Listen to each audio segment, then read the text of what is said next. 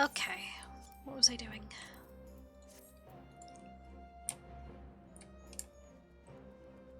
Right, the Enclave. Oh, hold on, I didn't open up the stream. You're live, says Twitch. Thanks, Twitch. Thanks, didn't know.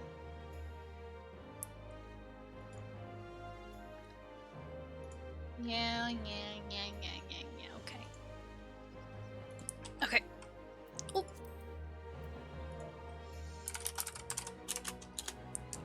Hi, Mofu.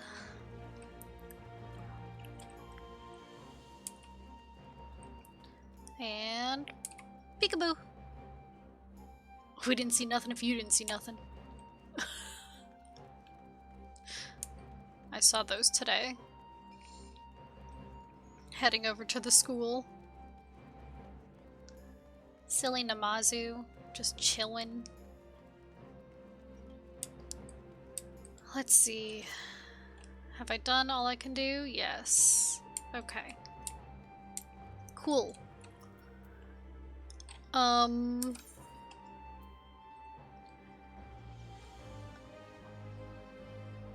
Right. Okay.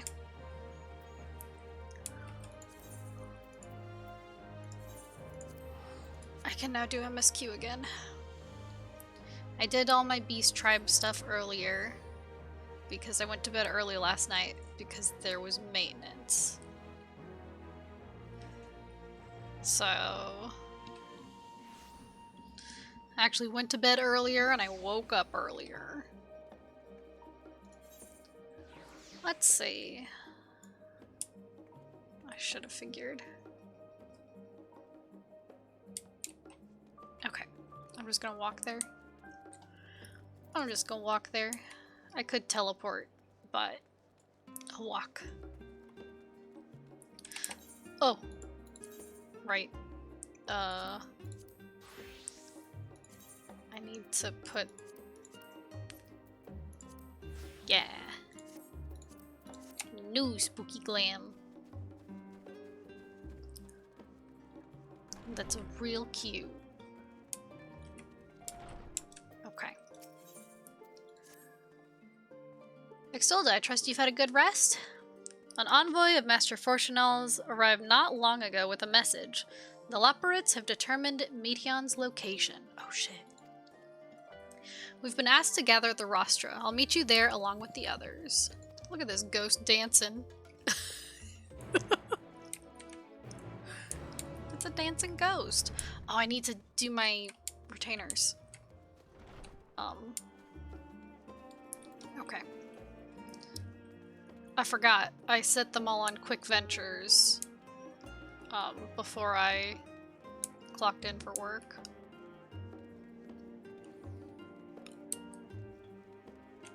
So I got a dink donk.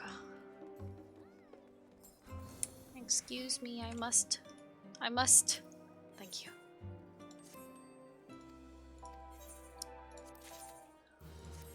Okay. I'm gonna need more ventures again. Dragon skin bottoms.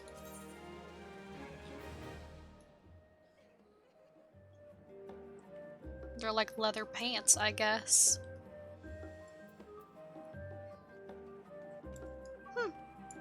Okay. I'll keep those. I'll keep those. Why not? What is life without glam? Purple old roses? Okay. Thank you for the flowers, Twig. I appreciate you.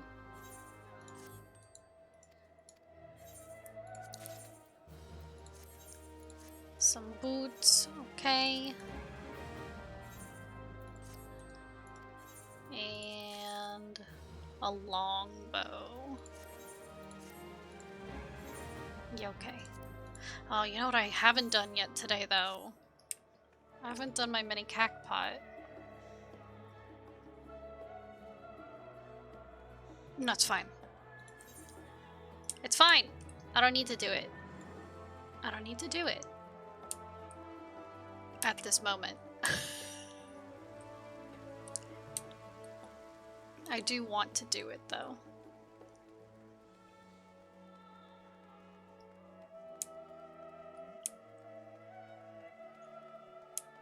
Size. I have to go up even higher? Okay. Okay. Up we go.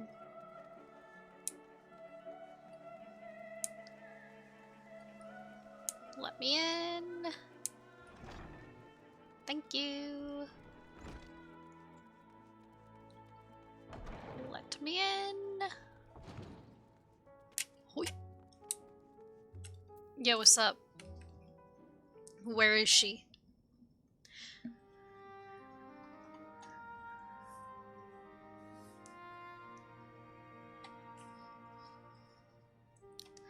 Everyone appears to be present and accounted for. Good. As you know, the Loporrits have deduced the whereabouts of Medion by means of a crystal bequeathed by... As you know, the Loporrits have deduced the whereabouts of Medion by means of a crystal bequeathed to us by Hydaelyn herself. Your quarry's location is a place far beyond the moon, in the farthest reaches of the Sea of Stars, at the edge of creation.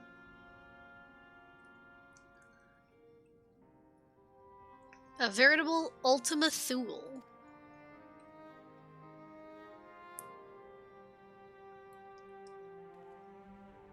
Indeed. How then are we to reach it? An excellent question. Luckily for you, I have an equally excellent answer.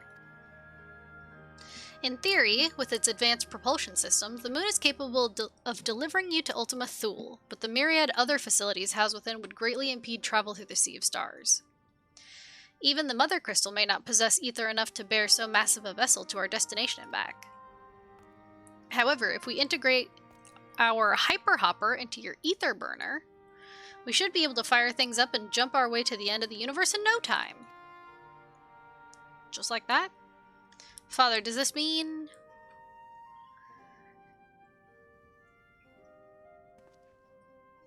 Bear in mind this decision was not made solely at my discretion, but with consent of the Forum. Hearing the Loporrits' proposal, the Forum was faced with a grave decision. To commit the Ark to this endeavor would mean abandoning both our plans to evacuate to the moon and to resettle on another star. Needless to say, the proposition invited fierce debate.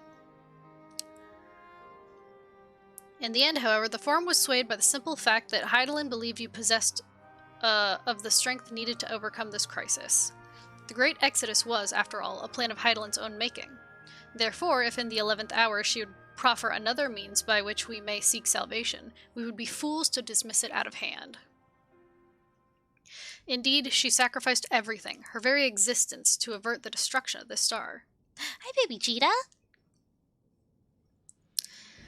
That is why we have chosen to place our faith in Hydaelyn, in you. The Ark will be made ready for your voyage to Ultima Thule.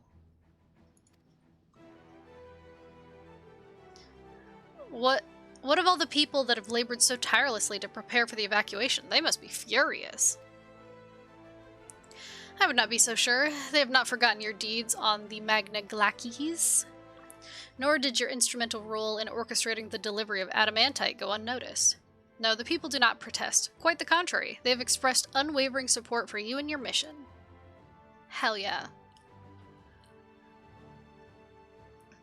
Are the Loporrits, too willing to abandon the Exodus? Were you not listening when we said we were born of Hydaelyn's love for Aetheris and its people? If it means your survival, we would do anything to help. Bunnies. And you'll most certainly have need of our expertise where you're going. There's no guarantee Ultima Thule is a place that supports life, an otherwise vexing problem our know-how can remedy. Besides, Hydaelyn chose us to lead the way to Medion. Why else would she give you a crystal only we can decipher? But more importantly, we were perfectly content to evacuate Aetheris until you brought us here at Urianger, and now we're enamored with the place, so what choice do we have but to save it? Hell yeah. Of course, none of this is possible without you and the Scions, so I must ask, are you certain you wish to do this? Yeah, I need to go to Ultima Thule. There's things there. Things I don't have access to. You couldn't stop us if you tried.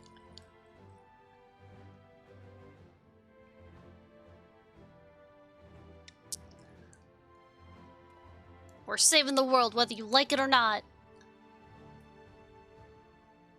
Very well, we shall inform the Forum of your decision and begin preparations to bolster the Ark with the, Hyper Hopper. Hyper Hopper. The Loporrits will coordinate with the Ilsabard contingent to have the necessary components transported via the Tower of Babel.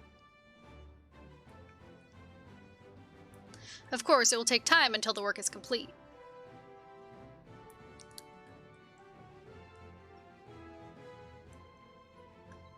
For now, pray take your ease. 'Twould seem there is naught to do but rest and prepare. Shall we? Okay. If there's naught else to do.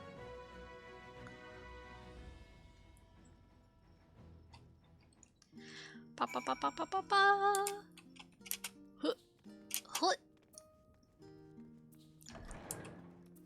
I mean, if they're gonna make me rest, then I suppose. Beep, beep, beep, beep, beep.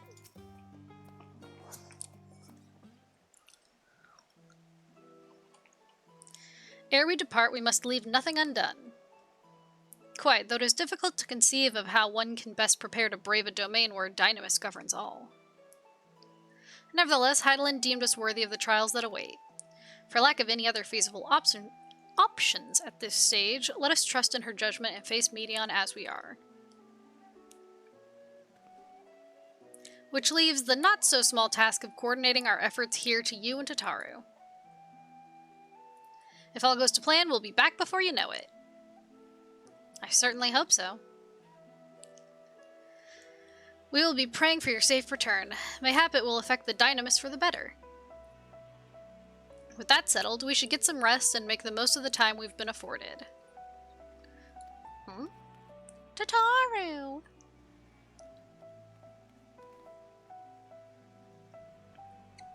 I can't believe that they're naming the new NA data center Dynamis.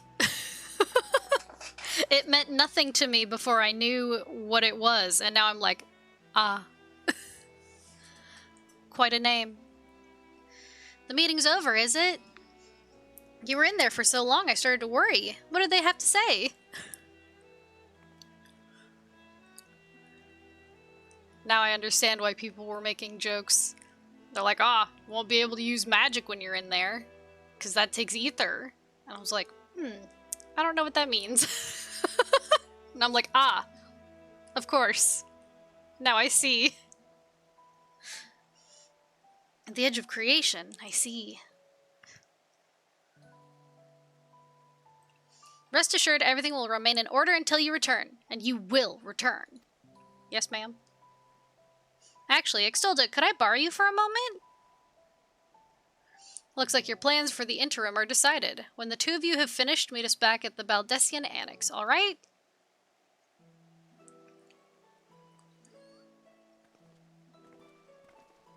Okay. What you need, Tataru?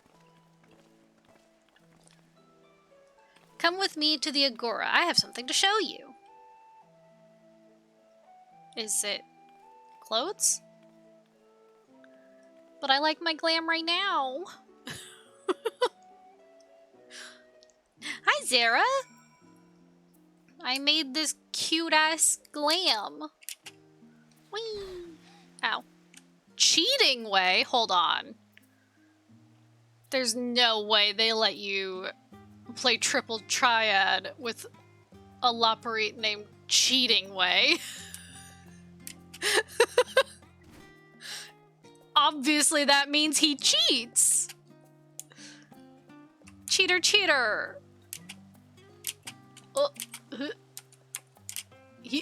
Oh, come on. There we go. There we go. Pudding eater! No, that's pudding way. Welcome, Exolda, to Tataru Taru's Boutique. I've always done my best to provide the Scions with fashionable attire, but in your case specifically, I make an extra effort to strive for the most functional yet stylish clothing one could ask for. Not that I'm playing favorites, but you are the Warrior of Light. Who's twinkling? Oh, I see. These cute little Lalas. This Lala's using the new emote.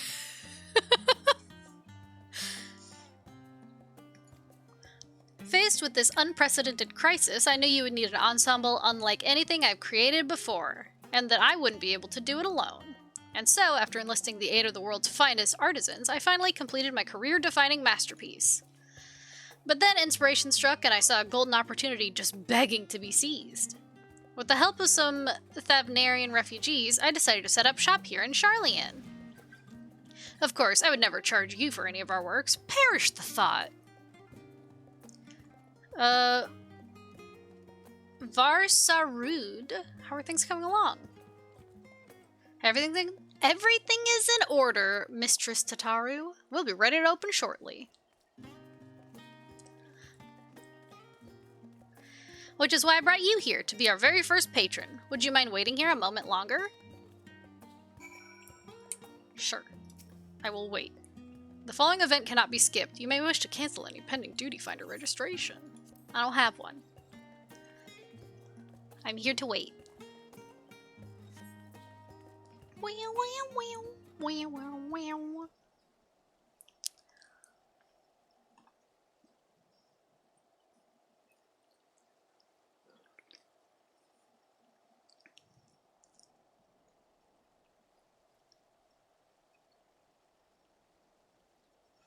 Ah, I did not expect to find you here.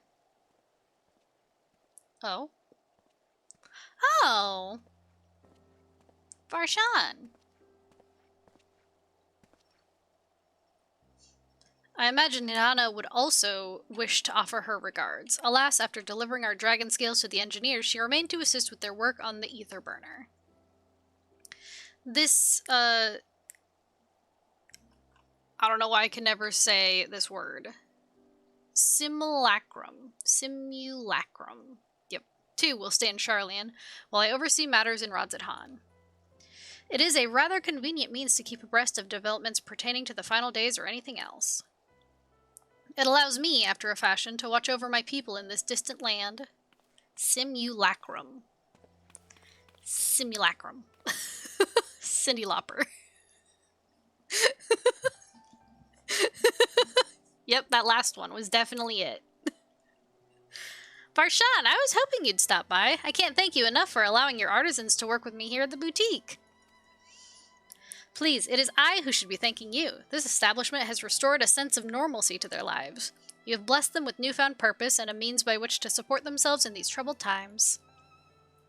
What's more, when they at last return home to Radzathan, the experience and knowledge they have gained in your employ will no doubt prove a boon to the artistry and commerce of our land. In fact, I came here to see how your new employees are settling in, and to express my gratitude for granting them this opportunity. It's an opportunity for me as well, believe you me. Your artisans have taught me so much about Thavnarian craftsmanship. Their resourcefulness and ingenuity are nothing short of inspiring. I can't wait to see what kind of wonders we come up with. I pray you every success in your endeavors, Mistress Tataru. Before coming here, I heard word of the Forum's decision, of what will soon be attempted. It was only then that I finally understood why my father called this star the last bastion of hope. Indeed, it was the last bastion, for the flame of every other star he encountered had likely been extinguished. And the boundless dark, the light of brimming life must have been blinding in its splendor. You journey unto the heavens to protect that light. May the scales of my kin serve you well. I have faith you will prevail and restore peace and tranquility to this star. I should like to visit Radzathan again when this is all over. And we should be honored to receive you. There's still much of Radzathan you have yet to see. Nodders. Forgive me, but I must take my leave. Fare you well, and remember, the people of the star have not yet given up hope, and neither must you. Bye.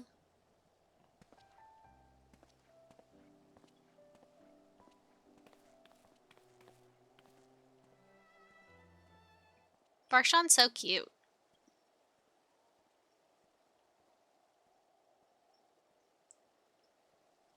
I would adopt him, but Vitra is much older than I am. I don't know if I could do that. Do you mind if I adopt your simulacrum? Where must I go to get a meal with some flavor in this wasteland of taste? Who wants flavor?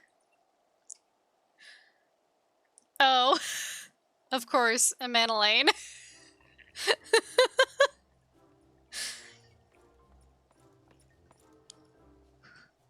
Hey, what's up?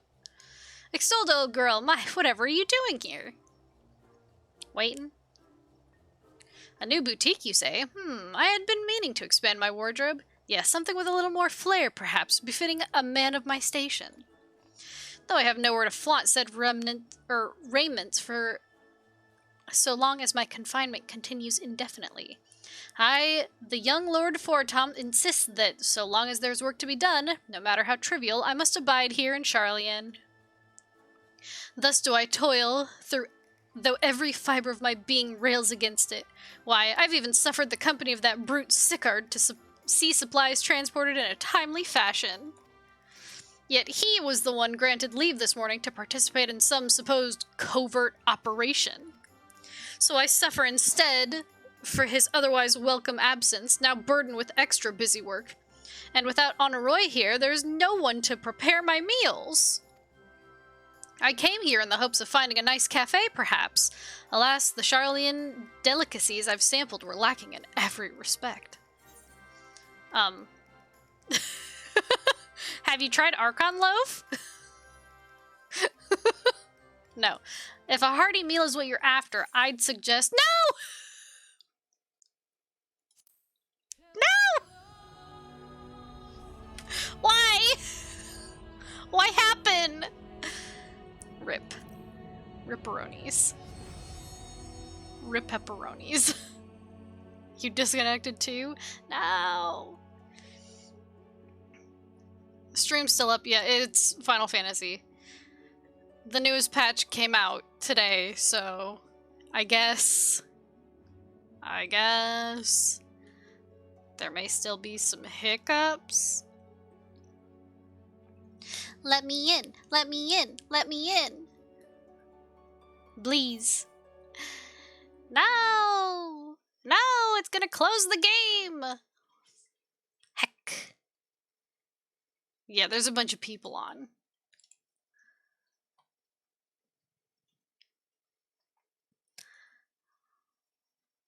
But most of the people who are on right now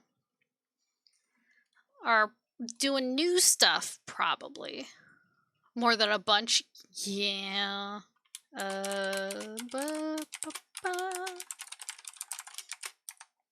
Let me try to get back in. The sooner I can get in, the sooner I can get in the queue. We'll see. We'll see.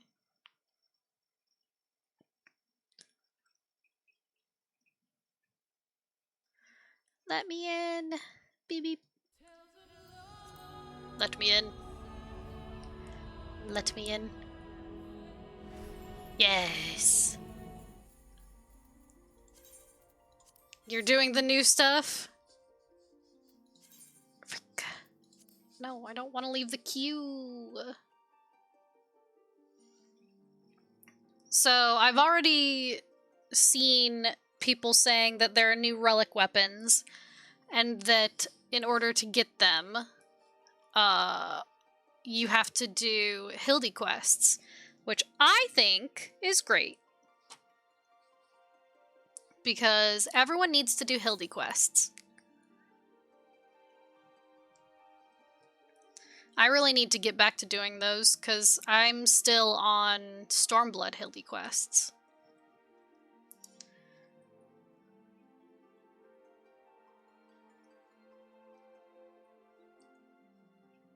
Not gonna spoil it, but you're gonna enjoy it. Hell yeah. Hell yeah!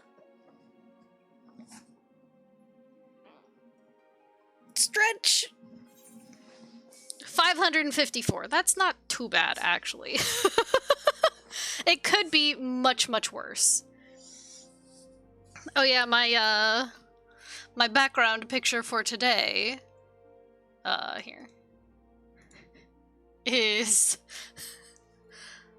this was fun. I also kind of hated it, though. I never did all of the, like, ruby weapon or any of those things. So I was doing those yesterday before work, and this whole scene was just so funny. I was like, I just, you know, seeing their models talk like my PNG. Open mouth, closed mouth. I'll spoil it, I bet he gets his head stuck in dirt, sand, or snow. True! Dirt, sand, snow, anything that his head could get stuck in, it probably will. 'Cause that's Hildy.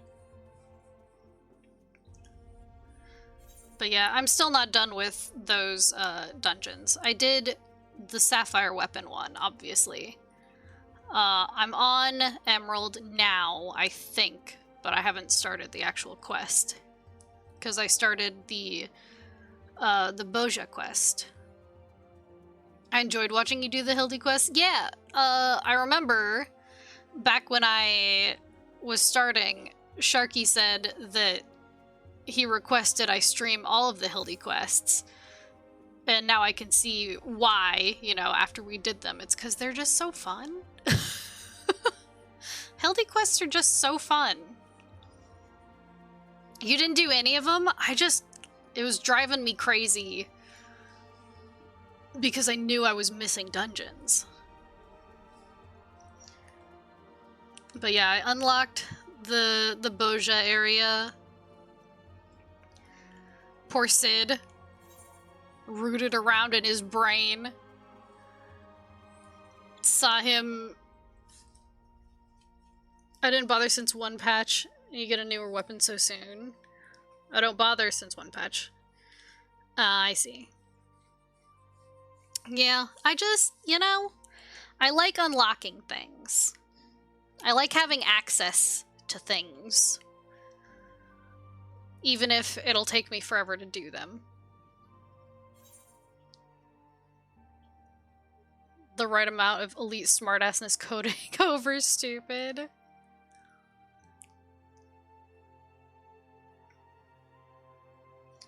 I did that, but not gonna actually do them. That's fair. That's fair. But yeah. Also, I'm getting close, Beast Tribe wise, to having all of the ARR ones almost maxed out, because I remember they have a thing once you max out the initial ones. But for now, the kobolds are the only ones that I have to get to trusted or whatever it is. So, soon. Soon. And then I've done the first step of the Vanu Vanu. I can't believe it was 3 quests and you already moved up a rank. I was like, what? Huh? That was so fast. So, now I understand the different pacing after ARR. The pacing is very different. That you can work on slowly as you go. Well, yeah. I do my Beast Tribe stuff daily, so.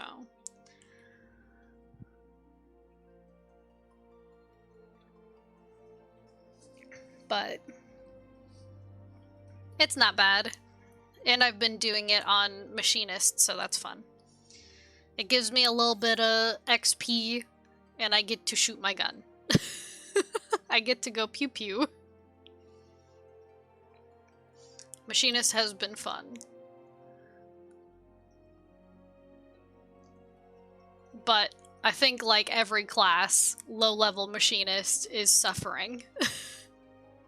Every class low-level is, like, such a slog. Once you've gotten any classes to 90, it's like, I can only push, like, 3 buttons. Whee!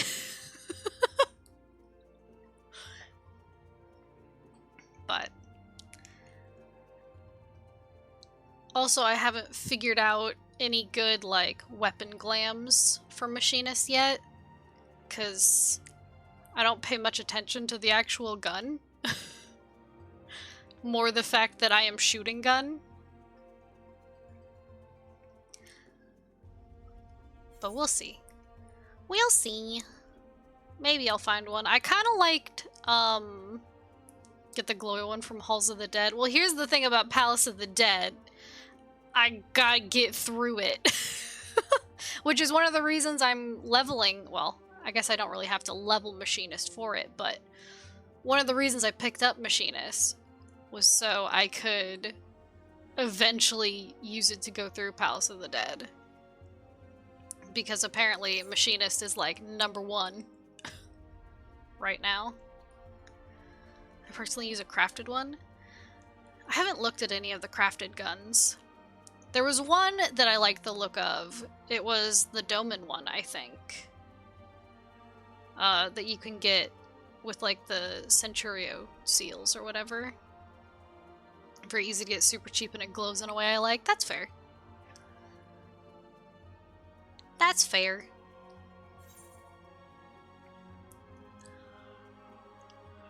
But yeah, when I'm lower level, I don't focus on weapon glam too much, because I like being able to see the progression as you level up.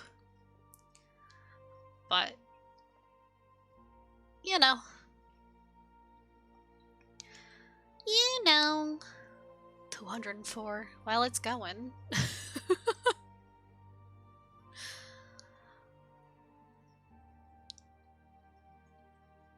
Man, we're gonna have to start that scene over.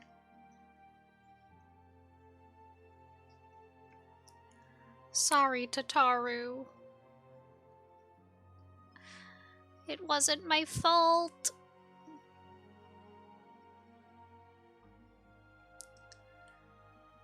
Do do do do do do do do. No. Fuck. Shit. God damn it. Let me in.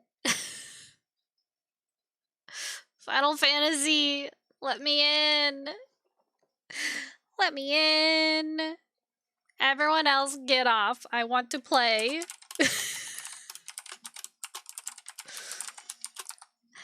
What happened? It kicked me out again.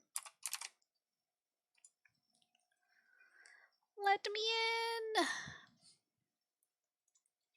Please. Now I'm gonna get at the back of the queue again. Fuck. Fuck. I was getting there. I was in number 204. Final Fantasy, don't bully me. Don't bully me. Let me play. Thank you for the kitty hug. Let's see. Oh, 111. Okay. Whew. Okay, it's fine. I guess most people already got in. Hi, that Lala. How's Twig? He's good. He's been taking naps in the carrier again, though. So I don't know why he does it, but as long as he's comfy in there, then it's fine. Oh, also, I changed my bed sheets yesterday because, you know, I didn't have anything to do while maintenance was happening. So I took a shower and then I changed my bed sheets and I finally put Estinian on my pillow. Finally. So, although I will say the first dream I've had with Estinian body pillow did not involve Estinian at all. I was in a liminal space and it just so happened to be a bathroom. Endless bathroom. So, I don't know what that was about. I don't understand my brain. But, you know, it happens. Liminal bathroom. There was like an elevator that you could use, or you could just walk. I don't know. That's all I can remember. I'm in. Hackermans. I'm in. Okay, let's try this again. Final Fantasy, I'm watching you.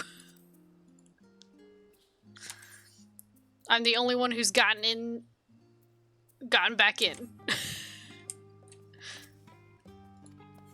Yes. Wait for the boutique to open. Let me in. Let's talk to Varshan again.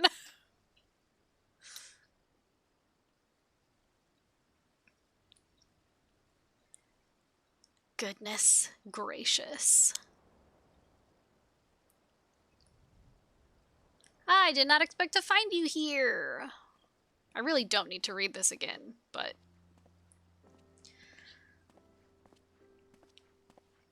So cute. Wah wah wah wah wah wah wah wah wah wah wah wah. Dance, Tataru, dance.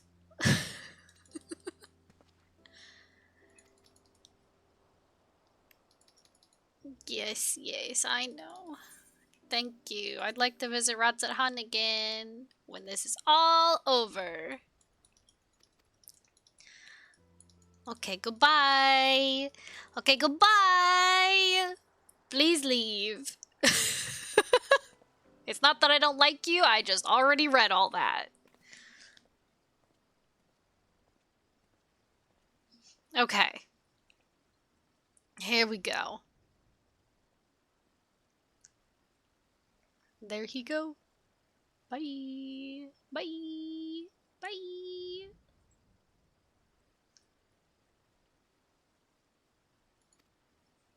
Where must I go to get some flavor?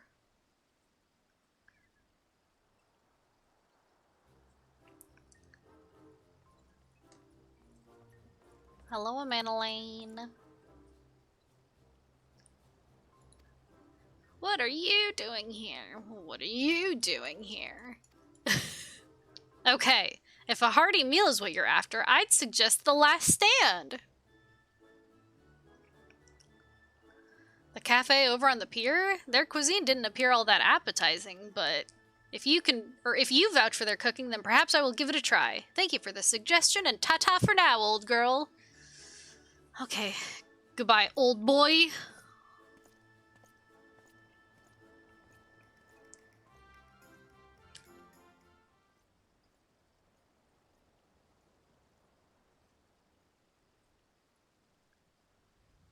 Heck yeah. Just let me get through this. Squeenix, please. I'm begging you.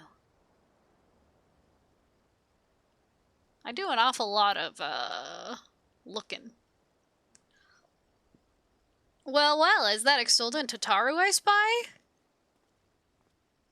Huh? Oh. What's up? Hancock, what are you still doing here? You said you were returning immediately after dropping off your cargo. Yes, that was my original plan. After all, any expertise required aside from the delivery of goods is well beyond my purview. But what manner of entrepreneur would squander an opportunity to study the markets of the northern seas? Worry not, I will return straightaways to Kugane once I have finished. Of course you would find a way to turn this crisis to your advantage. She wounds me, the industrious woman running a new boutique. I'm not blind to the travails of those who fight on the front lines to deliver us from ruin. Indeed, I have every confidence they will succeed, and I would make myself and my business ready for their return. If you believe in them so devoutly, then why not put your money where your mouth is? Fair enough, Tataru, fair enough.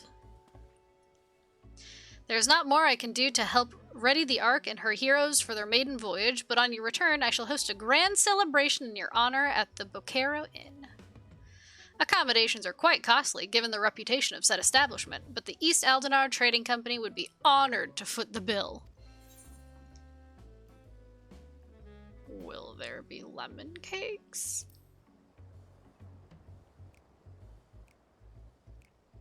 Oh ho! A woman of tart tastes, I see. No, just, you know, asking for a friend. Yes, there will be lemon cakes and much, much more. The finest delicacies the world and Lord Lolorito have to offer.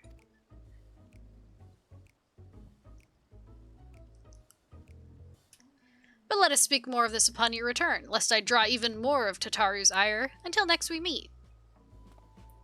Look, if you're gonna spend Lolorito's money on me, far be it from me to, deny such an act of generosity.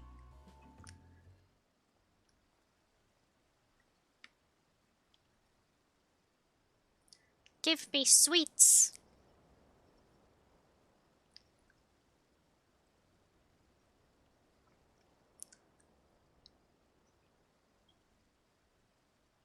Who's it gonna be?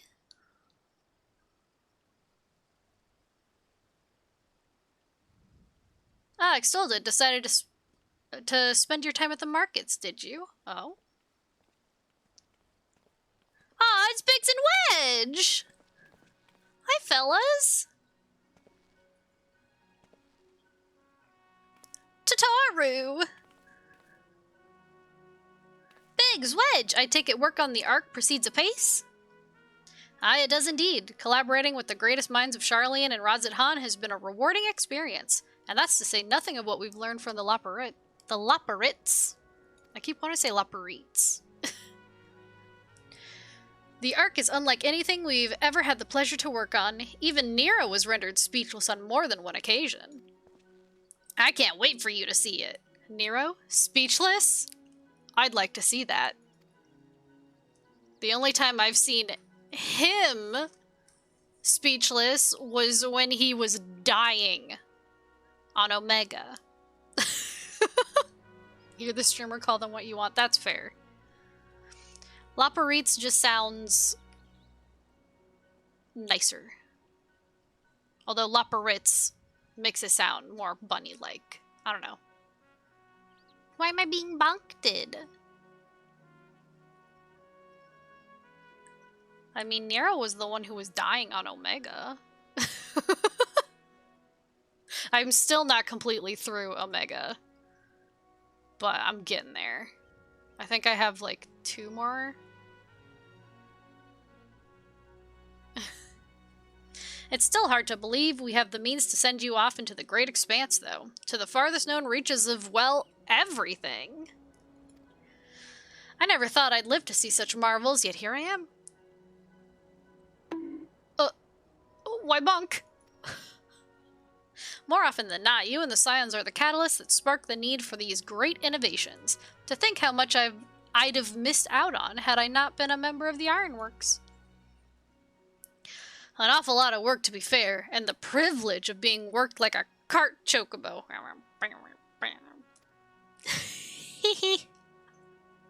Ha! There is that too, yeah. I work you guys to the bone. As busy as we've been, I wish there was more we could do for you, Extolda. But no matter what happens, we have to keep believing. For a brighter future. That we do, my friend, that we do. And one filled with even more adventure. More adventure. Yeah, puggers. When you head back, would you tell the engineers I'll be along shortly with refreshments?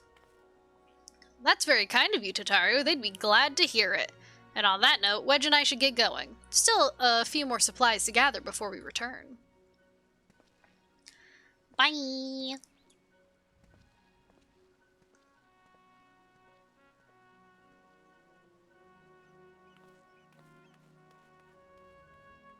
Oh, Wedge.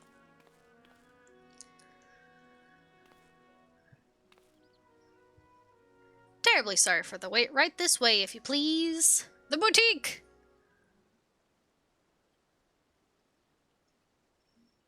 It's open.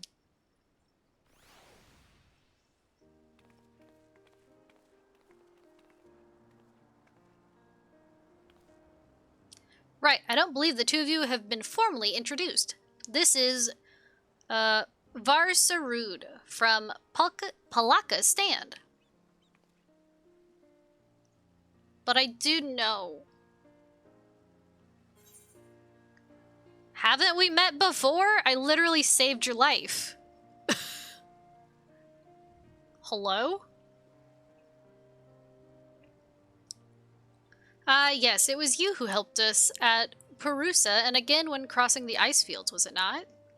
I doubt we exchanged little more than glances then, but it is kind of you to remember me. Well, you've got the raddest eyes, so of course I remember you.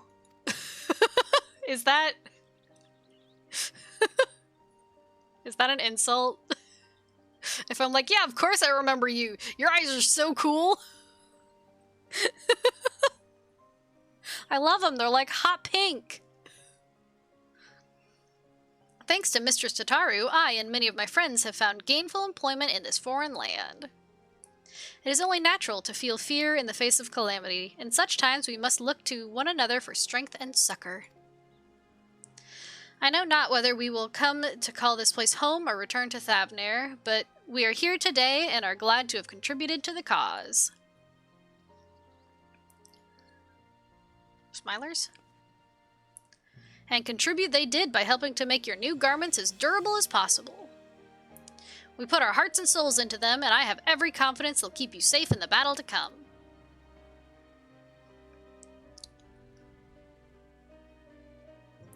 Gods, to think how far we've come since our humble beginnings at the Waking Sands. From the rising stones to the falling snows, and even a certain insufferable someone's ruby bazaar, we were always fortunate to find friends along the way. Even when you were swept away to the first, Grahatia was there to grant you sanctuary. I'll never forget the relief I felt when you all returned to us. I thought my heart would burst. Yours has been a long, long journey, and I've been privileged to watch, often with bated breath, as you persevered time and again. For all the joy we've shared, there's been much sorrow as well, but I've long since learned you can't have one without the other. Which is why I promised to send you off to the Sea of Stars with a smile. And you can be certain I'll be the first one to welcome you back on your return. Not Tataru. Huh?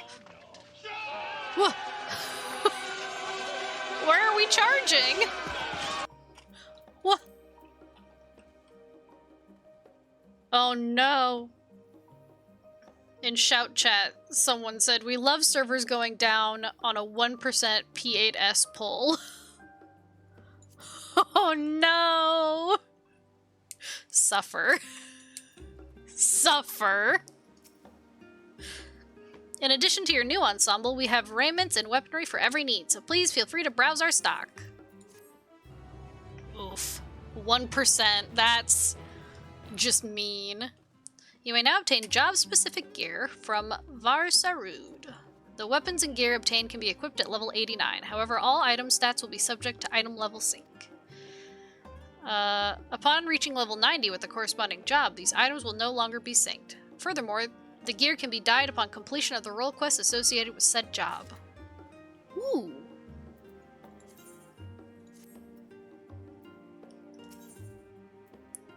Actually, I would like some dragoon stuff. Because I don't have any dragoon armor that's good enough. So I will take this. Please.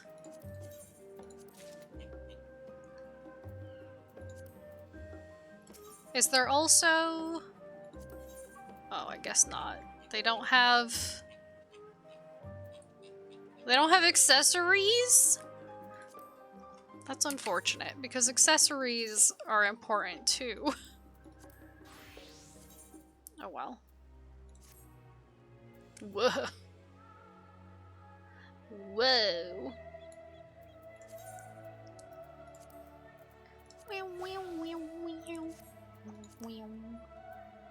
Because all my stuff is the level 80 junk, and then I did get a Ring of Slaying, but...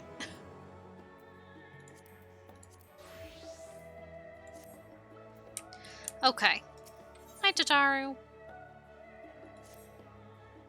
I realize you've still got lots to do before you depart, so I won't keep you any longer. I do hope you can find a moment for yourself, and that the others can as well. They said they were returning to the Baldessian Annex, though I doubt they stayed for long.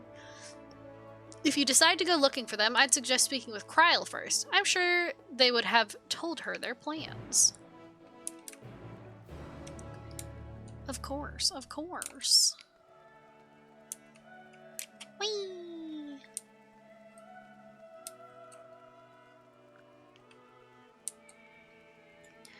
Kryl!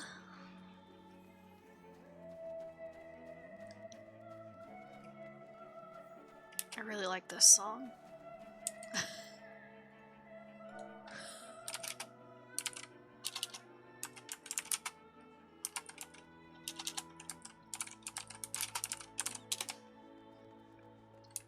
Welcoming back Mofu, because she was also on. So I said welcome back from Crashland. You're back. I take it you received your gift from Tataru? Yep. It was a surprise long in the making, with many, many long hours of fretting to get everything just right. I'm glad to see it realized, and with great success. If you're looking for the others, though, they've already taken their leave. Ishtola, Thancred, and Urianger have gone to the last stand for a bite to eat. Alize and Grahatia, meanwhile, though, thought their time would be better spent poring over books at Numenon. As for Alfino and Estinian, well, they've elected to pay a visit to the Levaeur estate, though Estinian seems somewhat reluctant to go. I'm sure they would all be glad for your company if you've a mind to seek them out. Should you be feeling peckish, I'd suggest heading to the last stand before Ishtola and the others finish eating. But above all else, it would be foolish to run headlong into battle, a fatigued mess, so do remember to get a good night's sleep.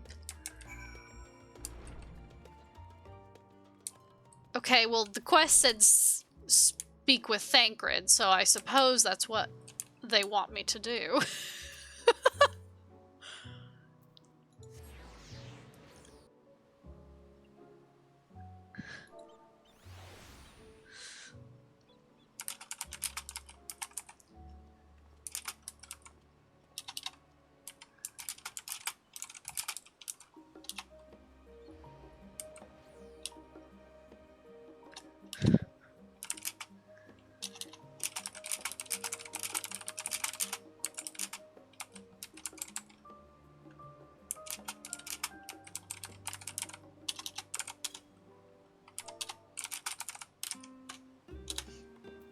Okay. Pop. Meow, meow, meow, meow, meow.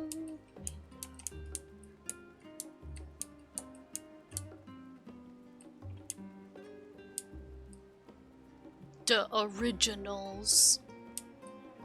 Can I sit with you guys? Extolda, come to make our trio a quartet, have you? Please have a seat and we'll see about getting you a drink. Hell yeah! They let me sit with them! I mean, they are my friends, but you know. Your business with Tataru was finished. Everyone knew about Tataru's surprise. My, what a thoughtful surprise. Whatever would we do without her? Indeed. And she's right, you know. It hasn't been all doom and gloom. Ooh, pretty clothes. Whose? Mine? Because Y'shtola is still wearing the same thing, so I assume. Feels like a lifetime ago that Master Louis Soir gathered us together to form the Circle of Knowing. Yep, mine. Since Okay. then, we have experienced much. But rather than feeling wiser, the more I learn, the more I find my knowledge lacking. Forsooth. As a student, vainly did I believe that I held the secrets of creation in my grasp. Yet that which I had seized was but an insignificant sliver of what awaited in the wider world. Oh yeah, you want to know what I learned about Urianger? Apparently, in Japanese, he just talks normally, but formal. But because English doesn't have that sort of separation of language between formal and informal, they're like, fuck it, Shakespearean.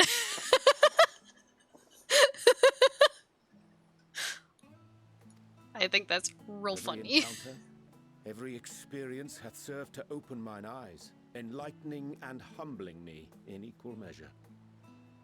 Even from those whom I called enemies have I learned many a valuable lesson. Like, looking at him, can you imagine him not speaking Shakespearean? I can't. What will we learn at the edge of the universe, I wonder?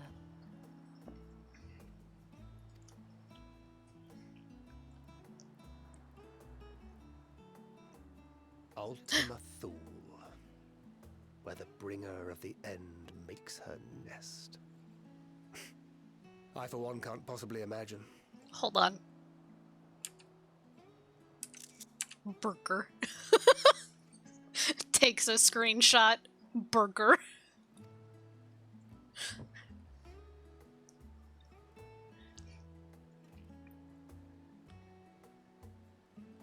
But whatever awaits us there, we will survive.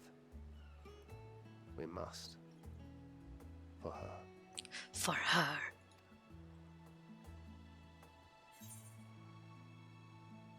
You've nothing left to prove, not to Reen nor Minfilia. Just make sure you bring enough ammunition. Now, we'll get through this together.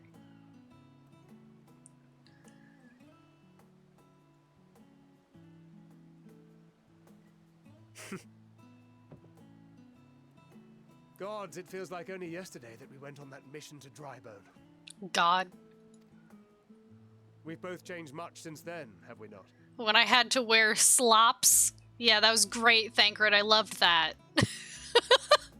It was so good. I loved it.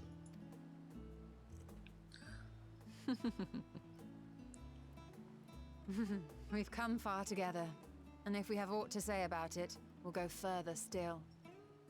Aye, we will avert this calamity and return home.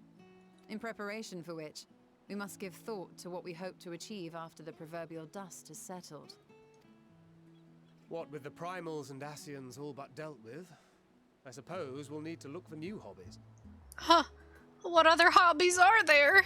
In all seriousness, though, in uniting to overcome a common foe, the disparate peoples of the world have found a way forward together. It's a truly gratifying sight to see. Indeed. Though it was many years in the making, we have successfully set in motion the gears of fundamental change. With this, we have fulfilled our humble role as a symbol of hope. And I dare say it is time to bow out. But what will I do? After all, there is no shortage of hands to bear the torch in our stead.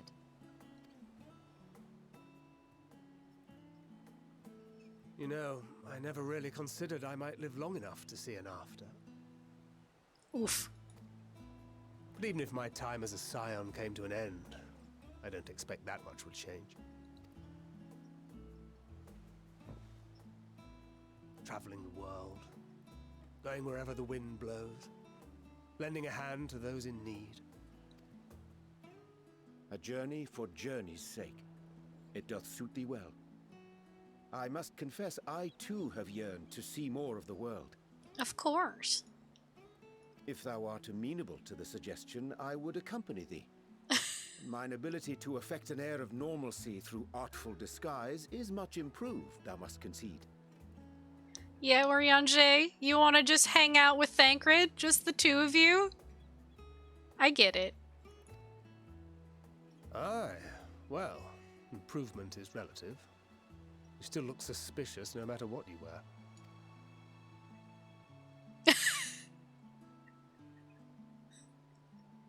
What have you, Ishtola? Any grand plans? Notice he didn't say no, though. Why, continue my quest for knowledge, naturally.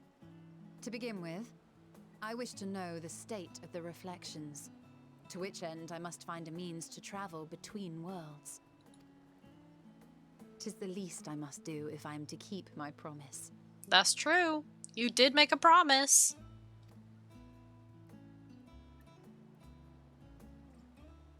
Hehe. Should my pursuits prove unduly arduous, I won't hesitate to call on you.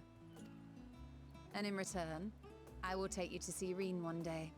I'm sure you cannot wait to see the fine young woman she has become. Spare me.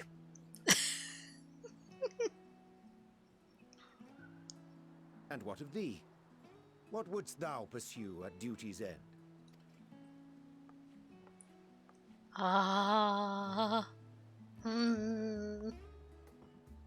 Here's yours. My apologies for the wait. Well, shall we make a toast?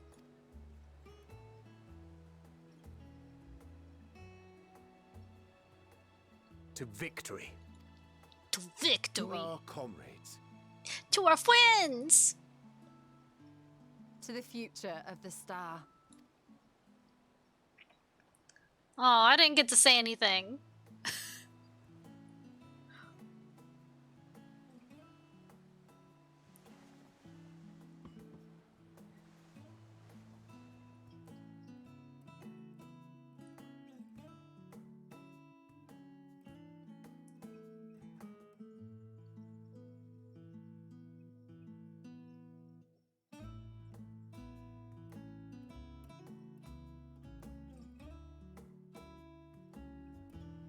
God, hanging out with my friends. I could cry. I could cry. Leaving so soon, I suppose it's for the best, if you'd rather not explore the bottom of a bottle with Urianger. I dare say the others would welcome your company as well, if you can find them, that is. In any case, as long as you make the most of your time, then that is all that matters.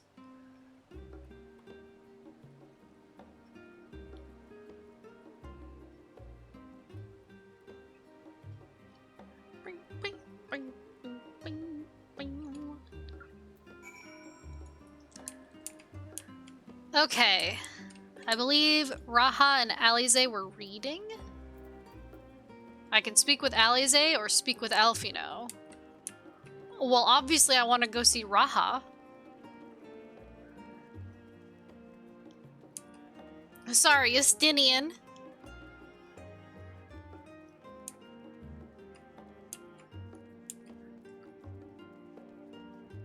But Raha, like duh. Yeah. I mean, okay. Oh, hold on. They're completing ventures. My retainers. Oh, you're running into the wall. Someone put on auto run. True Griffin gloves of healing. One day. One day I'll heal someone. One day.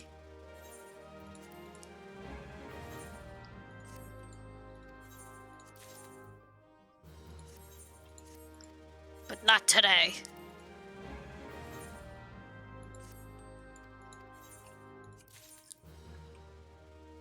Casting? God, they just keep giving me stuff that's for, like, casters or healers. Like, y'all?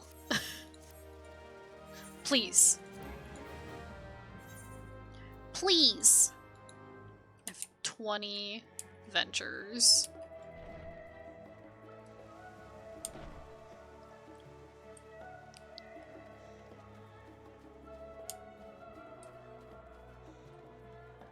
Oh, there they are. Look at these nerds. Raha, you okay? You falling asleep? Raha? Snore. Yes.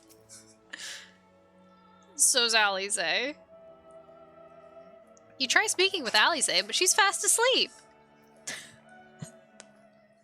They're so sleepy. So sleepy.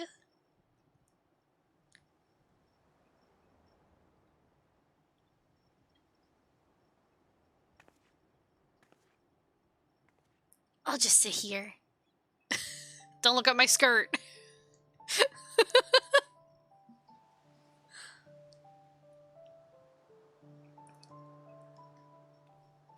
You'll see my Thavnarian panties. Too late. Oh.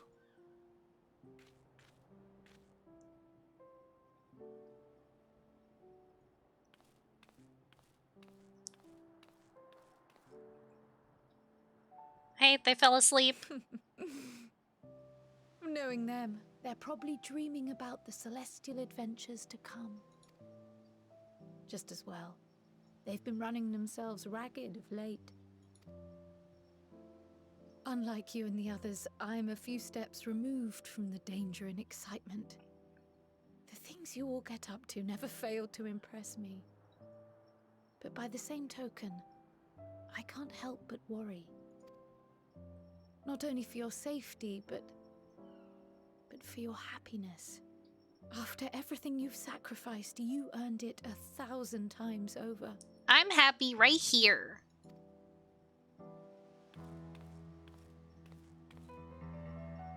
From the simple pleasures of tucking into a hearty meal or collapsing into a comfortable bed, to the grand triumphs of visiting legendary lands or finding true love. You deserve all the joy in the world. Winks. There is so much that life has to offer. So much to be treasured and shared with those we hold dear. So promise me this. Come what may, you won't give up on your own happiness. True love, you're late. My kin already found Graha. It's true. I literally brought him back with me. I brought him back to where he belongs, here. When you're out there fighting tooth and nail, it's all too easy to forget. But in the end, your passions will be your greatest strength of all. Remember that.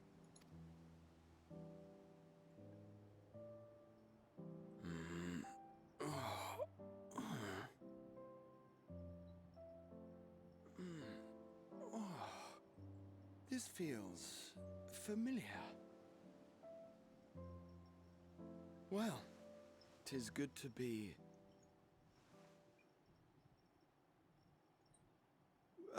wait. What am I... Gods, don't tell me I fell asleep. Not that there's any shame in it, but you were sleeping like babies. Both of you. How embarrassing.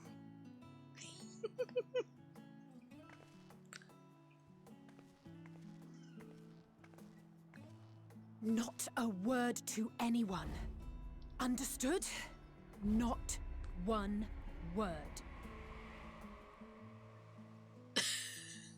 Are you threatening me? I'm told that sleeping in proper beds of your own choosing is a much more effective way to prepare for battle.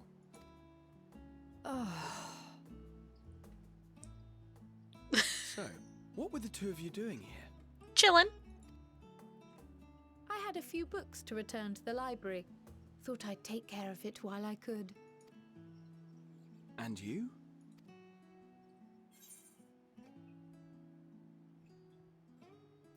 It's a secret.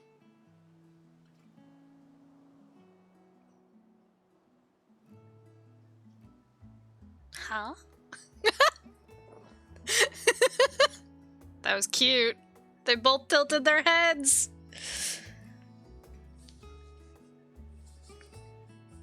I was just chilling.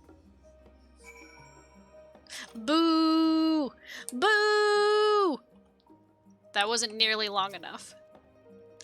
That's enough reading for one day. As we don't know how long we'll be away, I'd best return these books before we depart. And eat. I'm absolutely famished. What about you? I just ate. I see. Perhaps I'll stop at the last stand on my way back. I just ate. Oh, pudding way! What are you doing hiding behind a tree? Are you reading? Ah, Extolda, I've come to this studium in order to study the ways of pudding. Alas, my creations don't jiggle as they should just yet, but I persevere. You know what? Proud of you. When you need pudding, it's best to make it yourself. And it's gotta have the proper jiggle. Time to go to the Levaure estate. Estinian! Aw, look at Estinian. Oh, you have a blue shirt? Hello. What? Surely this isn't the first time you see me without my armor. No, but you're slightly more dressed up.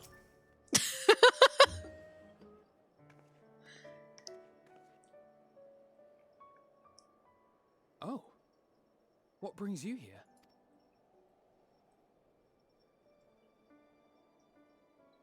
Ah, so you were worried that the Levier household might again be gripped by turmoil.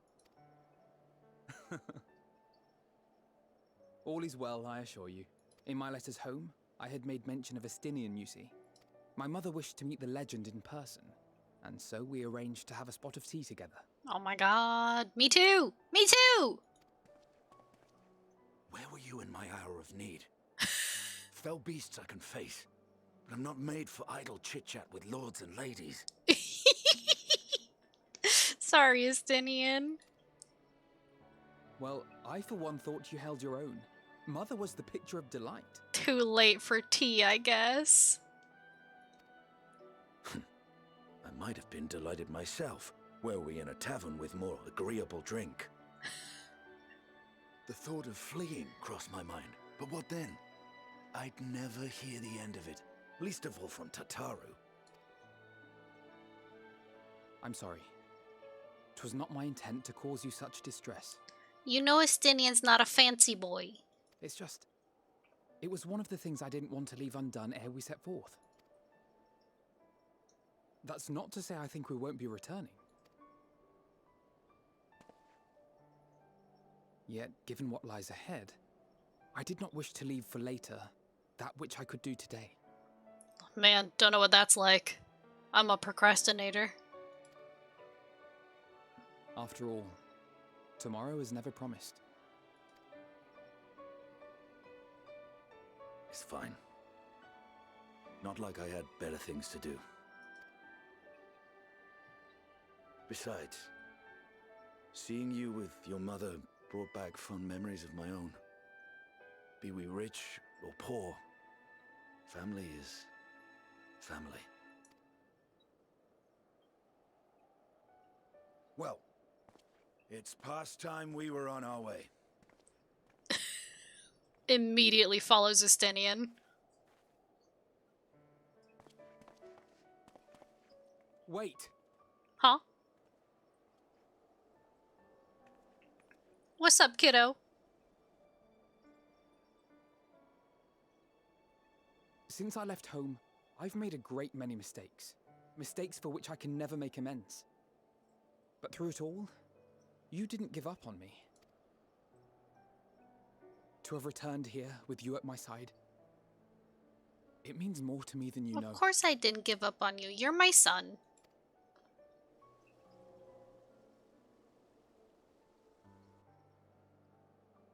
Thank you. From the bottom of my heart. Aw, Alfie.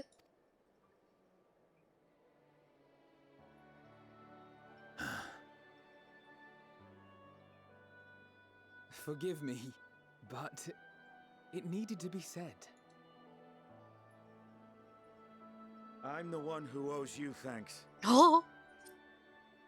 Were it not for you, I would not be alive today, nor come to terms with Nidhogg's spirit. I am ever grateful. Oh?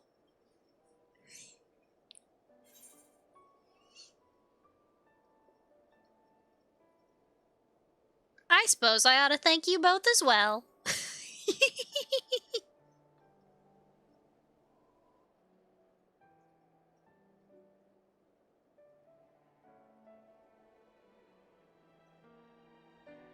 Well, we needn't make it a competition.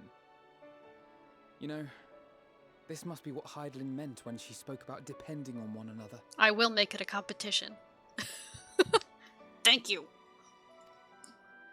However treacherous the road before us, together we will prevail. I couldn't have done it without you. No, I couldn't have done it without you.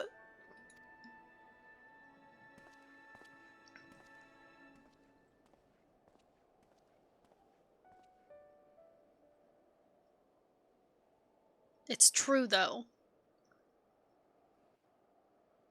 I couldn't have done it without either of them.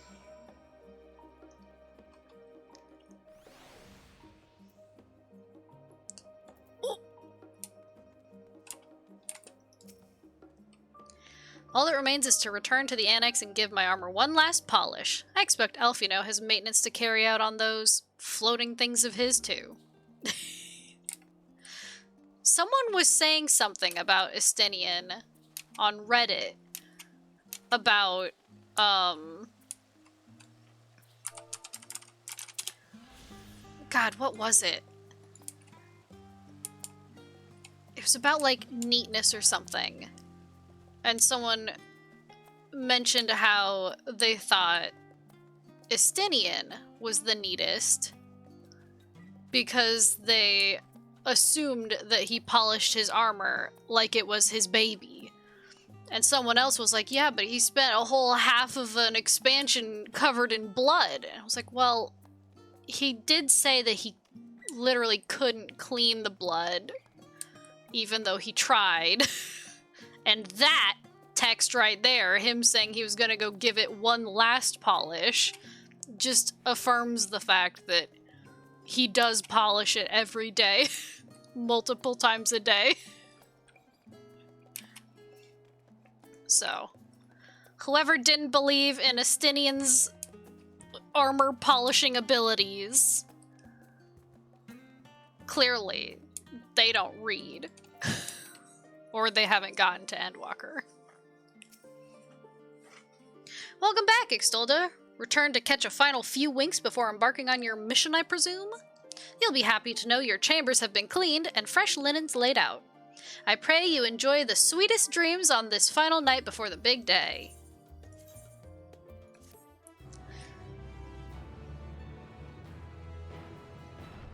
Me too.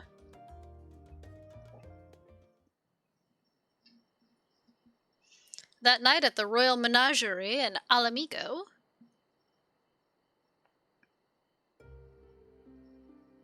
might be polishing more than his armor, cough cough.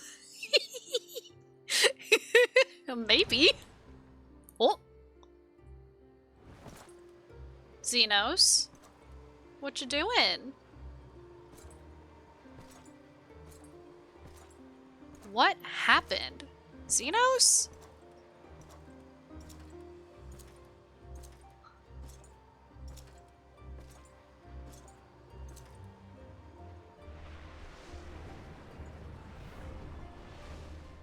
Oh.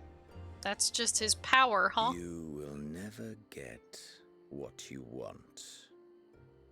Not even the battle you pine for so dearly.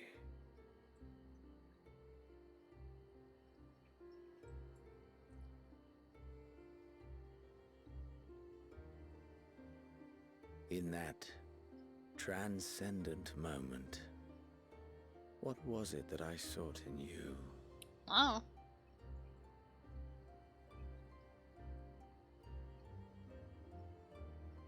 And what was it that you sought in me? I don't remember.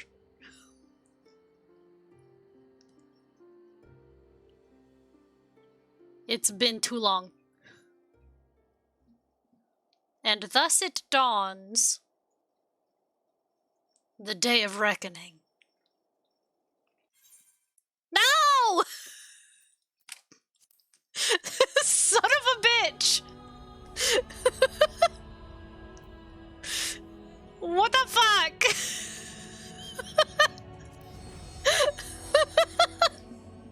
What timing?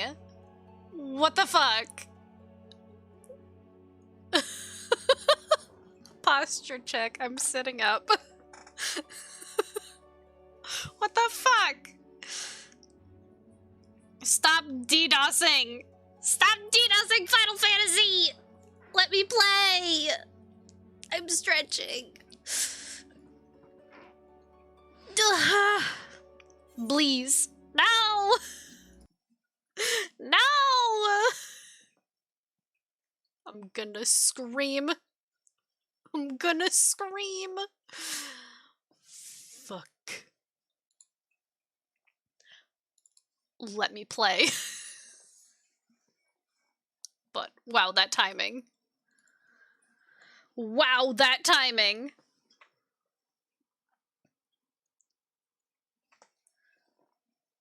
What a time for a server dying. I'm sure they're still attacking. Yeah. It was a DDoS.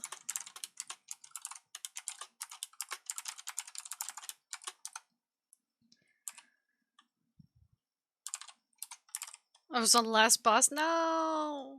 Does Final Fantasy XIV get DDoS like WoW? Yeah. Yeah. God damn it. Let me play. Let me play. Let me play. The Day of Reckoning.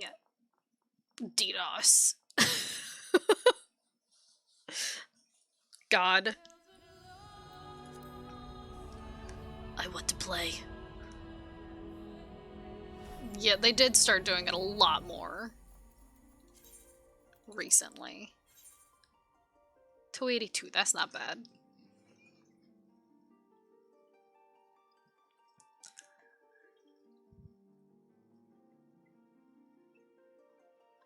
That's not that bad, but Jesus.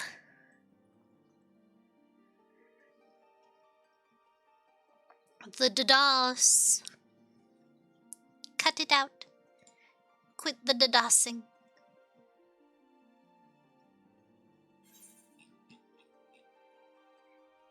Cut it out. I just want to play.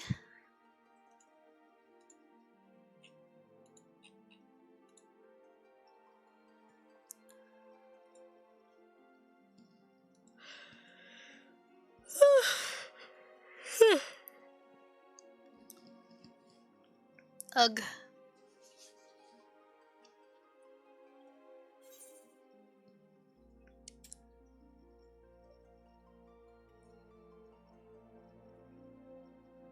People do it to WoW sometimes too, but they get in big trouble if they find them. I think one dude was even extradited. Yeesh. Yeesh.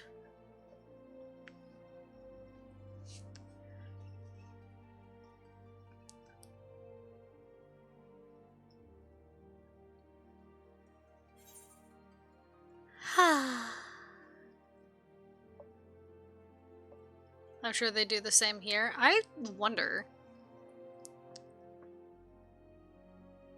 But probably.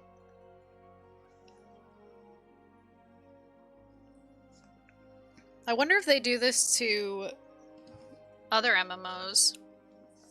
I mean, other than Final Fantasy and WoW. Like, does ESO have to deal with this? Or BDO? I'm sure they do. But I wonder what the frequency is.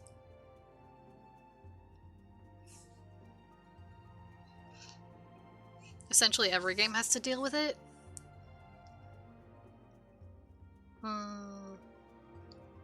What is even the purpose? It doesn't make sense to me. I kill them. Yeah, go get them.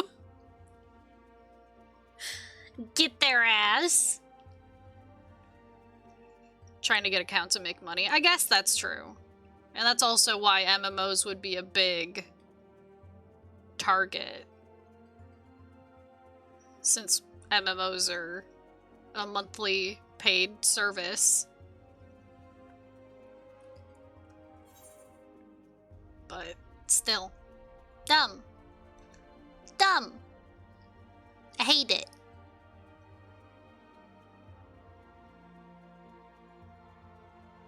So the biggest one was Ragnarok Online when it was new? Oh. Well, I'm glad that I decided to go for the two-factor because I don't want anyone to take my shit. I want to enjoy this game and I don't want anyone to take my shit.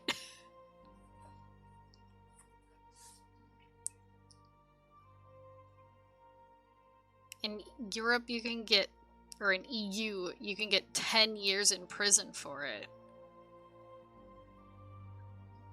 Interesting.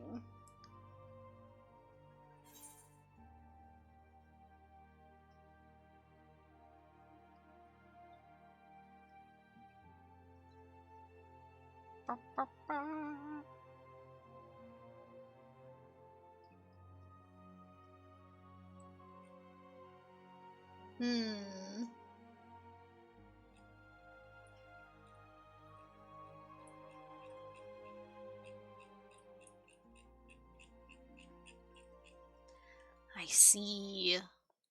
Oh, I'm back in. I'm back in.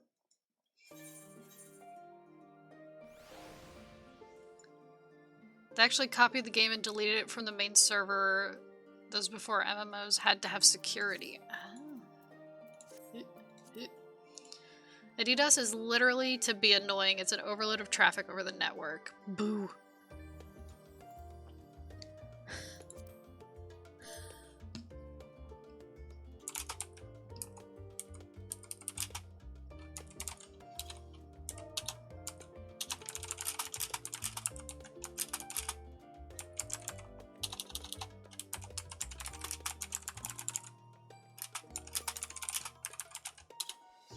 Oof. Stealing info, yeah.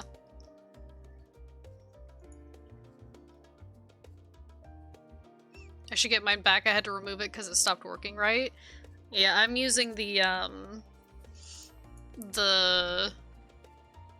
like how your character talks when you type. It's chattering! I use the Square Enix token one, because it just, you know, easy. Easy. Welcome back! Would you like to sleep? Yes, I would. Back to seeing Xenos. Actually, no, yeah, I'll just wait. I'll wait. Surely it won't go down again. Right? Surely it will let me get through the scene. Right? Right?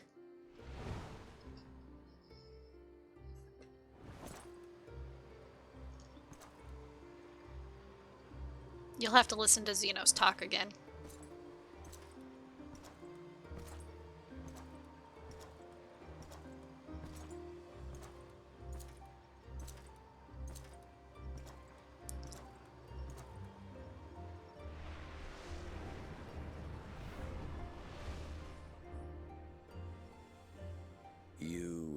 never get what you want.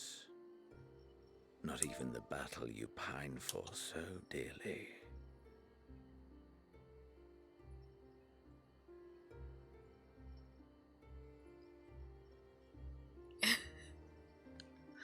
In that transcendent moment, what was it that I sought in you? Oh no, did you get kicked again, Lala? Fuck. No, please. And what was it that You did? No! Fuck! Shit! God damn it. Fuck.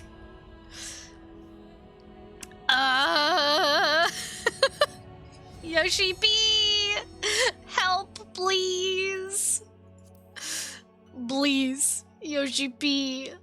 We're begging.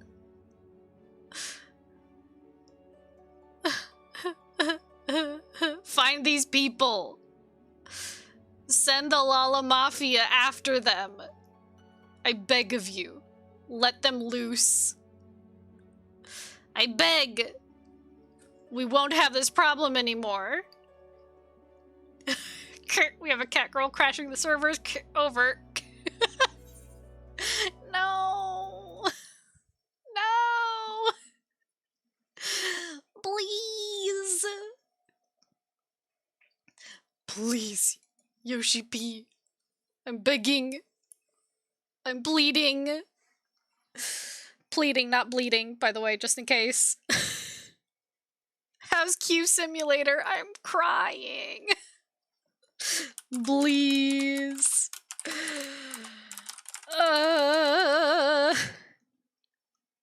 What's my token?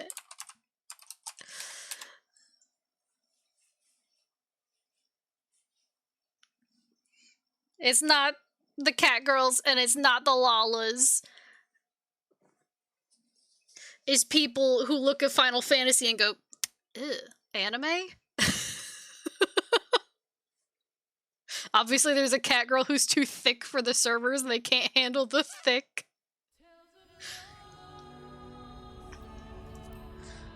I mean, besides, why would cat girls want to crash the servers? Most cat girls need to be on the servers to enjoy being a cat girl. I mean, come on. But yeah, I'm all for sending the Lala Mafia after the DDoSers. I think we won't have any problems once we set them loose. It'll be fine. For us. For the DDoSers, not so much. Lalafell Mafia? Yeah.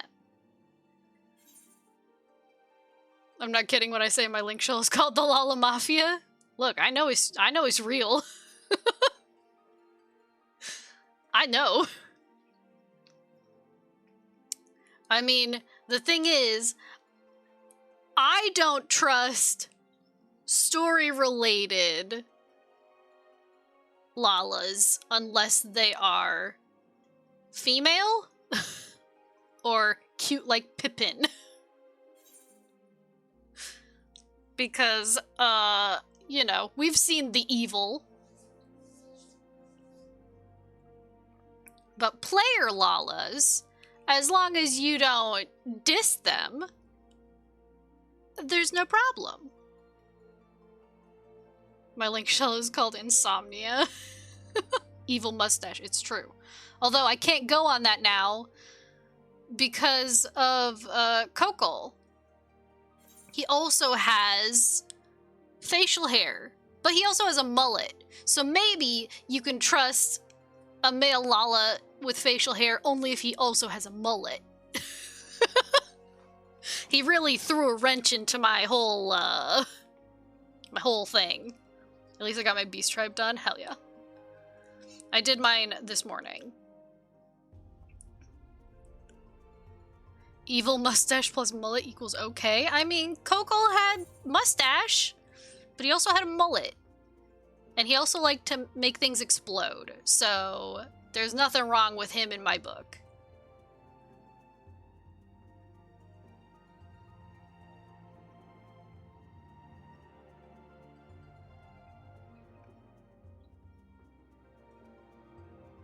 Man.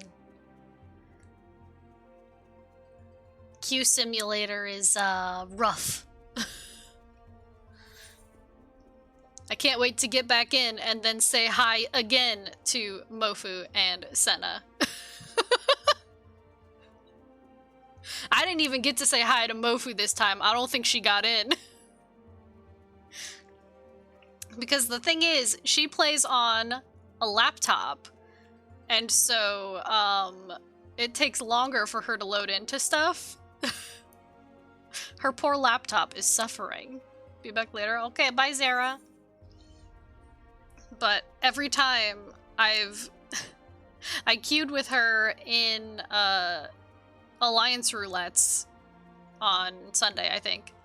And I was like, Mofu, how does your laptop not explode when you do Alliance Roulettes? Because, you know, that's a lot going on at once. And she's like, oh no, it does explode. I was like, oh. Oh. Well, I'm glad that you can make it through most of the time. But I can't imagine playing this on a laptop. Although, to be fair, I played The Witcher 3 on my laptop, but it was an Alienware. It also got very hot, so... But it looked great when it was working. And then I had motherboard issues. Smiles? I don't think that was The Witcher's fault, but I also can't say it wasn't The Witcher's fault. So, no more laptops for me for gaming. I'll just stick to my desktop PC that has better cooling capabilities than a laptop.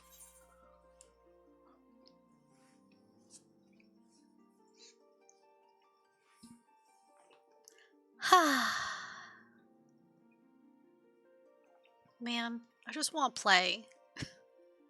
I just want to play. I want to get through some more MSQ.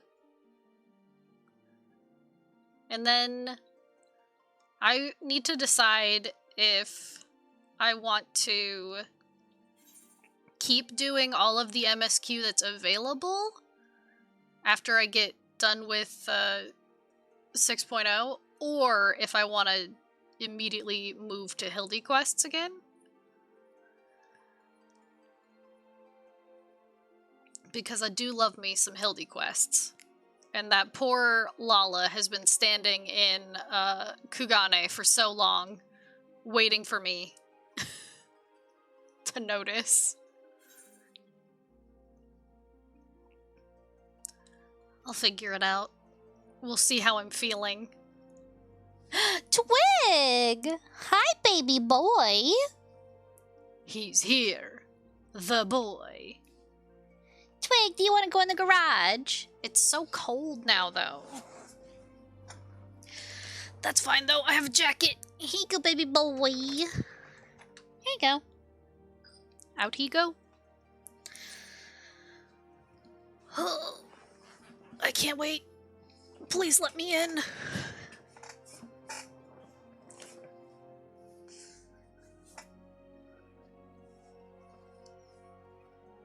Oh yeah, but speaking of the garage, it is no longer mine. I have given it back to my mom because it's getting cold and icky, and I only need my car once a week. So I'm letting her have the garage back now that we've moved her camper. So I have room on the street to park. So that does mean that my car is no longer in the garage, so the cats can no longer chill in and or around my car. So I don't know how upset they are about that, but they gotta deal with it.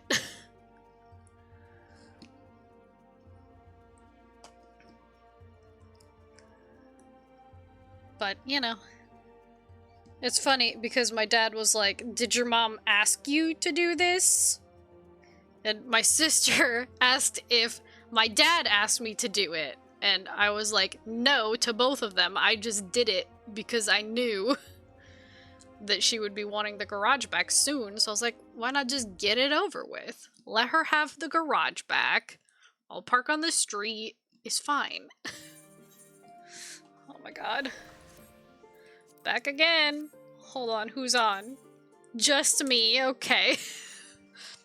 Let's try this again. Here we go.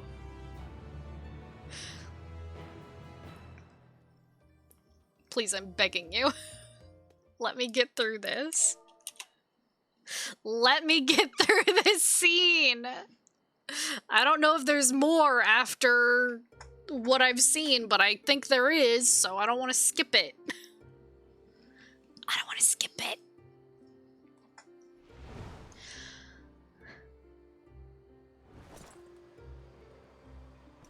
I mean, God, please, just please. Let Zeno say what he wants to say.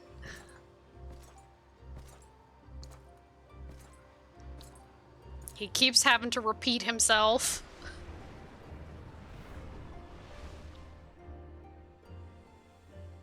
You will never get what you want. Not even the battle you pine for so dearly. Please. He might go like, fuck it in the end. God, could you imagine? In that transcendent moment, what was it that I sought in you?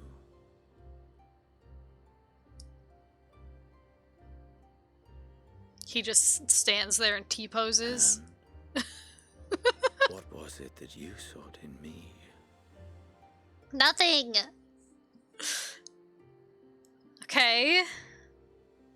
Alright. And thus it dawns. The day of reckoning.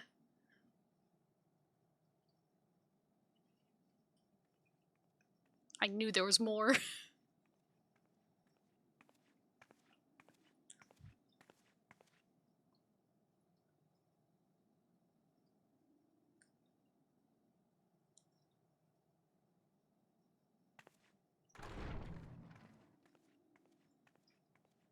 I'm here.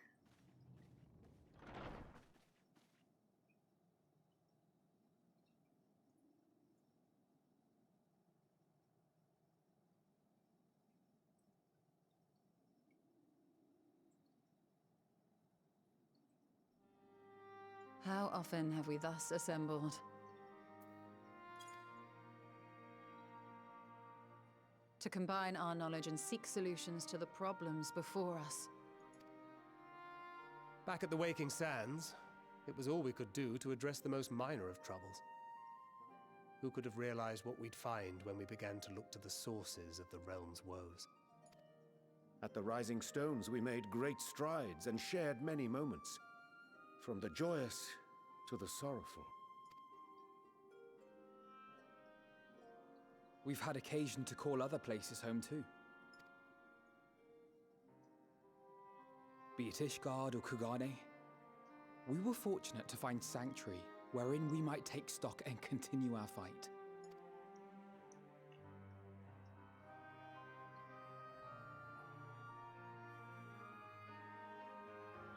I was honored to host this company in the Crystarium. To stand with you all as we confronted the truth of the star itself. He says that, but he looked at me. He was honored to host me.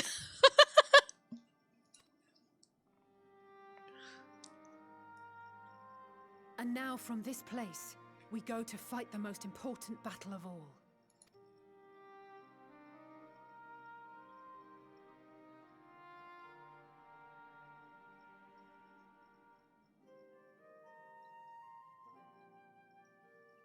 The Forum has sent word. The Ark is ready. Hell yeah. The Loporrits naturally will be commanding the vessel. They will see the 8 of you to Ultima Thule.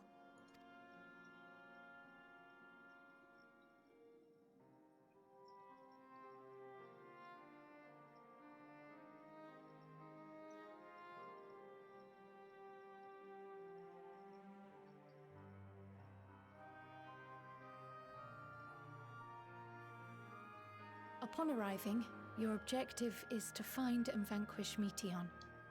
Yeah, sure, sounds easy. As a final formality, the Forum bade me ascertain your resolve. So, are you certain you wish to do this?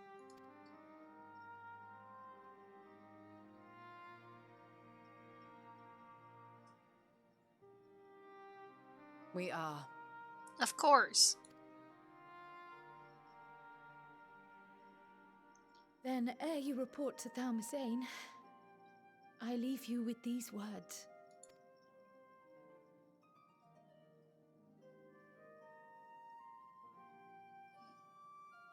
Huh? You must triumph. I swear this always happens. I let Twig out in the garage. He's in there. I don't see him come back in. And then the next time I look, he's going back into the garage. Huh? Huh? Karoshi, you've missed out an hour and 47 minutes of constantly getting kicked out of the game. Smiles. Lots of DDoS happening today. What that means will differ for each of you. Oh no, yeah. To make it back home, or to simply avert doom, or perhaps something else altogether. Yet whatever it is that drives you, I have faith in its power to see you through. So please, triumph. Someone has it against Final Fantasy XIV releasing the 6.25 patch today. Hi, Twig. Triumph, as we who remain behind believe you will. Twig, get back here. Where are you going? At least I saw him this time. I saw him come in. I'm closing this door. It's cold, Twig. Baby boy. What are you doing? Come on. Yeah, come here. Come here. Yes. Hi, baby boy. Yes, my boy. My baby. Yes, hi, Twig. Oh, yes, hi, my boy. Yes, hi, baby boy. Do not restrict my access to the garage. Nah, he's fine. He says, oh, it's time to lay in the chair now? Okay. Yes, my baby boy. Yes, baby boy.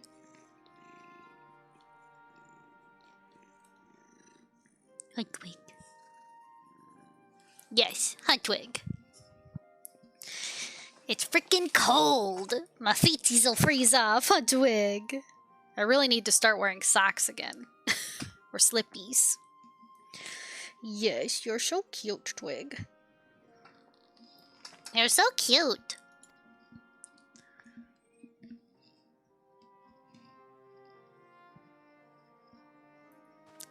Let us be off then. Cat slippies, yeah, my black cat slippies.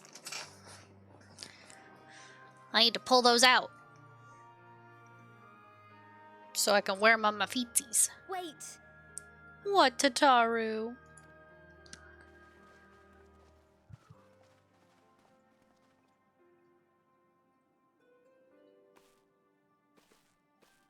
Both Kryle and I will be there to see you off, but as your receptionist, I feel I need to say this here. Oh? Safe journey, all of you, and be safe. No. You got it, Quile. And Tataru. We'll be safe. You too, Tataru. Don't get into any trouble while we're gone. I'm sure all of us will survive. We're leaving the Lalafels here. So that they may survive.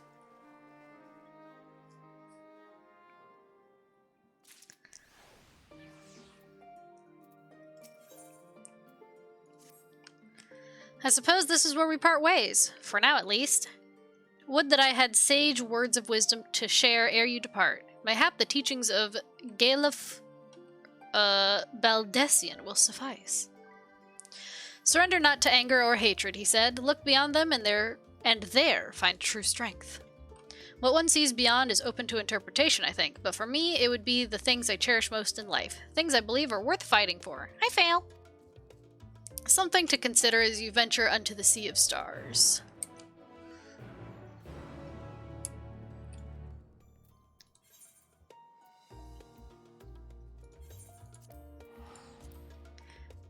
We're gonna go to the edge of the universe. Ultima Thule. There you are, chat.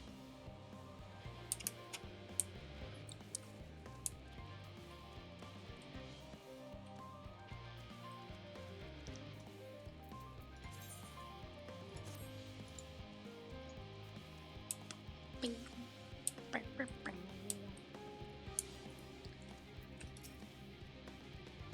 Taking me down to the lower levels.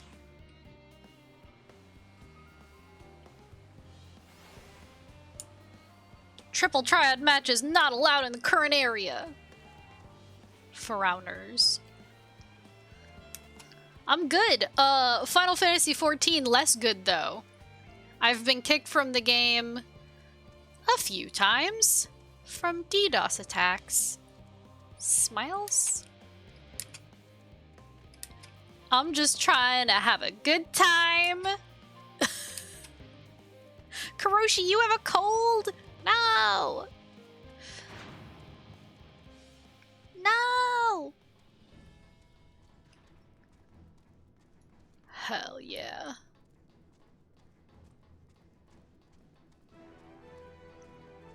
Oh wait, that's the front. I thought that was the front. Whoop. Hello everybody!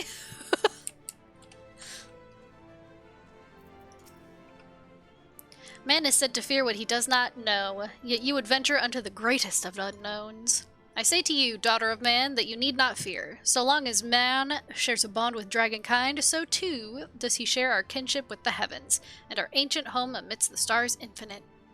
I pray you go forth and prove this bond of ours, tempered and tested, shall endure unbroken for 1,000,000 years.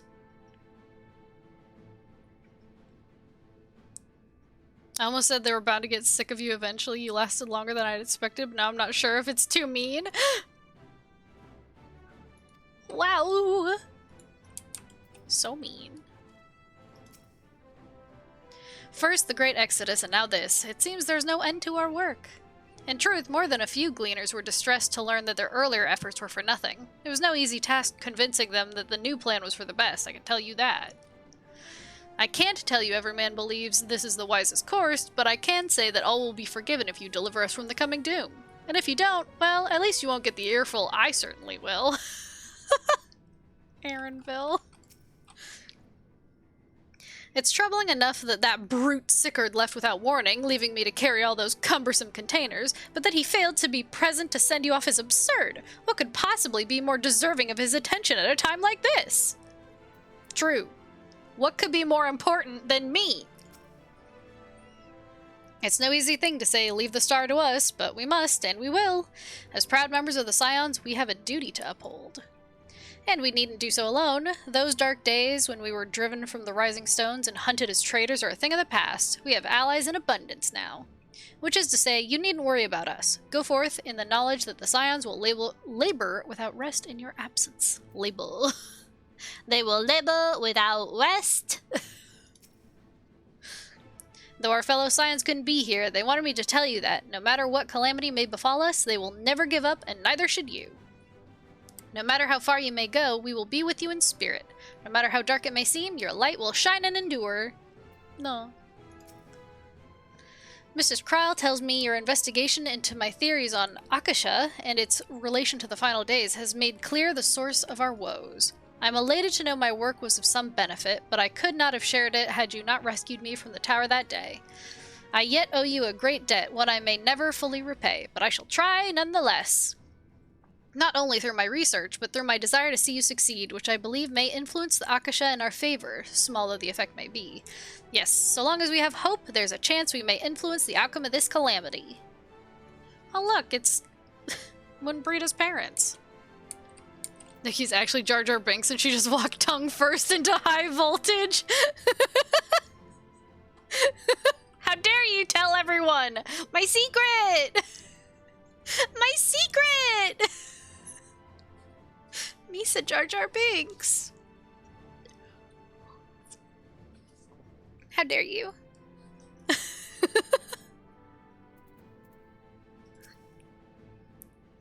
We were quite fortunate the Loporit's hyperhopper was based on principles similar to those of etherology. Integrating it with the Ark's existing systems might well have been impossible otherwise. Oh, sorry, I forgot I wasn't supposed to tell. I can't believe you would just spill my deepest, darkest secret like that. I should be a Jar Jar Binks tuber. Put a PNG of Jar Jar Binks. Do you think people would still watch my stream? Do it.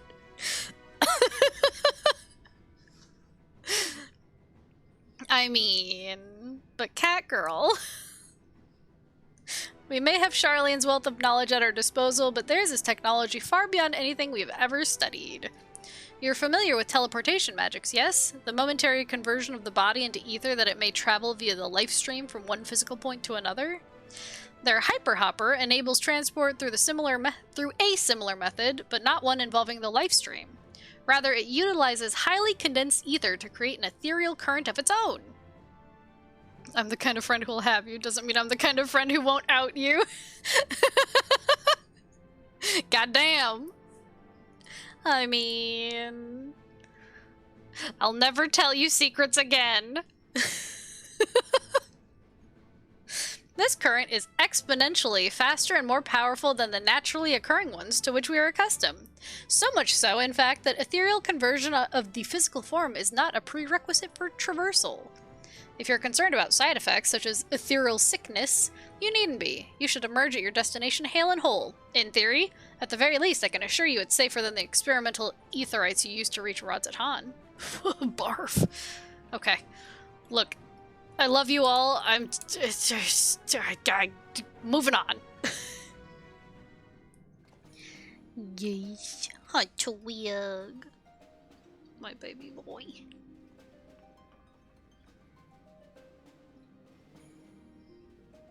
I'm on a roll. You are on a roll. Twig. All present and accounted for? Good. Yep. Honestly, Jar Jar, you can trust me. I'll never do it again. Liar. As you will have heard, the Ark is ready. All that remains is to board and be on your way. I've seen my fair share of tight schedules, but this was bloody murder. I said. But we did it. We finished the ship. We finished the ship. It's safe, fit for purpose, and looks good to boot. Aye, it's a Garland through and through. I really don't know what we'd do without you. Thank you for everything. Schedules. Well, the work was hard, but we've learned a lot from it. After all, it's not every day you get tasked with building a starfaring vessel. In case you're wondering about payment, the ongoing existence of the world ought to do. But feel free to throw in a colorful recounting of your journey on your return. I'm so transparent. I'm just your invisible friend.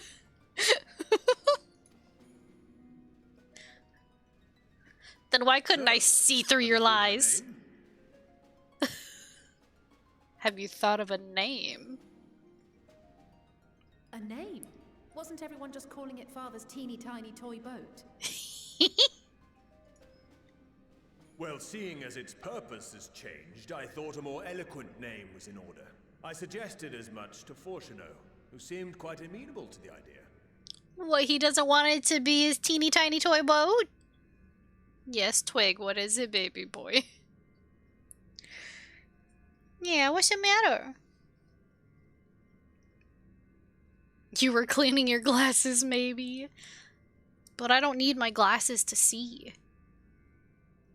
Mostly.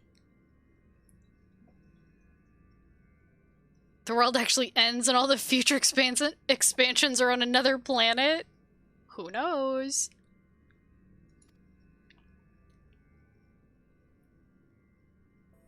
As you know, this vessel is the culmination of heretofore unprecedented collaboration. And though said collaboration is owed to the Scions, there is another whose noble deeds made our work possible. Oh, you're right, I'm a fucking sucky invisible friend, completely opaque.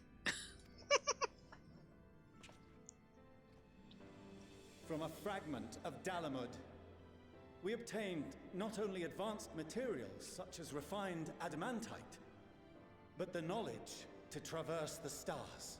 And this fragment would not have found its way to us had the Archon Louisois not fought to protect this world.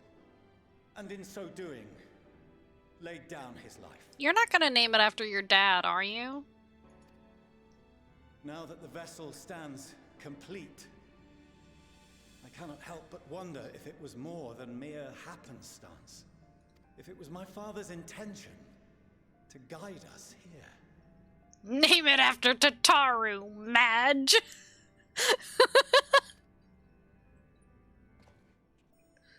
In the hopes that his guidance will see you all safely home, I name the vessel after that self-same fragment of Dalamud he delivered unto us.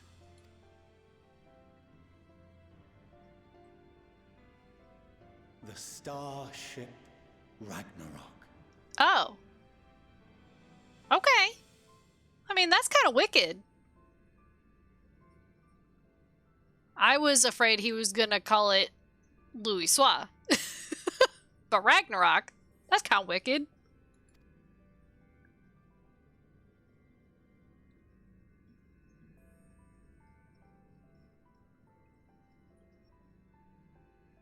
Name it End of the World, great idea. Sorry for the wait. I got everyone you asked for, and not a one less. Oh, Sigurd is here! It's all the tribe members! Or the tribe leaders. What are you all doing here? Oh, I invited them. The representatives of those tribes with religious inclinations. Kill them now! Now! You've done a fine job of readying the Ragnarok, but for it to take flight, we'll of course need the power of the Mother Crystal. Given its immense size, however, transporting it would be an absolute logistical nightmare. Not to mention we'd need to shatter it into tiny shards for feeding to the engines. But a brilliant idea came to me. We convert the crystal's energy into forms that can transport themselves. Huh? Surely you don't mean... Huh?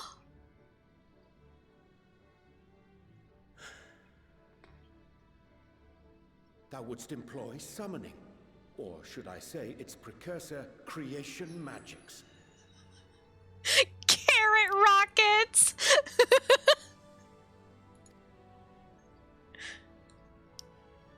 Care to explain for our benefit? As you may have witnessed at Bestway's Burrow, the Loporrits are capable of creation magics, which they use to shape the moon's environment. Yet simple though they make it seem, 'tis a highly advanced and exacting art. To perform it correctly requireth that the wielder holdeth the object in his mind's eye in clearest detail.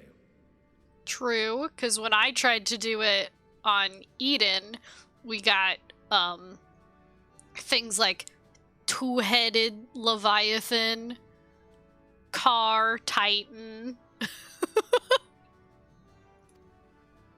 Hence the ancients' meticulous management of concepts. Drawing upon this art, the Ascians conceived of summoning as we know it, a derivative that replaceth the complexity of concepts with the simplicity of zealotry to make manifest a creation. Car Titan! Yeah! He made a car, and then he yeeted me off the edge many times. I see. By combining the Loporrit's magics and the tribe's faith, we convert the Mother Crystal into primals of purer form and greater obedience. Summoning as it was intended, one might say. Indeed! Indeed! We're gonna have the primals just chill with us? I mean, alright. While Hydaelyn gave us the ability to use creation magics, she forbade us from using it to make anything possessed of a soul, or similar. She didn't say anything about fulfilling the desires of others, though. So, borrowing our friend's faith, we'll create deities using the Mother Crystal's power and send them to the Ragnarok! What could possibly go wrong? Am I the only one here concerned about the risk of being turned into a tempered minion? Oh, right, I was getting to that. From what I've read in Sharlayan tomes, it appears the Ascians incorporated an additional nasty element into their summoning method. The fervent desire to assimilate others into one's belief. Beings thus created are instilled with the self-same desire and use their powers to enthrall people, starting with the summoner. In contrast, our creation magics, the original and the best, except no substitutes, don't incorporate any of that rubbish, so there's no risk of tempering. I mean, if the being was on the scale of Zodiac, you might feel a little tug, but I think we'll be safe enough. Alright. Truth be told, I do not understand the intricacies of this plan. But none of us would ever turn our backs on you. When the avatars of our faith ran amok, you intervened without decrying we who birthed them. Birthed. Surely there would be no complications. Where others vilified and suppressed us, you offered understanding and friendship.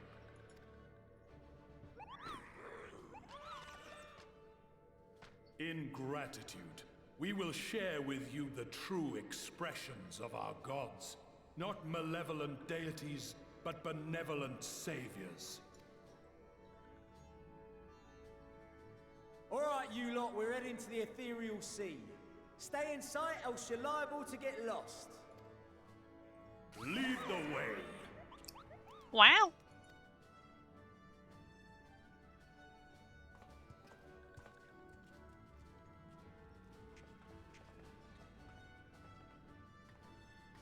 May we have a moment? Okay. In anticipation of the day man might journey to the stars, we developed these.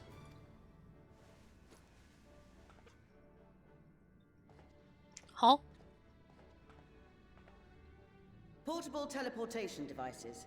One for each of you, designed to work in tandem. I thought it was a phone.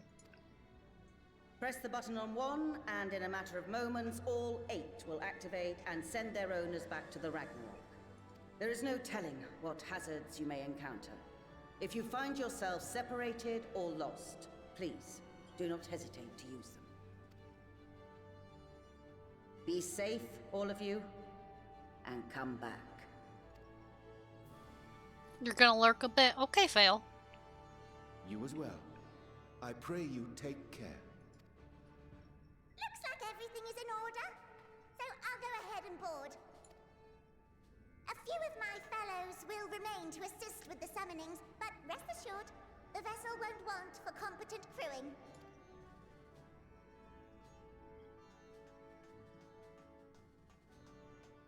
If you are ready, then you should board as well. Go, and Godspeed.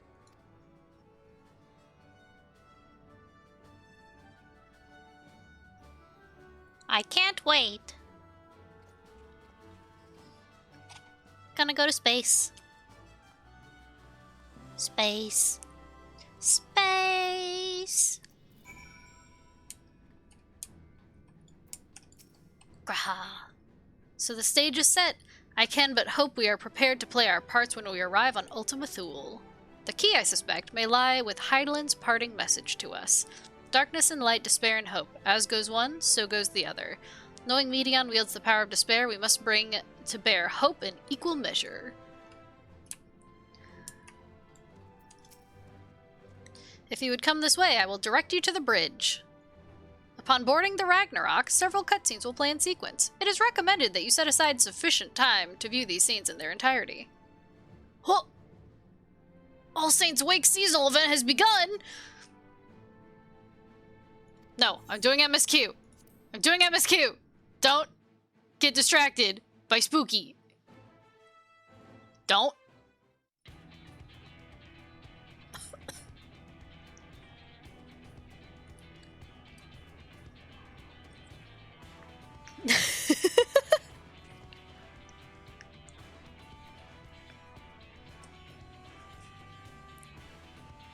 Look at these bunnies.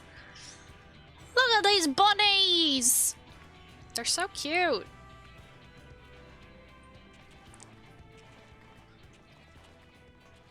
Welcome to the bridge, everyone!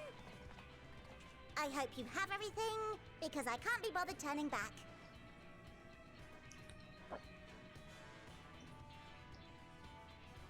Right then, make yourselves comfortable. We're setting off in just a moment.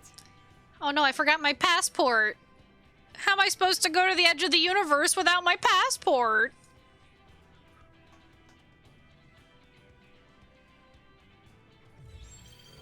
Woo!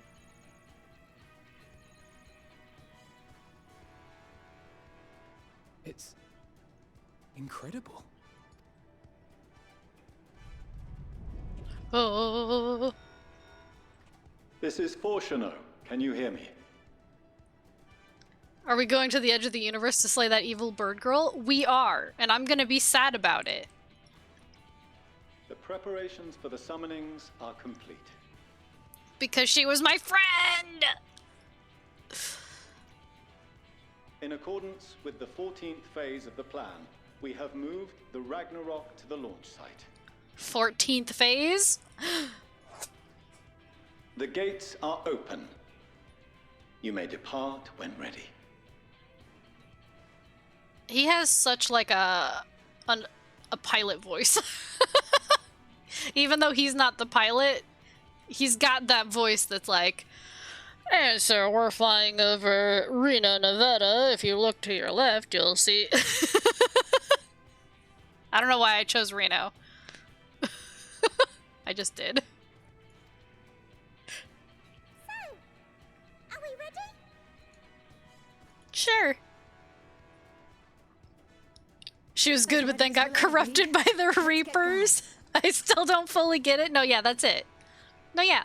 She talked to the Reapers and they said, blah. And then she said, oh, yeah, there's no reason to live. So. That was it. That was it. You got it. Oh, come on. The burnt out star's got more fire in its belly. Try it again, with feeling.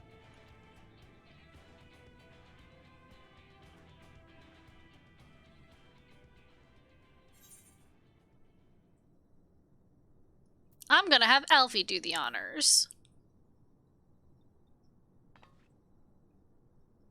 Me? But I... Do it. No need to be coy, brother. Do it, and do it well. You can do it, Alfie.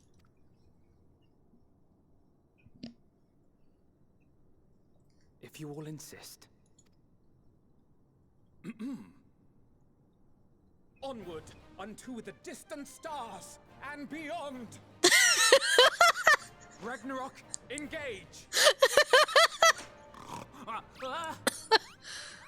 Ragnarok. Engage. Engage.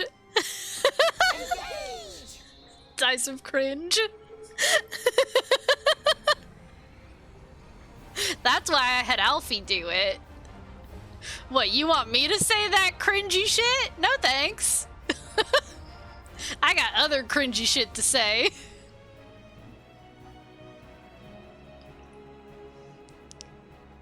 Mine is a different breed of cringe. Thank you very much. Ooh, what are the rings for? Whatever they are, we gotta go through them. You know how it is.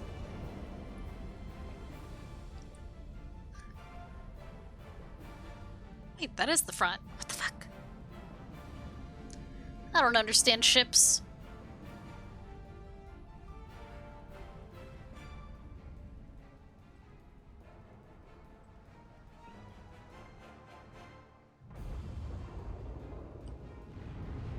Whoa!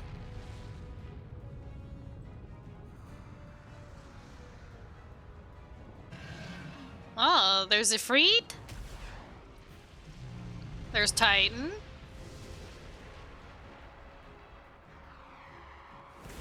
There's... they're going so fast. Bismarck. Good King Moggle the 12th. Garuda. That I must carry landwalkers into the sky. I cannot imagine a greater indignity. Do not sulk so, for thy mighty winds exist not only to buffet and batter. Nay, they may serve also to thrust forth with vigor. Such is thy glory, and thus it is an occasion to rejoice. So come, let us revel! Revel!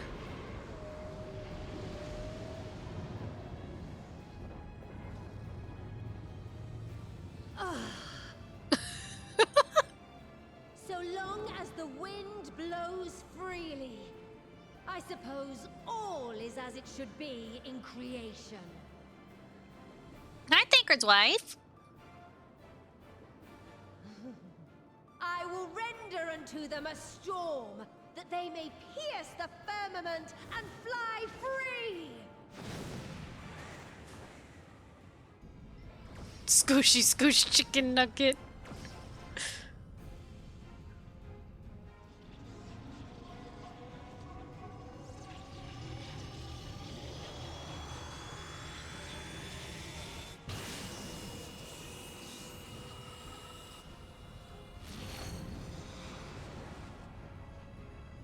Wow!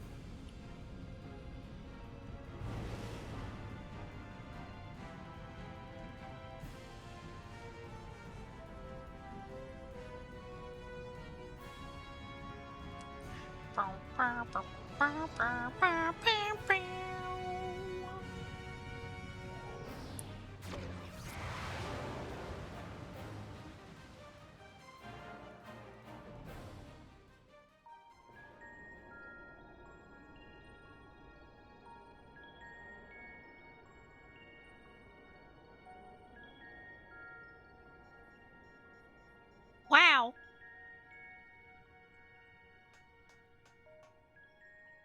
Still in one piece? Good. Sleeping way? Report? All's well. Fantastic, even. Thanks to the power of those primals, the engines are roaring and we're ripping along. All values are also within projected ranges. Time to destination is 8 carats. Perhaps 7 at a pinch. 8 carats? What does that mean? Snapping? Wait, what does that mean?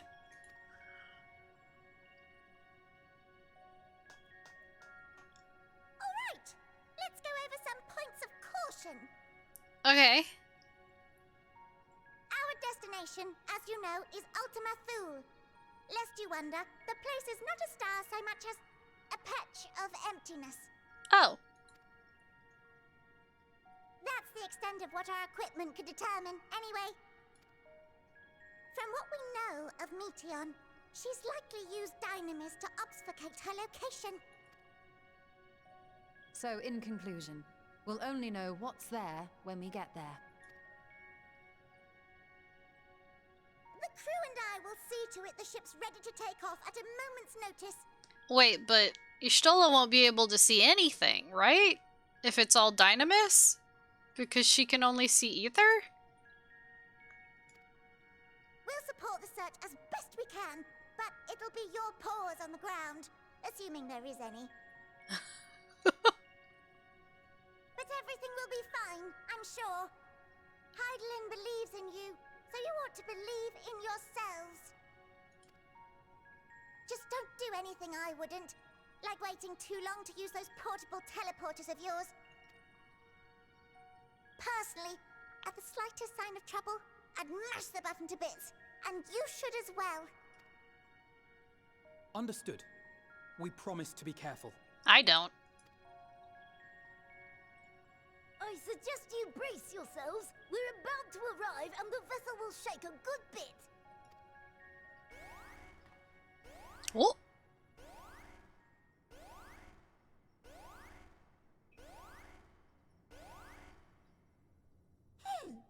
What is this?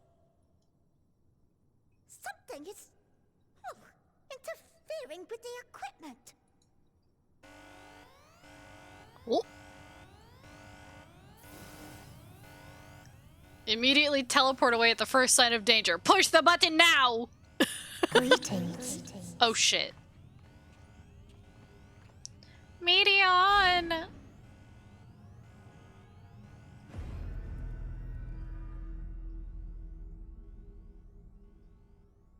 My friend. Greetings. Can you hear me?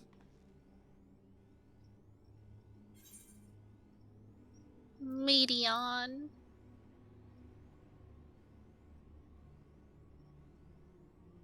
So this is Meteon.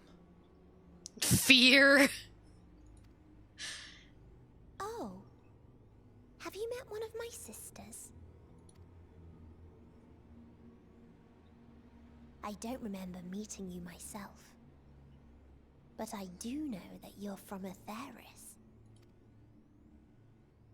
Why have you come? All you had to do was wait. I would have delivered to you your ends.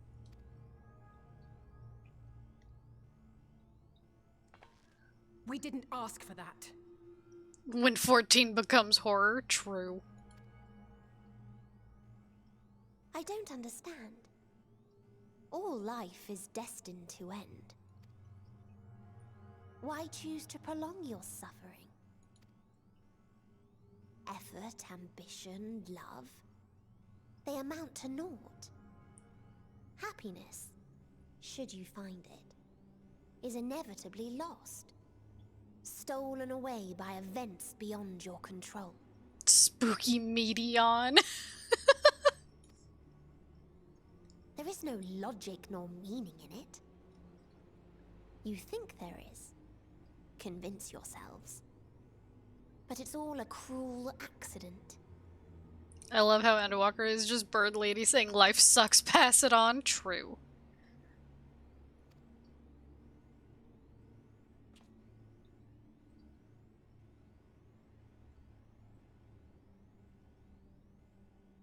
Come now.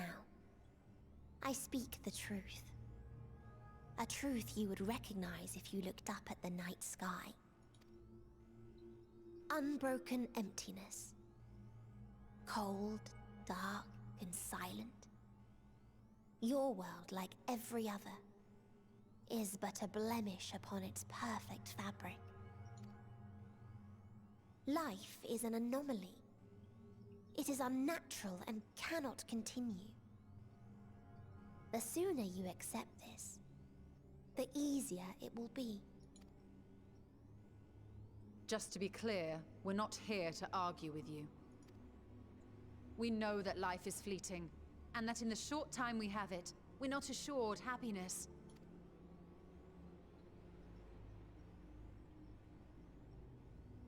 Indeed. I've seen far more sorrow in the eyes of many I've met. I myself have plenty of regrets. And one day they'll die with me. Gone to dust with my good deeds and unfulfilled dreams. But we accept this. That our existence may seem pointless. That sorrow, rage, and despair will always dog our heels. And we press on regardless. That is why Hydaelyn guided us here.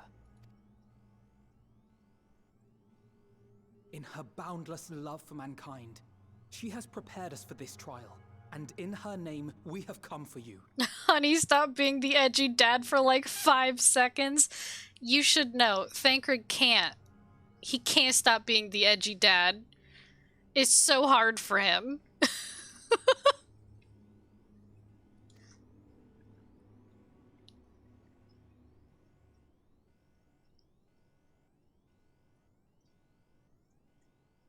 Yes, I sense it. A burning passion like unto fury. I mean, it really wasn't just a phase for Thancred. I know it well. For the same passion once burned in many a star before yours.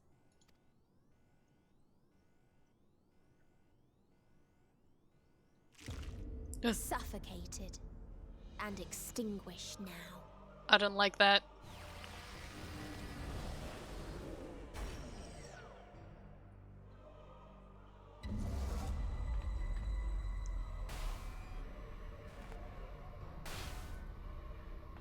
I can't breathe.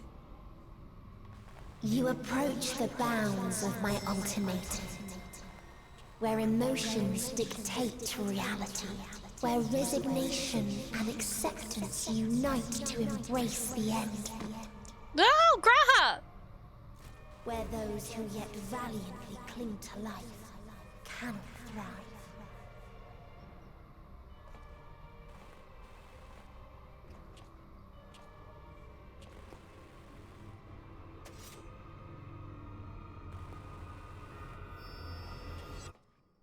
I didn't consent to horror even if it is Spoopy Month. I didn't know it was gonna be this spooky. Good thing I wore my spooky glam for this. Graha, are you okay? By the Fury.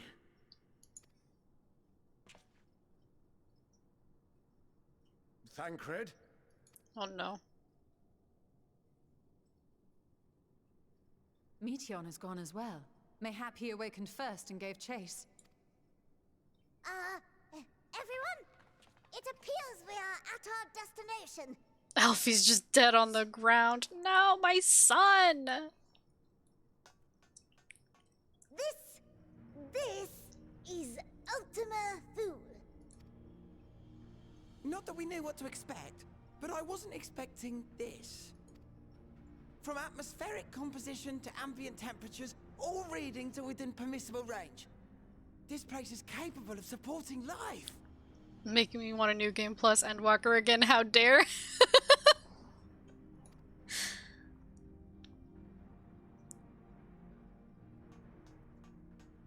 that's the case, then Thancred may well have gone on ahead. Let's go and have a look. That's what New Game Plus is there for!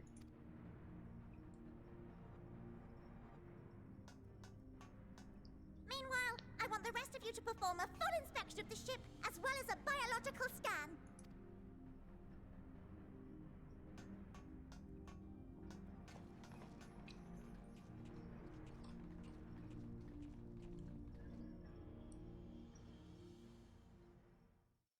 So it was that the brave wayfarers arrived at last at Dream's End. Huh?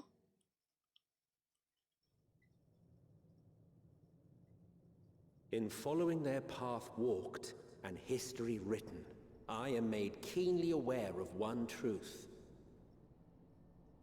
Though the curtains may fall again and again, so long as others take the stage, ever shall there be more tales to tell. So, let them bring it to a close, I say. Let the curtains fall upon this, the final chapter in the tale of the star. Ultima Thule. Is this a dead star? As I live and breathe, I live and breathe. Well, the environment itself shouldn't kill us. Well, isn't that lucky? Well then, let us search for Thancred while exploring the area. The ship we leave in your care.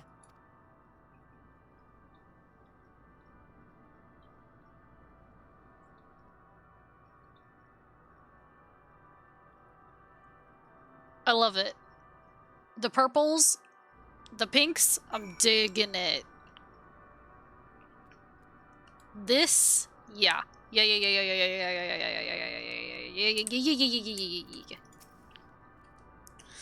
I can't guarantee it will be of help in these strange surrounds, but I've readied a provisions node in case of emergency. I need to G-pose in space more. Same.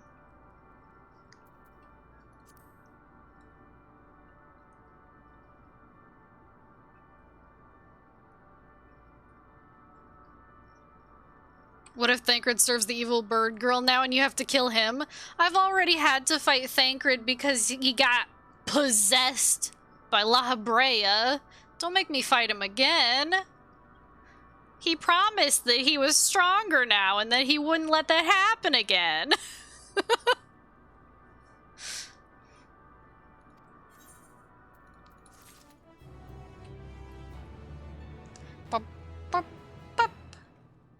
Provisions node. Merchant and mender. It's okay, I'm a necromancer.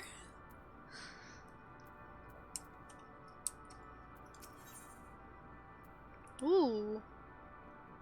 Purple and pink dye? We're fortunate this place can support life, albeit barely, I suspect, given the torpid, stale quality of the air. But never mind that, we must find Thancred. Let us begin our search from the prow of the ship. It seems as good a direction as any. Which one is the prow?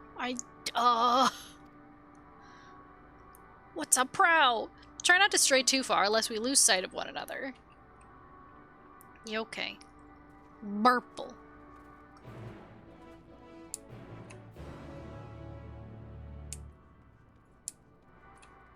Wait.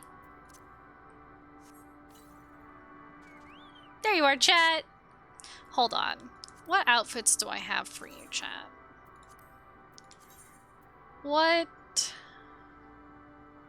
should you wear on this place?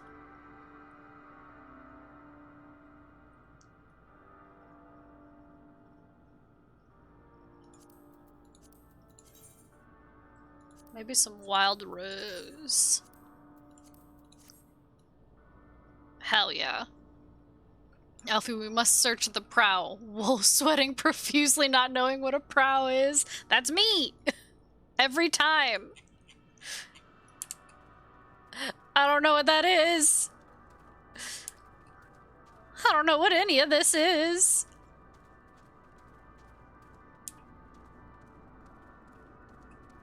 Thinking I know stuff. I don't.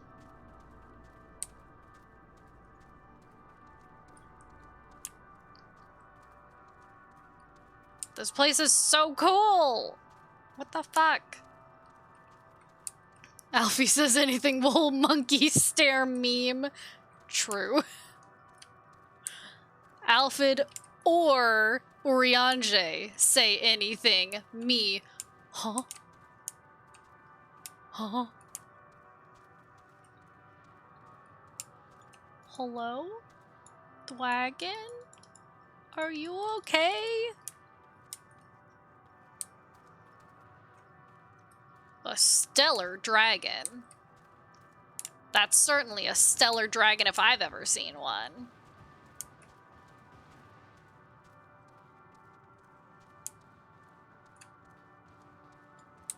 Heh. Ruins, but of what, I wonder? Okay, but where are the space whales? Who knows? Perhaps we can find something to help us understand the nature of this place. A relic, an inscription, anything. Hold on, I gotta talk to Urianger. These remains have long since turned to ash, and yet they retain their form. Well, sorta.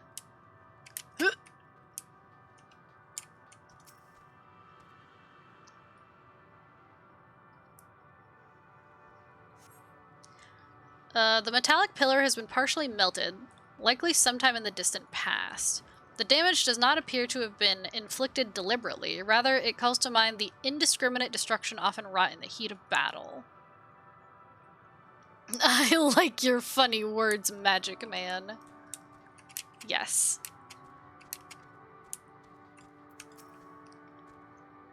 Look here, this part is relatively intact. The intricate design of the top suggests it is man-made, though its builders were surely not men as we conceive of them. Having said that, I swear I've seen this pattern before.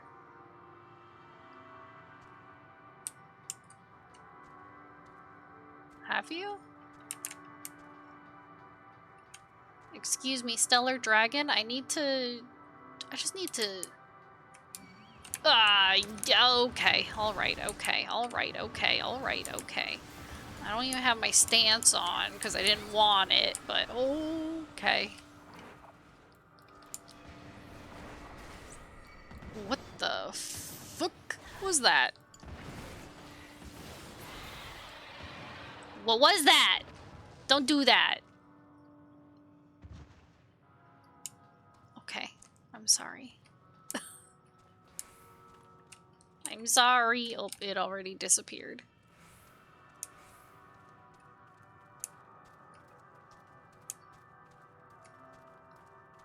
Estinian, of course you're at the top of whatever the tallest thing is. God. I thought this hill might afford a better view of our surroundings. A poor decision in hindsight. Besides the light from the ship, all is shrouded in darkness. If Thancred is here, I'd never know it. From what I can tell, we are near the edge of an island, if you can call it that, surrounded by floating debris. Thancred? Thancred! Is that a place to fish? Surely. That's a place to fish. Whoa!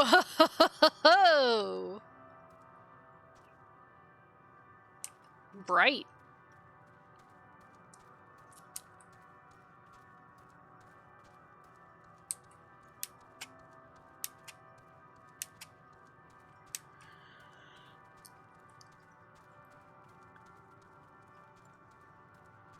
Well, everything's melted, so that's cool.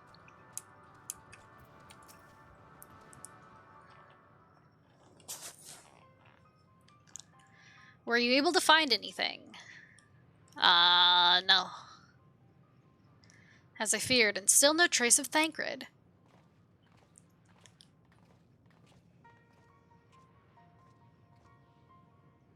There's nothing but emptiness as far as the eye can see, which, unfortunately, isn't very far. Nutters. Though I can't help but suspect that someone, or something, is here.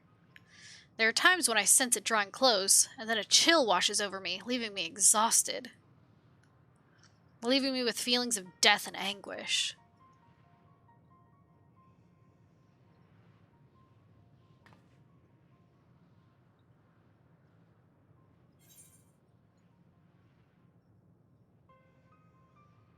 I felt it too when I was near That thing.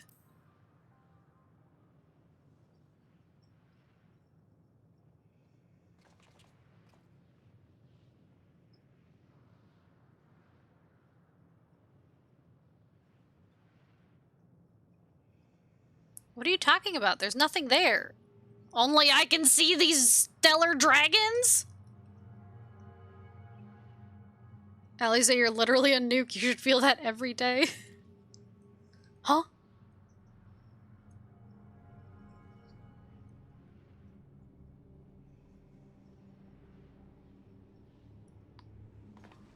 Before we jump to any conclusions, perhaps we should search elsewhere.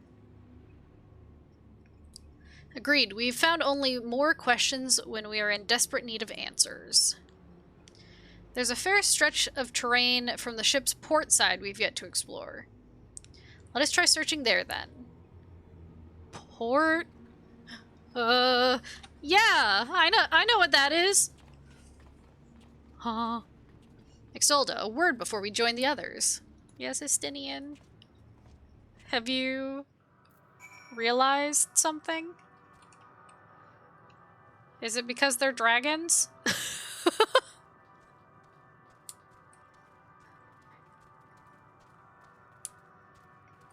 I see space dragons. There's nothing there. Well, if I can't see it, it's either your fault or Orianje's fault.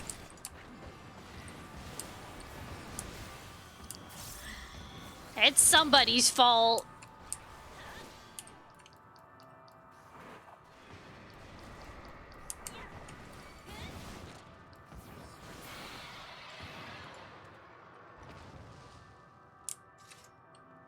That is one stellar dragon. Stellar.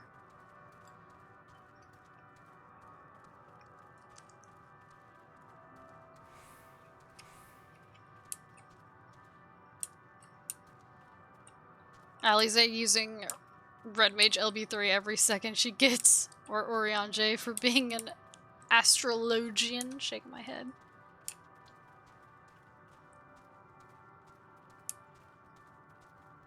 Space dragons. A lesser stellar dragon. This dragon is not as stellar. I'm just gonna say it. Ooh. Can I fish here?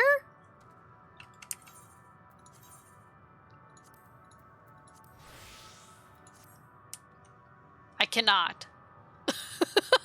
I cannot fish here. Boo. Boo! Let me fish in here, in the crevice. Chat, please. Eel me. Eel me. Thank you, chat. Thank you for eeling me. Boo, anime lets Protex fish in the sky. Let me fish in space. I want a space fish. Eel! I mean, look at this. Doesn't this look like a place where you could catch some spooky fish? That's what I want. I want to catch spooky fish. You don't see me? You don't see me? Okay. Estinian! You see them too, don't you? The dragons? Yeah! As I thought, their presence is tenuous at best, but there's no mistaking it. Quick, blind it with paladin skills. I don't have a skill to blind. They took that away. We do not have flash. I have never had flash.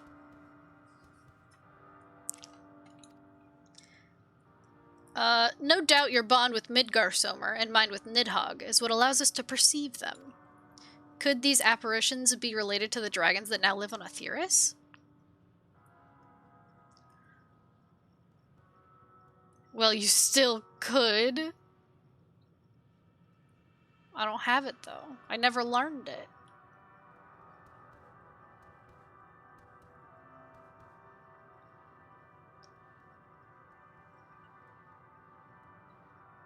Or are you talking about a different kind of flash?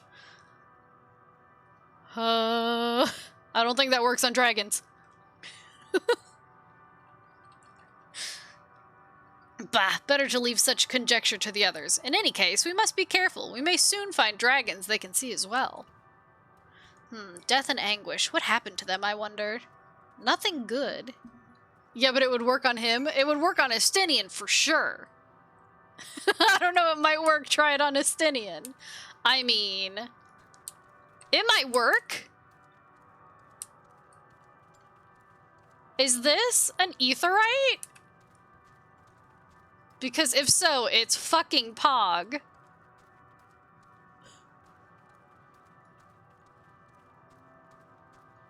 I can't believe there'd be an aetheryte. I mean, obviously there should be, but you know what I mean.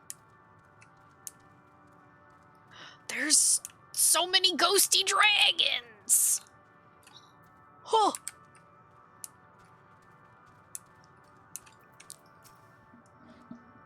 When Satan gives you an aetheryte to teleport. Thanks, Satan.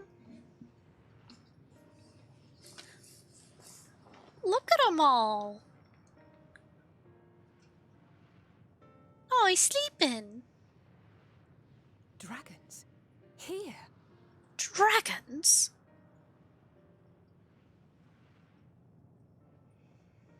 What you see is a memory of a world that once was.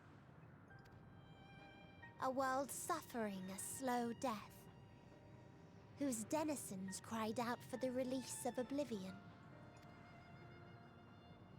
What? Their world is dead? It is. Not a single life remains upon that husk floating in the vast emptiness. These creatures are shadow and shade, perpetuated only to suffuse dynamis with their unending lamentations. I said life sucks and they responded with Pog. Life sucks. Pog!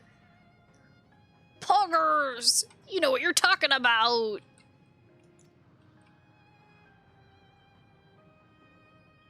Our friend Thancred. Where is he? A strange question. He is at your side, is he not? Oh, yes. He is here and there, and everywhere within this space. He would tell you himself if he had form to form words. What?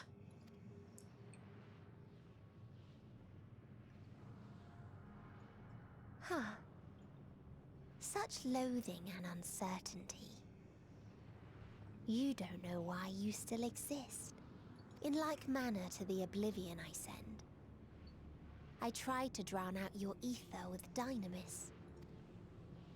Beginning with this Thancred, who came at me despite being unable to breathe.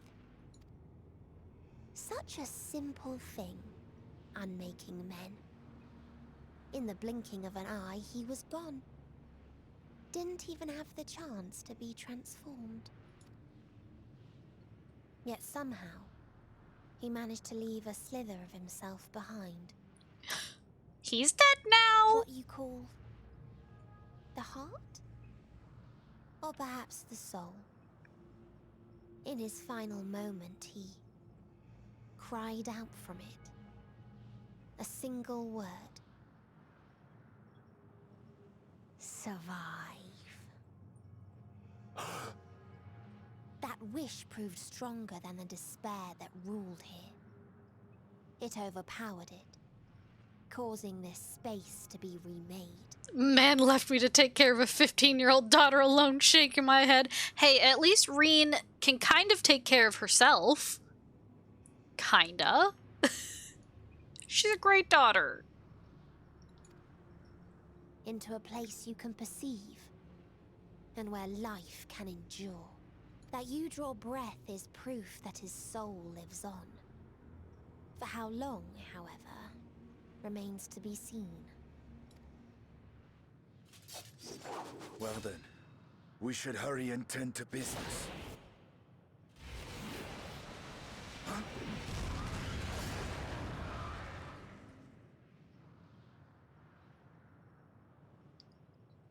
It's futile. You will never reach the true me. Let me rephrase. A 15-year-old daughter, a nerd, and a magical nuke. Okay. True. True. I told you. Emotions dictate reality in this space. Such changes as you might work will not alter its nature. You may see, but you cannot touch. Walk, but not advance.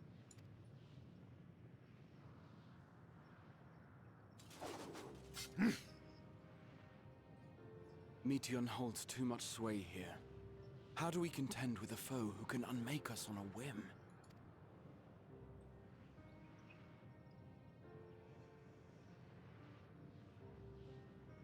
I do not know.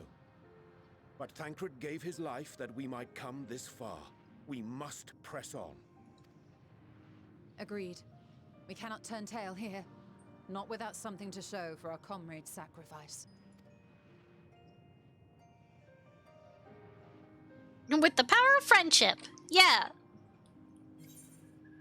Yeah. I don't need any purple dye.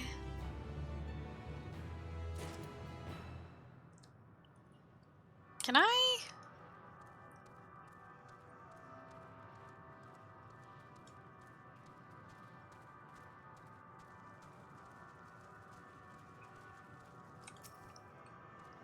Well, I can. Poggers. Sorry if that blinded you. Frickin' poggers. Soul without body, a form of being with which we are not wholly unfamiliar. Indeed, for we existed in a similar state when residing in the first. The circumstances are rather more dire than that, 'tis true, but I choose to believe he is not forever lost to us. Regardless, in sacrifice he hath afforded us a chance to prevail. Let us not squander it and ascertain the nature of this realm that we might confront and defeat Meteion. Estinian Extolda, would you accompany me in speaking with these dragons? Mayhap they can enlighten us. I would ask the rest of you to survey these surrounds. If there is a path that may lead us to our quarry, we must find it. Very well, we can reconvene here when everyone has finished. Meteion said these dragons are shadow and shade, from a world whose denizens sought oblivion.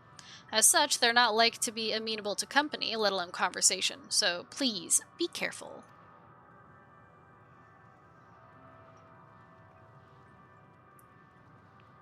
Let us split up and gather what knowledge we may.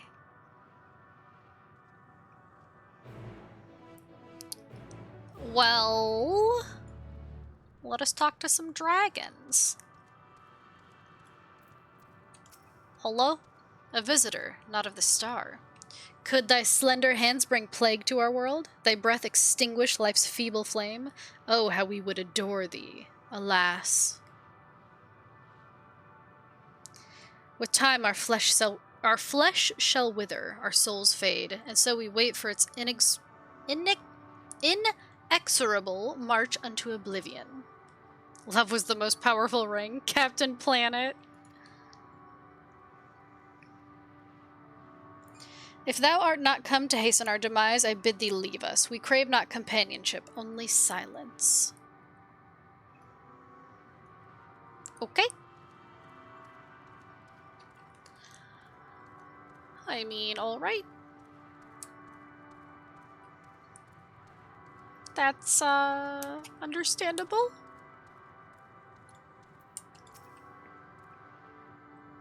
Beyond that distant veil, paradise lost, so glorious, so beautiful.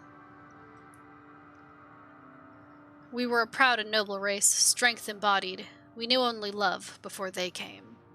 Metal monstrosities of black and silver. No bonds of blood did they share, nor conviction did they have to guide them.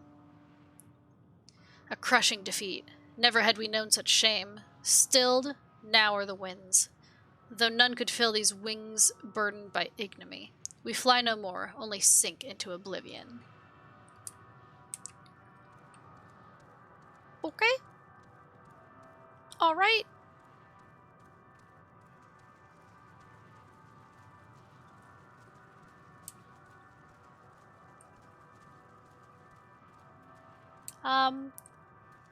Say, is Midgar Somer your dad too? 'Cause I know him.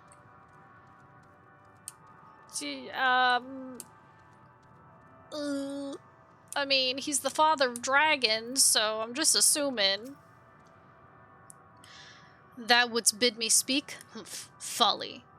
I observe the lesson of stone. I shall not fly, nor speak, nor roar, only watch and wait and end. But one sight yet stirreth my blood, tempteth me to raise my voice in lamentation. Null, the cradle of unsung dragons. No words, no songs are possessed of the weight to describe such tragedy. Go, if that be thy will. I shall remain. Okay. Alright. I will go.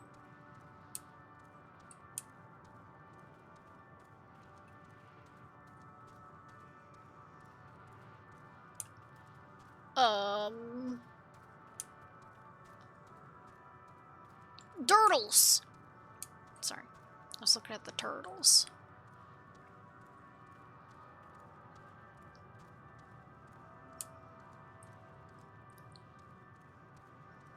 Sorry. Stellar-shelled dragon. Oh, Stinian's here.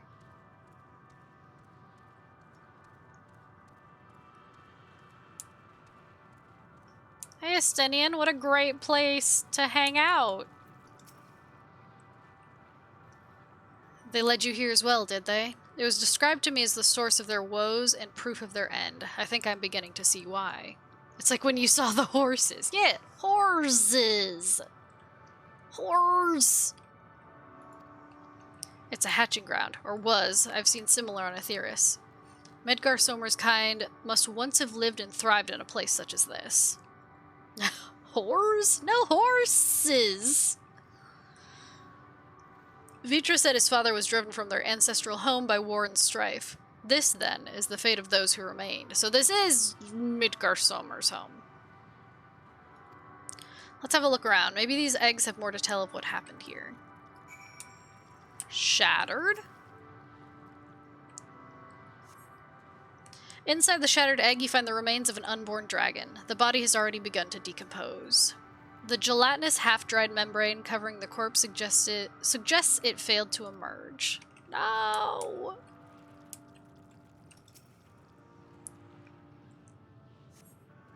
A murky liquid is pooled inside this eggshell. The noxious photor is indicative of contamination. Big words. Big words.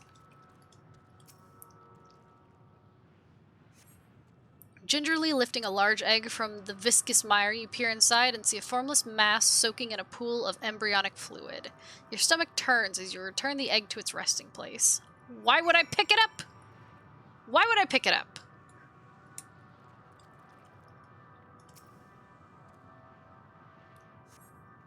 This egg appears to have been broken from the inside out. Perhaps the dragonette within succeeded in hatching. What's this? I thought all the eggs had been ruined. If the dragonette was indeed hatched, there's no sign of it here. Or its sire, for that matter. We should look for them. You start with the cliff tops and I'll search the plains. Can't you do the cliff tops? Okay. I mean, you're a dragoon after all. And I am but a paladin at the moment.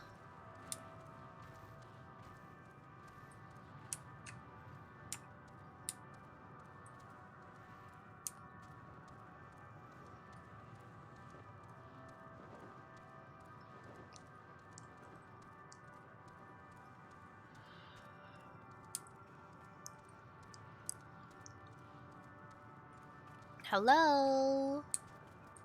Dragonette? Dragonette?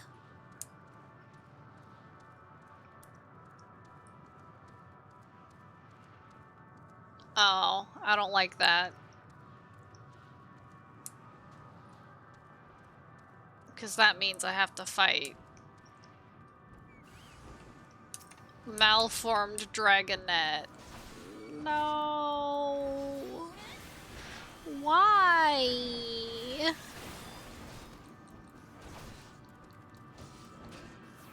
That's so sad. Why?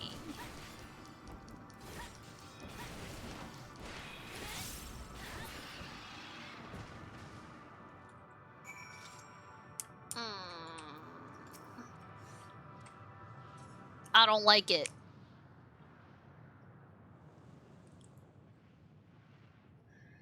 The boisterous howling hath been quieted, by thy hand, I presume.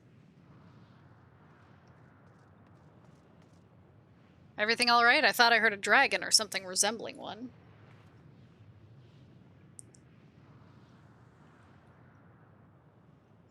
Ah, I see what's happened here. Was that your child?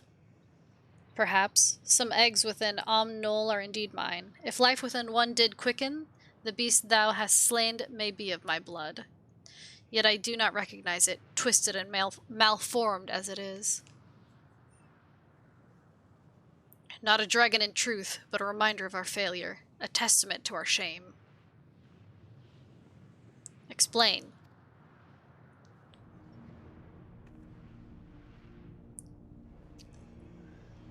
They descended from the heavens, cold, heartless machines, and with them rode war and death. With fire and fury, rage and rancor, we gave answer.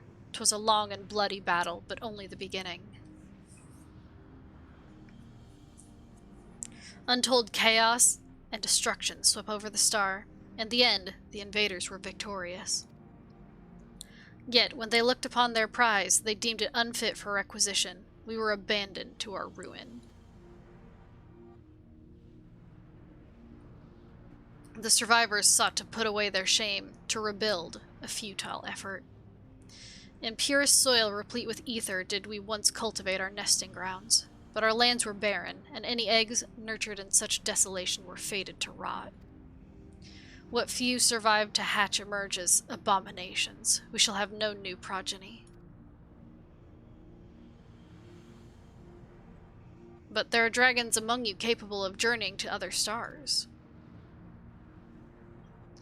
That there are. Many would make the attempt, each bearing a clutch of eggs.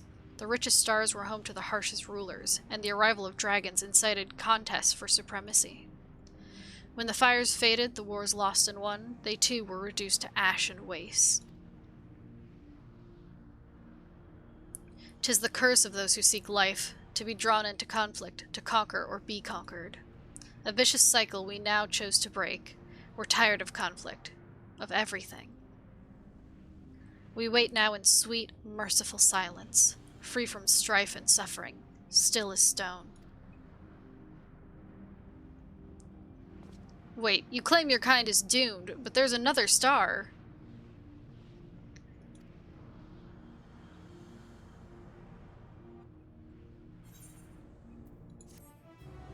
It's too late, Estinian.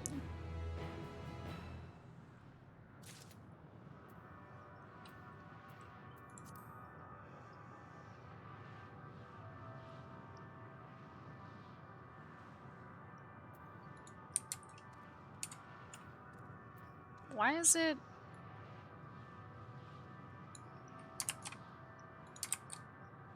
Why is it like this? This is what it was... how it was typed. The E and the W. The W just looks like a butt.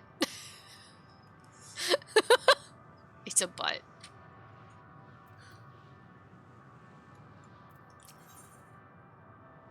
A test of will. Is this gonna spell something? They want only to brood in silence, to be left alone with their grief until time itself comes to an end. The sole reward for senseless bloodshed. A pain I understand and wish that I did not. Thick wings! What fools we were. But now isn't the time for such thoughts.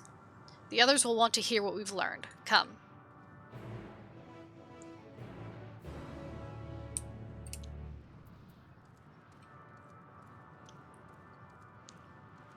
Oh man. Alright.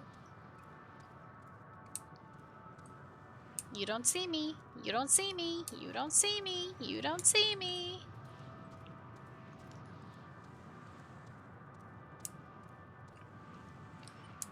could probably just teleport back, but...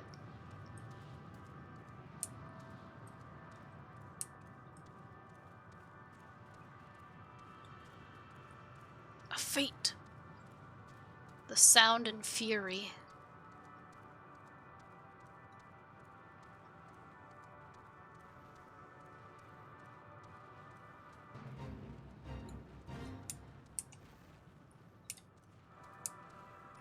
Excuse me. Shelled dragons.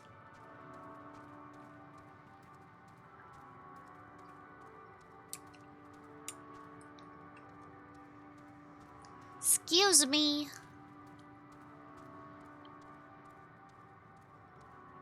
I'm here for story.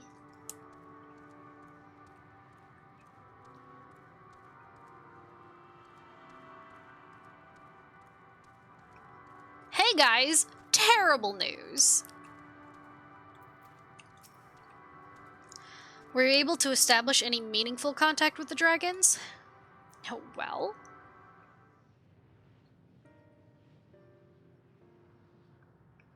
I see. They wish to escape what they perceive to be a cycle of conflict. Thank you, Estinian. As for our part, I believe we are more acutely aware of our confines than before. We started by traversing the perimeter of the island to see if there might be a path leading off of it. Sadly, there was nothing to be found. There's no small amount of debris floating about. Could there be enough to serve as a bridge to lead us elsewhere? I considered that, and so I tried throwing a stone onto a potential platform to judge its integrity. But it never reached its mark. As it crossed an invisible threshold just beyond the boundaries of the island, it vanished, only to reappear above me and fall at my feet. I would not be too quick to presume that what we see outside of this space is as it appears. Which is why I returned to the Ragnarok and asked the Loporrits to search for a potential path. However, the ship's instruments failed to provide conclusive data on the surrounding area. Until we know more, I think it too risky to attempt flying to another island. What Medion told us before, that emotions dictate reality here, might be the key, but I'm not entirely sure what emotion might manifest a bridge to lead us to safety. So what you're saying is, we've no way forward.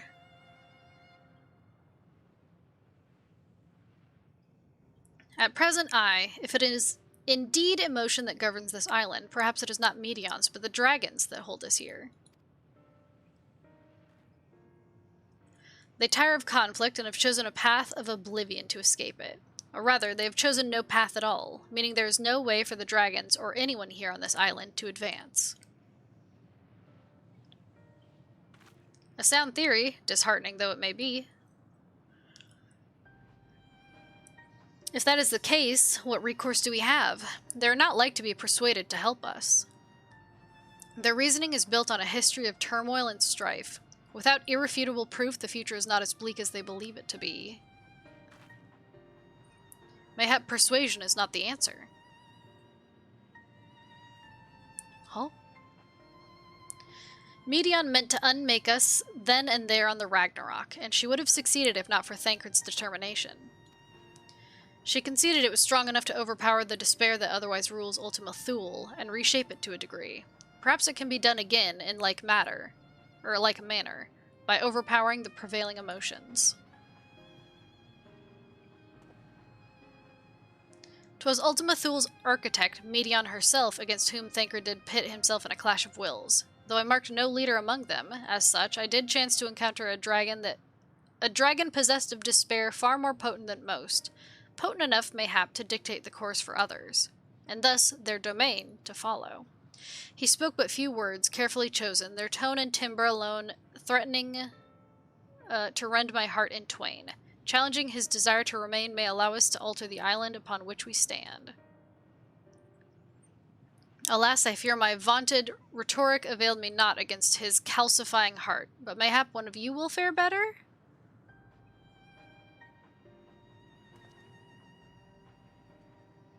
Then I shall guide thee. All End, they call him, in the dragon tongue. Thou wilt find him nearby, eyes fixed upon the water. Oriange, I love you, but stop speaking Shakespeare for 5 seconds. I don't have the brain cells to understand. Mood. Well, what have we to lose? Let's get going.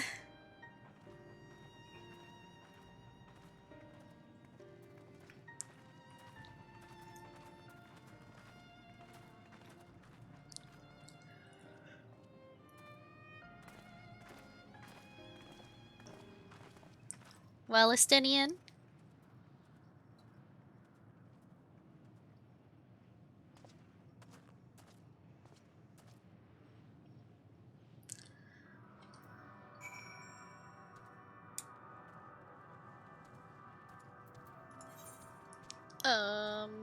Over there. Okay. I gotta cross back over. Still at 6%.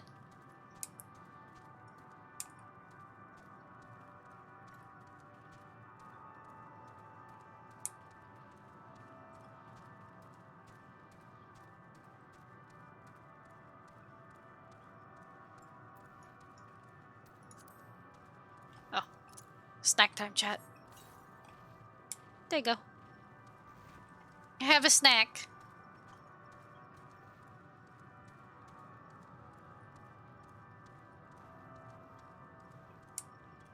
Hello?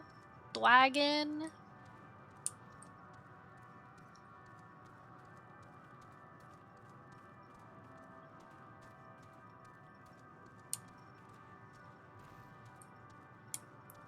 Hello? Hello?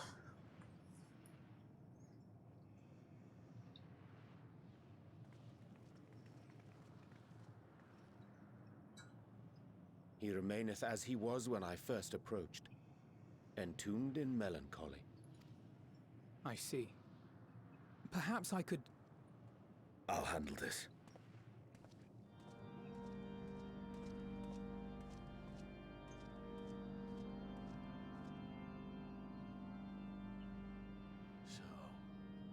Waiting to die like all the others, are you?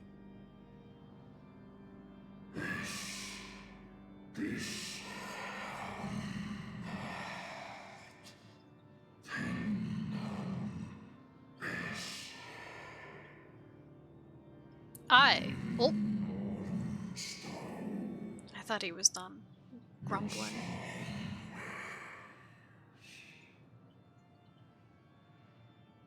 Are you done grumbling now? Okay. Aye, our pride is crushed and our souls corrupted. The winds are stilled and the heavens offer no comfort.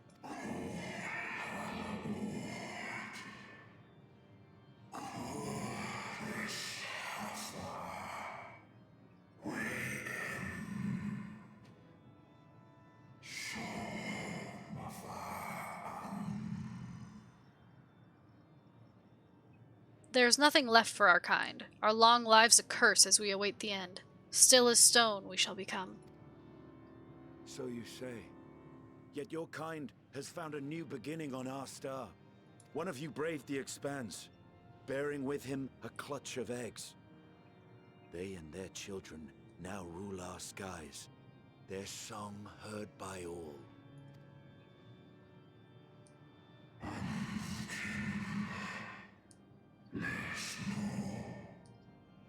Our kin on another star?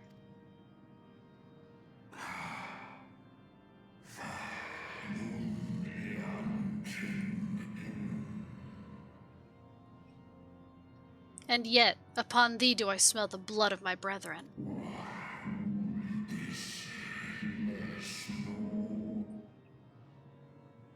Were they drawn into discord and war on their new home? They were. They suffered much, and repaid their suffering in kind.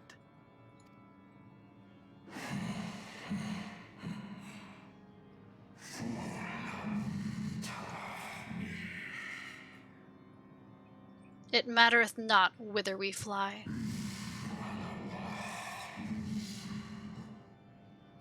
Ever will a sanguine ocean await us. Ever will retribution's wheel turn.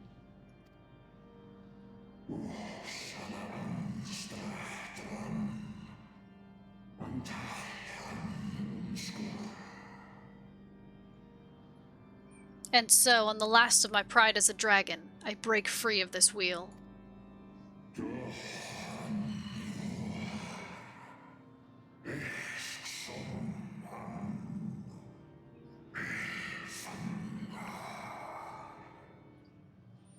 I renounce conflict, exile myself from the other, never again to be touched by the flames of hatred. Had your brethren made the selfsame choice, my family might still be alive. Yet lasting peace does not come to those who simply retreat from conflict. No, you must be willing to confront it. To stare into the face of your foe, and see yourself in him. Only then can you break the cycle of torment and tragedy. This lesson, a dear friend taught me at the risk of his life. There is no nobility in your penance. You wallow in self-pity. And after everything we've endured, we will not let you stop us.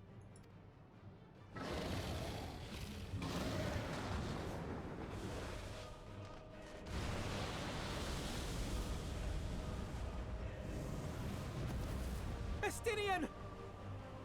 Stay back!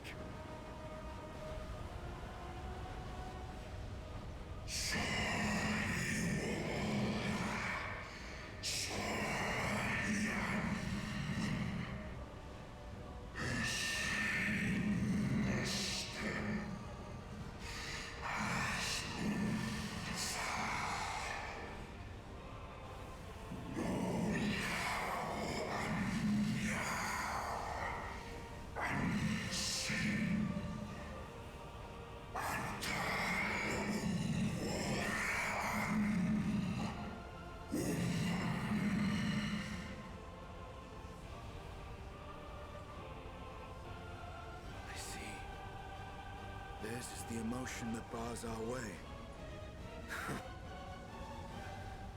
The rest is up to you.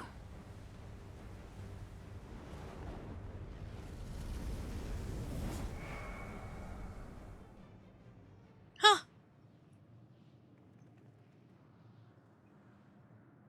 No! Not Estinian too!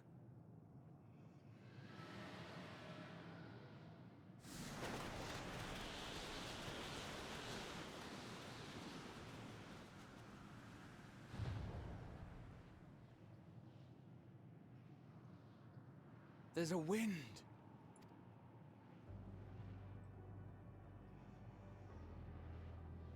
He's opened the way for us. Sacrificed himself to remake this place, like Thancred did. Oh, Alphino.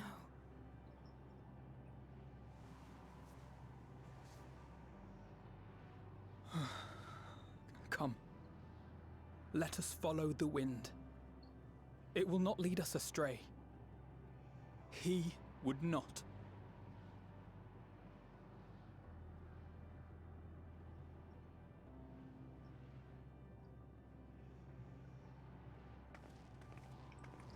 I see where this is going, and I don't like it.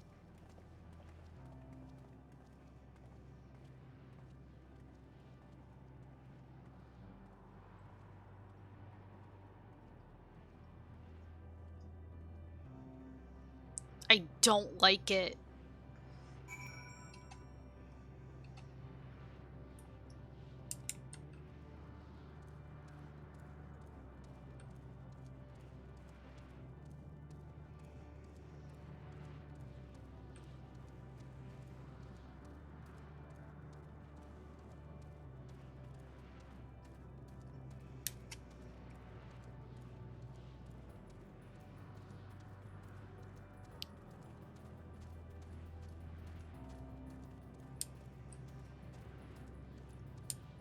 I'm so mad.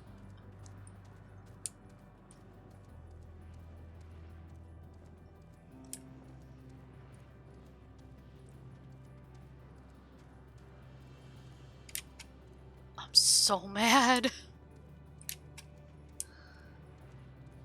Oh, look! A lookout point. Oh boy. Wow.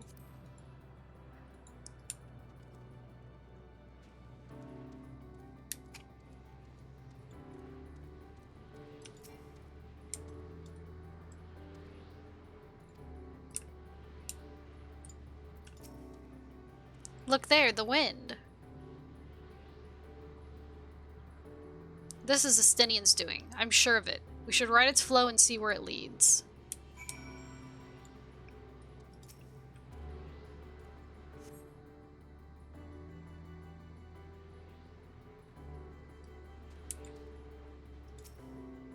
A powerful gale has delivered you to another island. The other scions should arrive before long.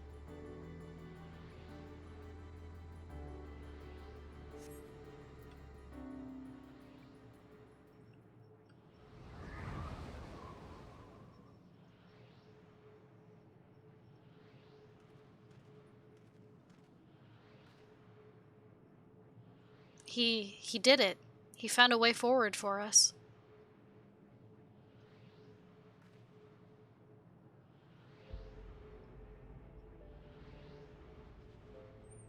The dragons remained trapped within a prison of their own making, lamenting the horrors of war. Yet Estinian knew them better than most. He was a man of honor and a dear friend, willing to fight to the very end for what he believed was right.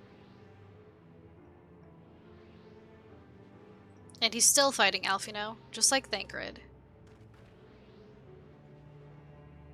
Their sacrifices are why we can survive here, why we still have a chance to stop her. Even in spirit, they're unwilling to give in to despair, and we mustn't either. Alize is right, we must press on, for their sake.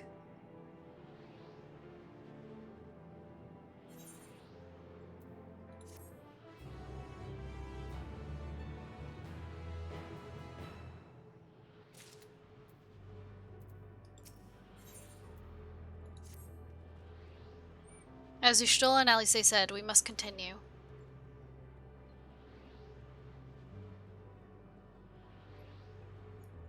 Notice the change in our surroundings? Perhaps this is the memory of an altogether different world. 'Twould be prudent to learn more of it then. Tread carefully, lest we lose our footing in this sand.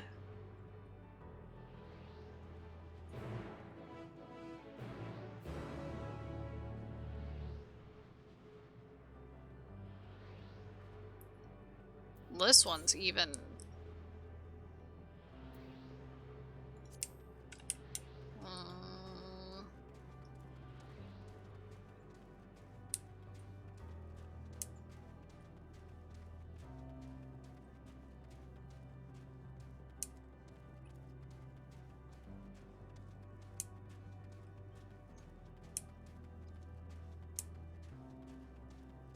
What is that?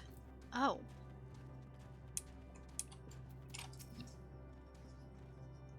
Were it not for the violet crystal embedded in its surface, 'twould appear as ordinary stone.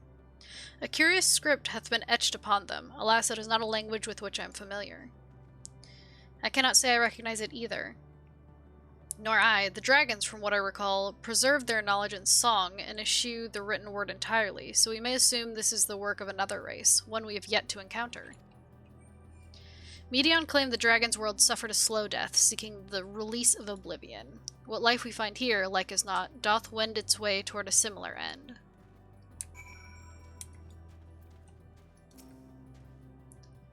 What do you suppose that is over there? I'm not sure, it's hard to make out at this distance, but its surface seems to bear the same crystal as this monument. Meaning there's a chance we may find whoever built them both. We should go and have a look. Come on. Straight into the eyeball monster?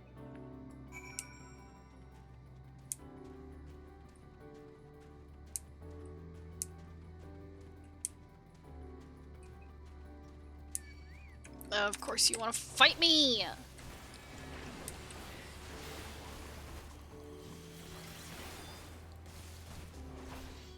Don't fight me!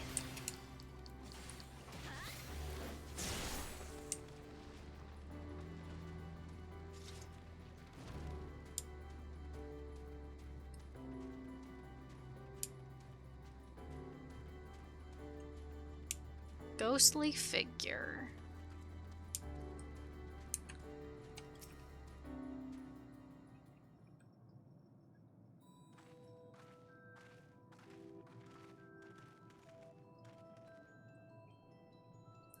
Hail, travelers. This is a most unexpected occurrence. Oh, hello there. Is this your home? Indeed it is. Ah, forgive me, I had forgotten. An exchange of introductions is expected when first meeting those with whom one is unacquainted.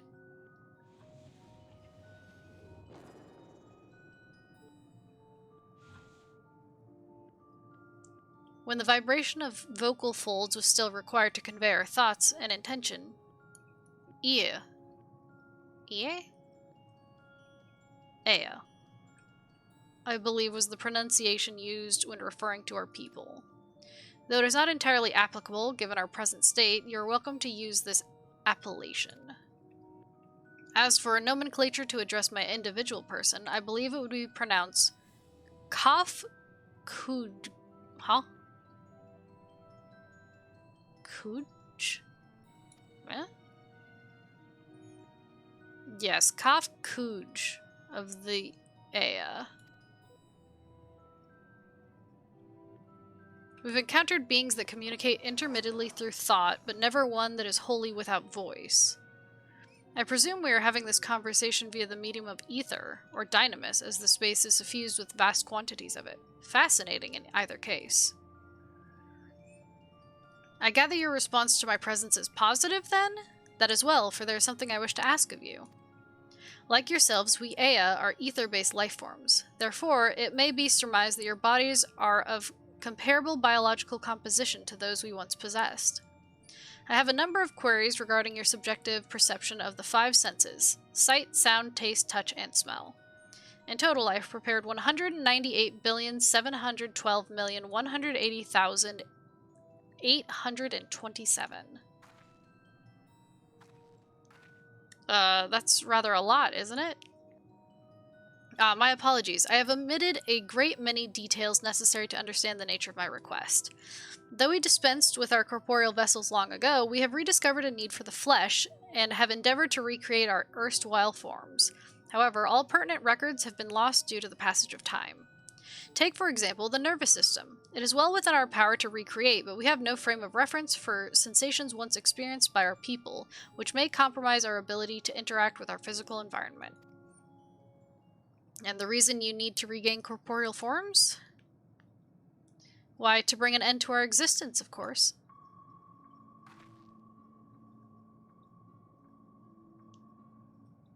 Though need is perhaps too strong a word, it would be a simple matter to unmake ourselves through the use of etheric exsanguinators. But such a death seems inadequate. The traditionalists among us believe proper death requires an inescapable sense of impermanence in one's final moments, an experience found only with bodies of flesh.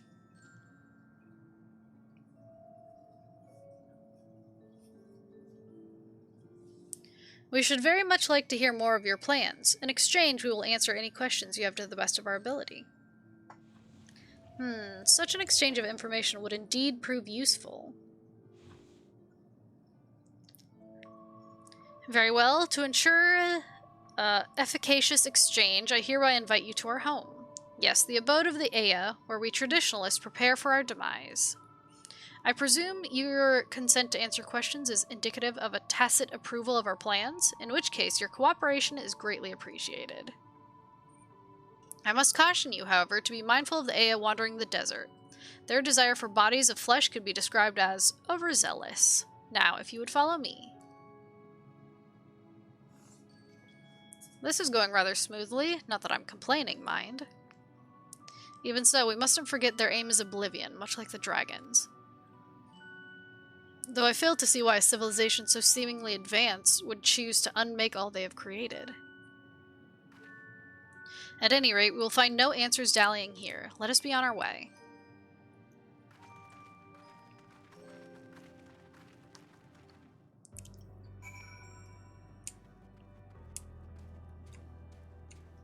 Huh.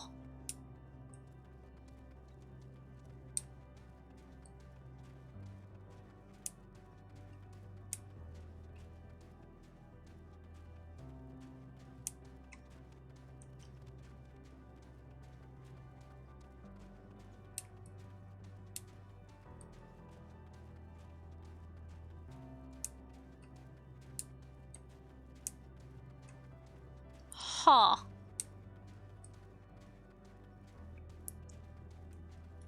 These guys very jiggly. So jiggly. Oh. Hello?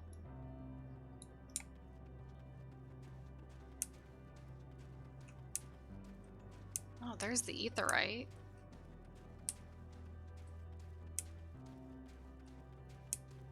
These look like microscopes?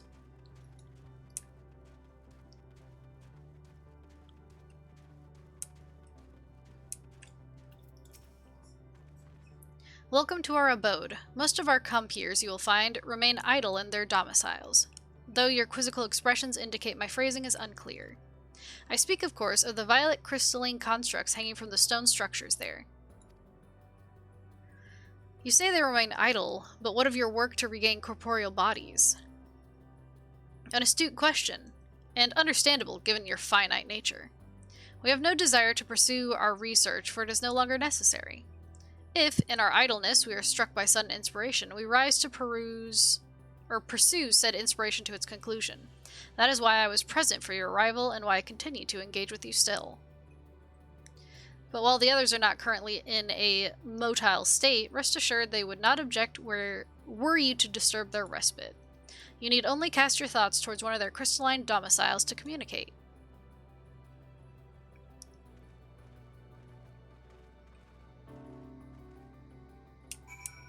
Okay.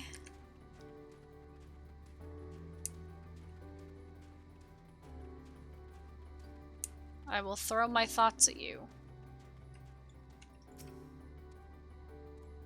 Attuning? You cast your thoughts towards the crystalline domicile, but there's no response. Okay. Didn't want to talk to me, that's fine.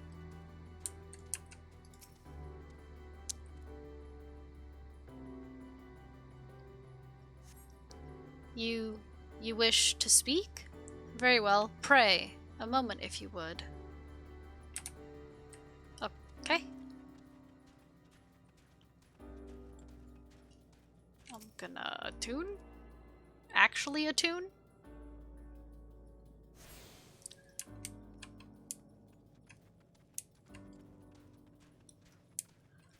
Oh. Snack time for chat again. Is that a fucking spider? No thanks.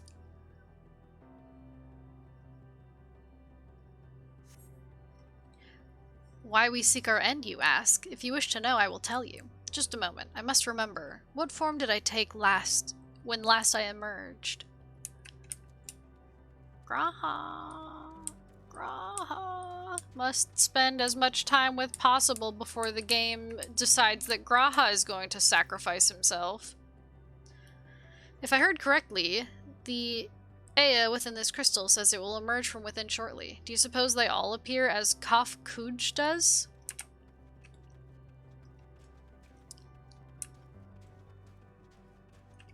I'm gonna be so upset.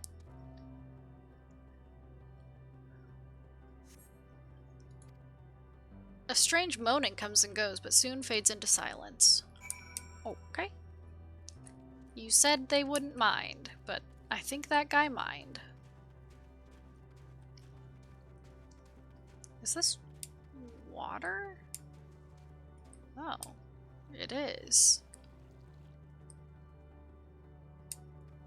There's a lot of stuff in the water.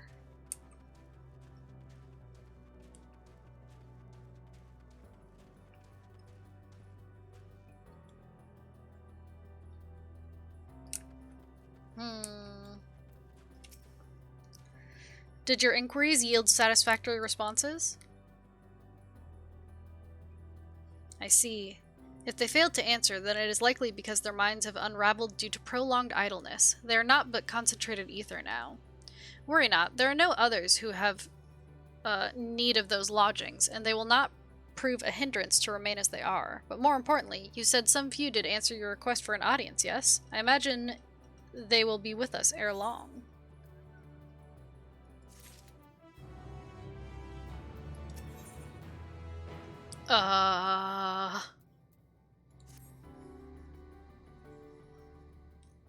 All of these quest names. I had no luck, but everyone else fared well enough. Quite a few Aya have awakened. Ah, there they are.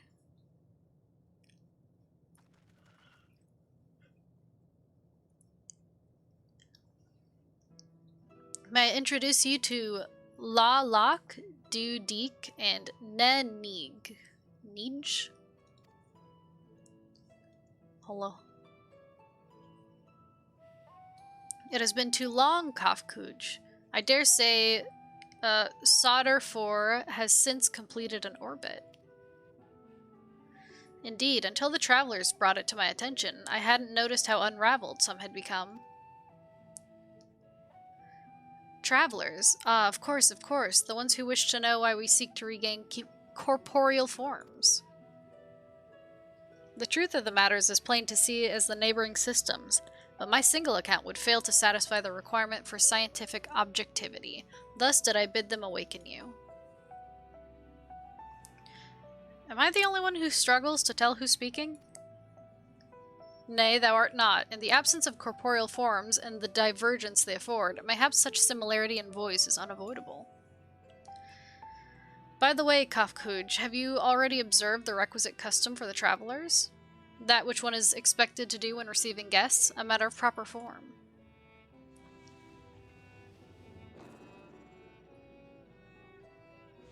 Ah, yes, so long has it been, it had completely escaped my mind, and still does. What was it again? I can't seem to remember.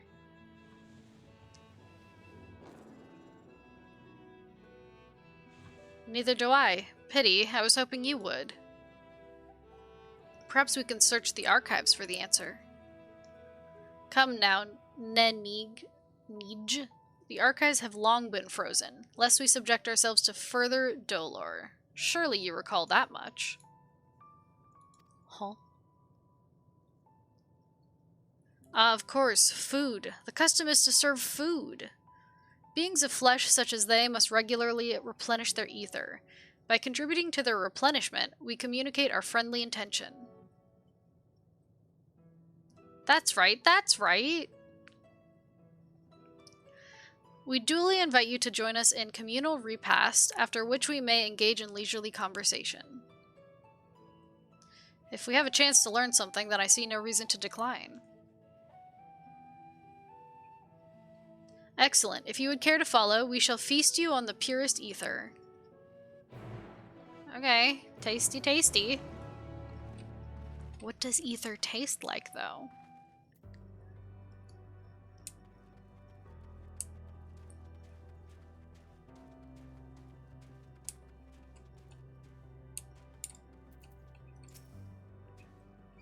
This facility is where we replenish our ether. There's no particular name for it, but we traditionalists sometimes use the word restaurant. Now then, if you would take your place with your comrades, the space will soon be awash with purest ether. Please absorb as much as you like. Okay. Chat, you want some ether? Are you hungry for some ether? You brace yourself for a rush of sweet, sweet ether, but nothing seems to happen. Perhaps you need to wait a little longer? Hello? You brace yourself again, but again, nothing seems to happen. Just as I had suspected, as meticulously as one might recreate the Aya's home world, this is Ultima Thule. One cannot simply generate ether here. As recreations, our friends are oblivious to this fact, to the very truth of their existence, much like the phantoms of the recreated Amarat. However appearances may seem, we must ever be mindful that it is the memories of the dead with whom we deal.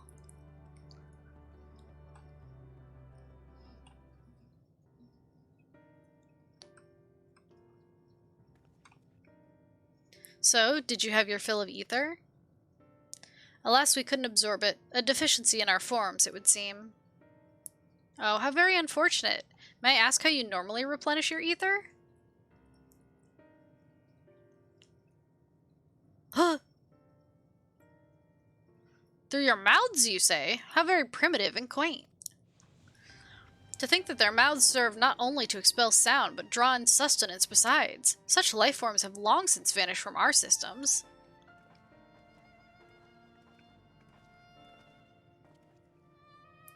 Though we regrettably could not partake of your magnificent feast, rest assured we feel your welcome most keenly. In the course of acquainting ourselves with your sophisticated ways, however, we could not fail but wonder, wherefore do you wish to obtain vessels of flesh and thence to vanish? Will you not favor us with an explanation?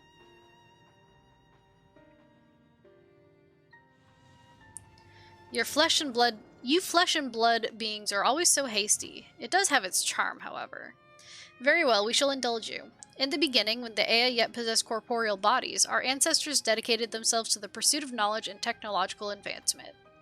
By transcending all limitations, we believed we would eliminate sorrow and abide in true happiness. From the tangible, such as land, to the intangible, such as labor, there exist myriad hindrances to progress, but the most confining of all was the flesh itself. Our natural lifespan was distressingly middling, you see. Too short to enjoy unhurried lives, yet too long to be considered disposable. Furthermore, to simply maintain the integrity of our bodies demanded considerable resources. But we managed to solve this problem. After long years, we discovered how to become non-corporeal entities with everlasting lives, untroubled by the failures of the flesh. Thus changed, we had more time and freedom to continue our scientific pursuits. We went on to make ever greater strides in our quest to transcend all limitations, until we finally decided to challenge the last of them all, the limit of knowledge. That is to say, deciphering the laws of creation. We sought to discover how the universe came into being and explain all extant phenomena, and thence predict the future. If we could but achieve this, we believed that we would be free from uncertainty and anxiety. And did you find the answers you sought?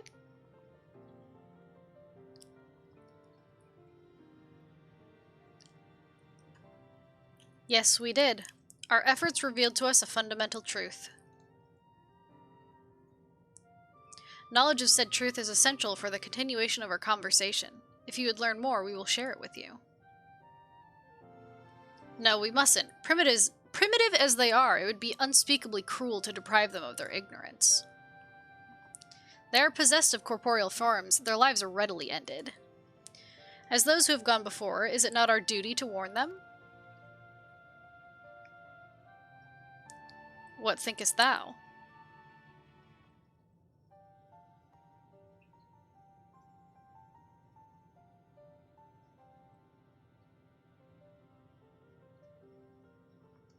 We have deliberated and come to a consensus.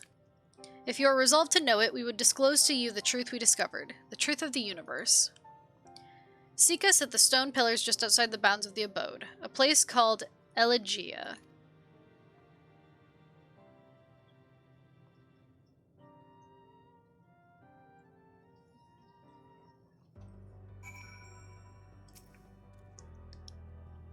A fundamental truth.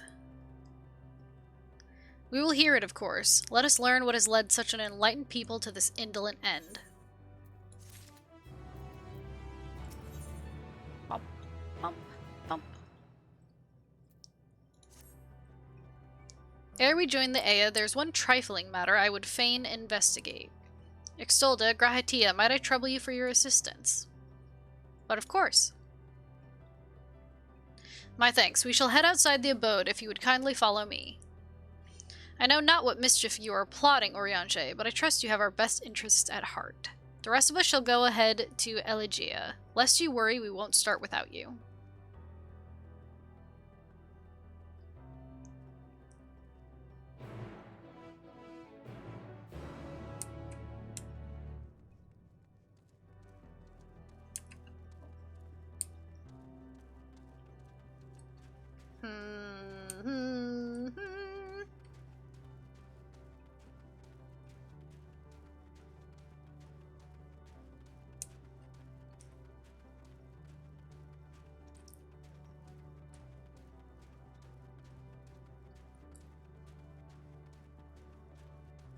How far? Oh, like all the way, huh? Pretty far.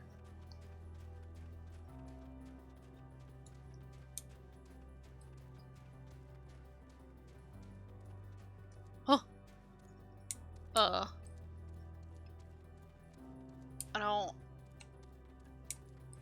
I don't want to fight. Fuck off.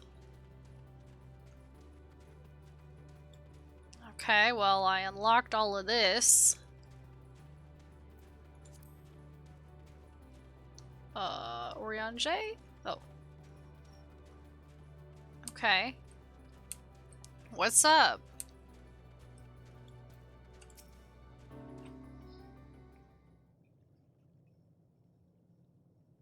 Aye, this place shall serve. Is it the spring that you wish to investigate?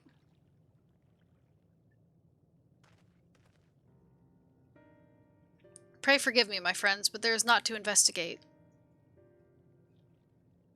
'Twas but a pretense to speak in private.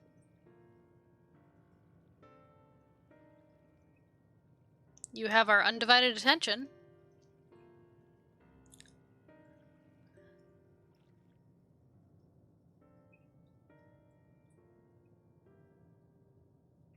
We have established, here in Ultima Thule, those denizens of ruined stars are recreated in their twilight days. Yet one question doth arise in my mind. So faithfully formed are the simulacra, they believe themselves yet amongst the living. How dost thou suppose this is possible?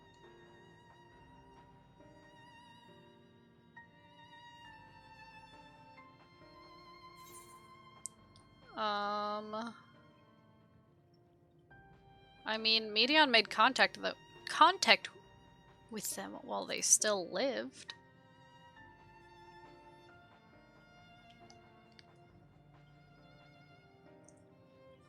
Of course. She must have visited the stars of the dragons and Ea before either race perished in their entirety. Thus could she make their emotions her own, and with them create more faithful simulacra than had she relied on any historical account. So too did I theorize, and upon that assumption, consider how those two races may have met their demise. According to thine own tale, Medion perceiveth the emotions of those nearby as her own. A heightened sense of empathy intrinsic to her nature as an entelechy. In the course of her starfaring journey, if she encountered beings who strongly desired a cessation of their existence, she would be powerless before that desire. Even as she possesseth the power to grant it, the power of Dynamis. 'Tis my supposition that, overwhelmed by their longing for death, Medion did unleash Dynamis and usher the dragons and the Ea unto their doom.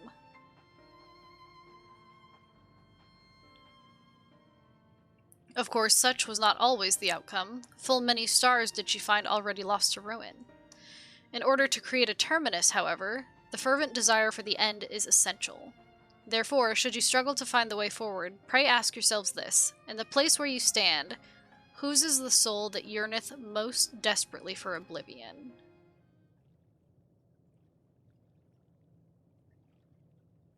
Why do you tell us this now?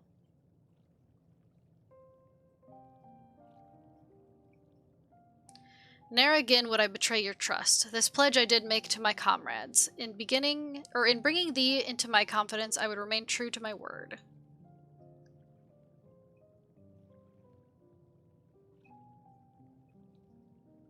As for thee, let us consider it my fitting reward for the secrets I harbored for the Crystal Exarch.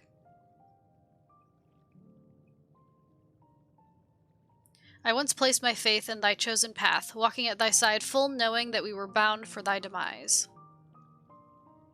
I ask now that thou returnest the favor, and abide in faith as I fulfill mine own destiny. If you say my debt has come due, how am I to refuse?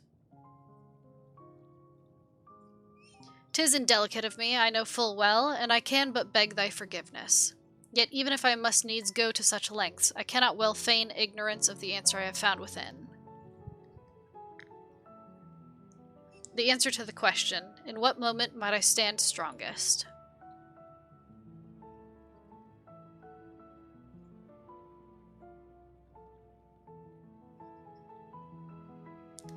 After all that we've been through, I will say only this. Do what you must. Do what you must and see your conviction through. I shall, my friend. I shall. Without further ado, then, let us go to join our comrades. I don't like this. In fact, I hate this. I hate this a lot.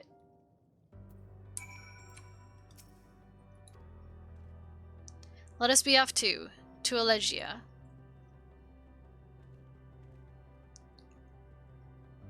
I do not like this. Not at all. I'm gonna teleport over there. Fuck it. Fuck it.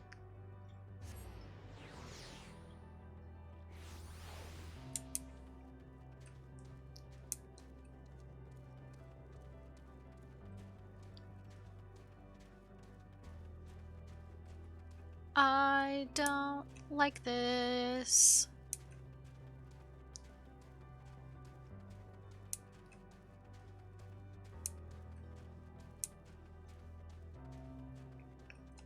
Well, here I am.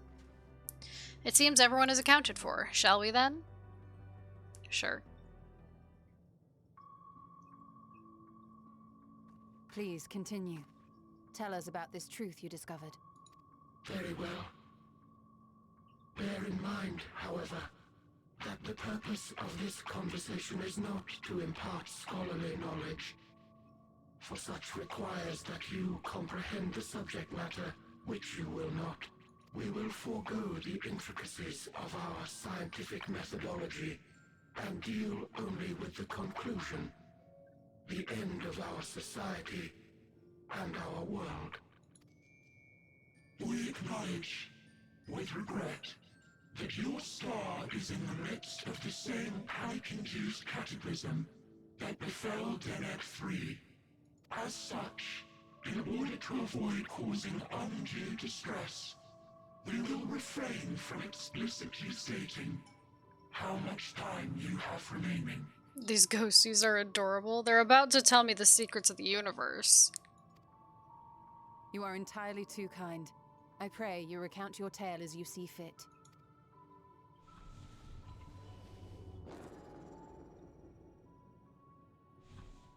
In the beginning, the universe was but a tiny particle. Then suddenly, this particle began to expand, having remained entirely in the bounds of your star. The phenomenon may be difficult for your kind to grasp, but this expansion has since continued unabated. Speculating that the universe could not grow indefinitely, we sought to learn what might occur, and made a worrying discovery. The stars will continue to spread apart, as will their finite thermal energies. Eventually, all heavenly bodies will grow cold and freeze. No new stars will be born, and the universe will enter onto an eternal ice age.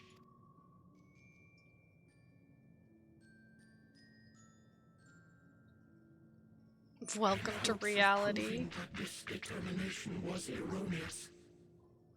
We scrutinized our research from all angles, even as we sought to avert the everlasting winter. The endeavor proved fruitless. So infamously so, in fact, that it became synonymous with vain effort. The universe as we know it would end, and there is no way to prevent it. Beneath the weight of this knowledge, our society stagnated. Though we had time still, it was a cold comfort. Haha. Why strive for anything when desolation is assured? when our wealth of wisdom, accumulated since the dawning of our kind, would be forever lost. No civilization would rise from our ashes. No scholar recover our knowledge. In silence unbroken, naught would stir. Intellect was once our pride. Overnight, it became our shame. Our works, monuments to futility. Immortality, our greatest invention, became a source of suffering. Rather than suffer on, many chose to unmake themselves by means of etheric exsanguinators. Etched upon these stones are the testaments of such souls. Though many left no words at all, thinking it a pointless gesture. Once we have obtained vessels of flesh, we likewise intend to vanish. I believe endless expansion and heat death is the scenario with the most support in the scientific community. I don't look into that stuff. If you understand this, understand aught of our tale, you will abandon your quest for knowledge. Ignorance truly is bliss. If you would cling to your illusory happiness, remain primitive and pure.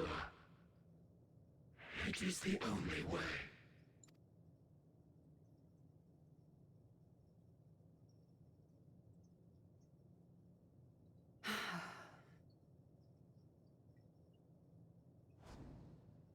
So that's your story.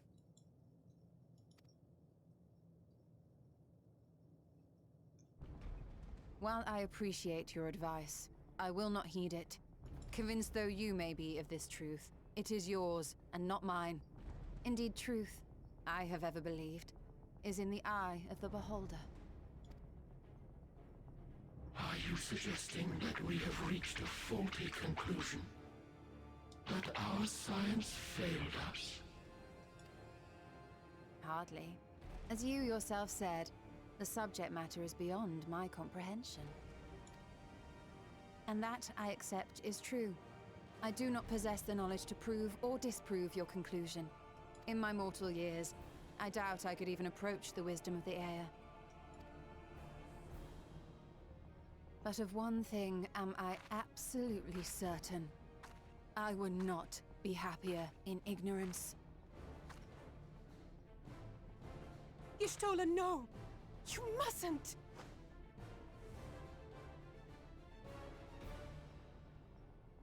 The most important lesson I've learned is that learning isn't simply passing one's eyes over words.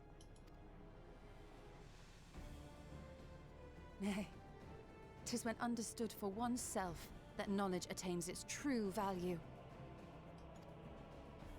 This is what has sustained me, driven me onward in joy and wonder, in anger and sorrow.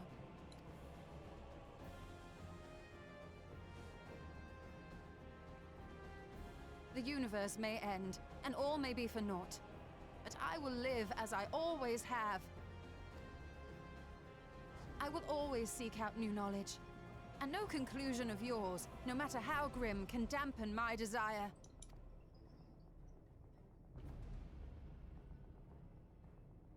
I suppose it is only to be expected. Their feeble minds cannot fathom the terrifying gravity of it all. But worry not. We consider it our duty to enlighten you, and we will not stop until you grasp the full extent of our despair. Wow, how kind.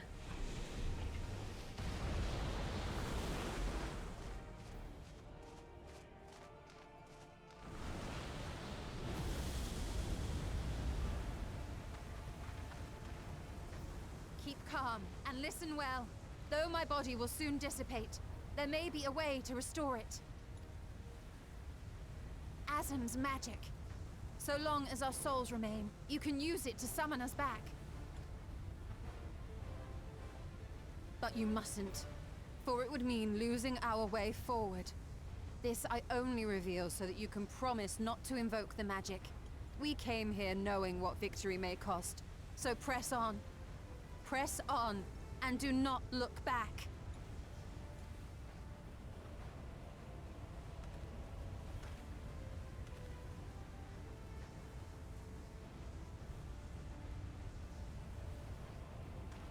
I shall join thee.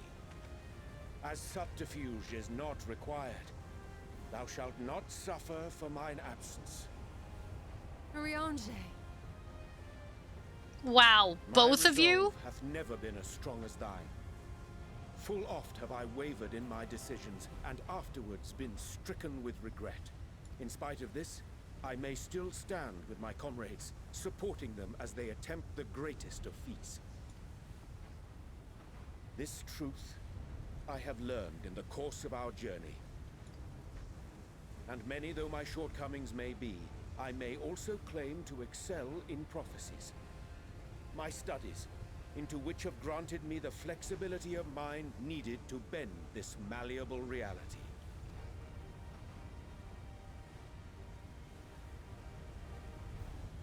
Thus shall I hope that thou mayest have the strength to resist, and our comrades the strength to continue.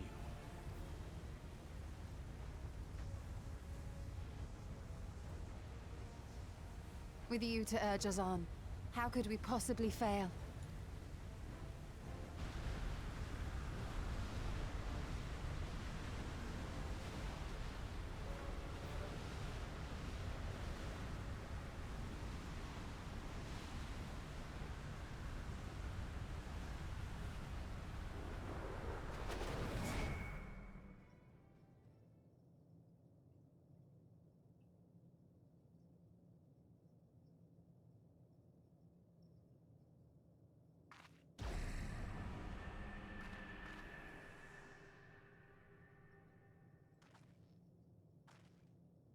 What's this? An extinguished civilization. Rekindled.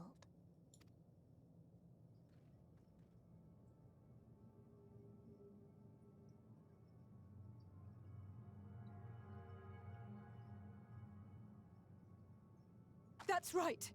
Our quest doesn't end here. We'll press on, and we will find you.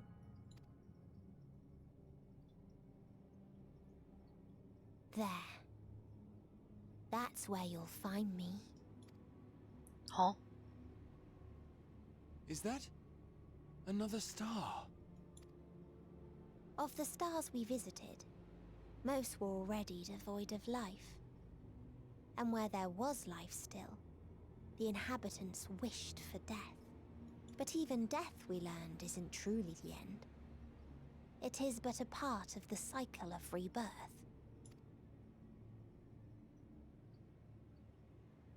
Souls return to the star, or in its absence, a larger flow. And eventually they are reborn, alive again, to know suffering anew. True salvation lies not in dying. It lies in not being born. This is the gift I would give to you. To all life on beautiful Aetheris. To that end, we created an egg wherein life cannot quicken. That dead sun. Attain it if you can, before your friends' emotions fade away, along with their protection.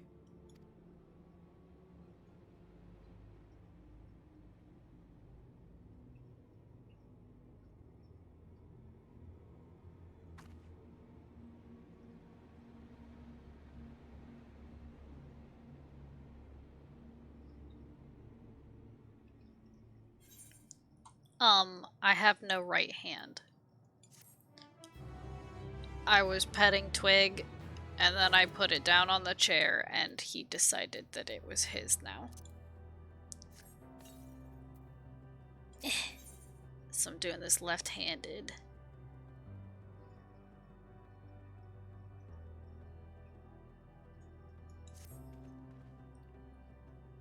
Are you all ready to continue on? No. Then let us make for where that light shone. Ishol and Urianger have opened the way for us. Cool. How am I gonna get there? Like, actually, okay.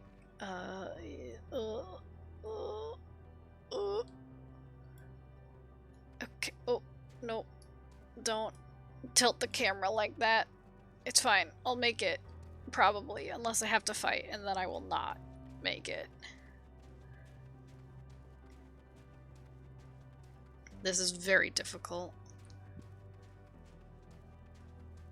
Hello, weird spider creature. Please do not. Please, please, please leave me alone. You don't understand. Please. Death by kitty snoo snoo? More like death by snoozing kitty. Because he's asleep on my hand.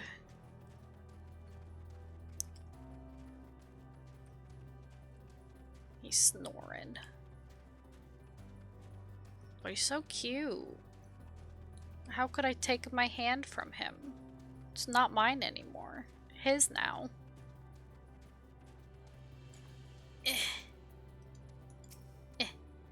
Yes, I can feel it. The ether emanating from the arcane pattern. This is a portal, and no mistake. Let us see where it leads. Sure.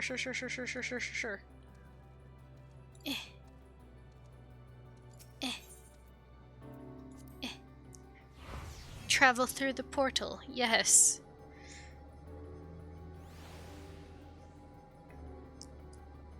It's fucking Omega.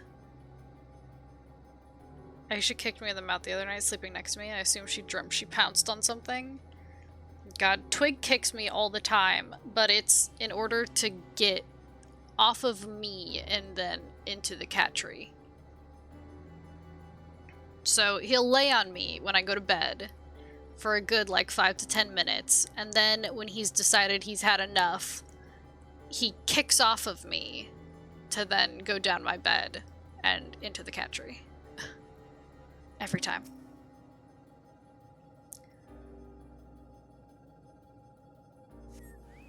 Oh shit, fuck.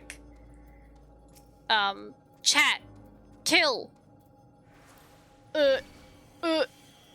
Kill.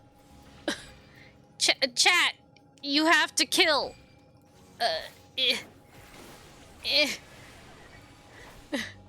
Chat, you have to kill for me. I'm begging. Okay, I got one of them.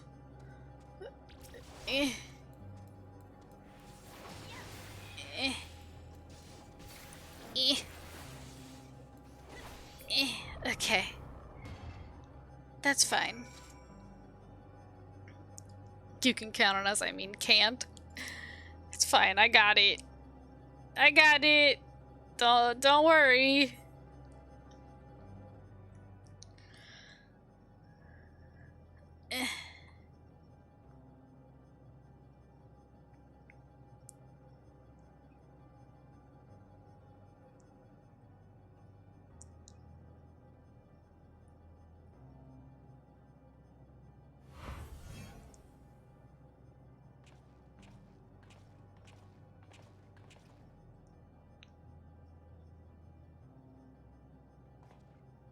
Amazing, yet another civilization. Attacked as soon as you arrived. Not the most welcoming of places, is it? We must try to find denizens who are amenable to conversation. We should also get the lay of the land, see how far we can go. I'll help Alfino with that. In the meantime, you and Graha can search for friendlier folk. Apart from hostile beings, take care with your footing. I mislike the look of this terrain. Not knowing what the locals are like, you'd best take care of yourselves. We'll find you once we've finished exploring.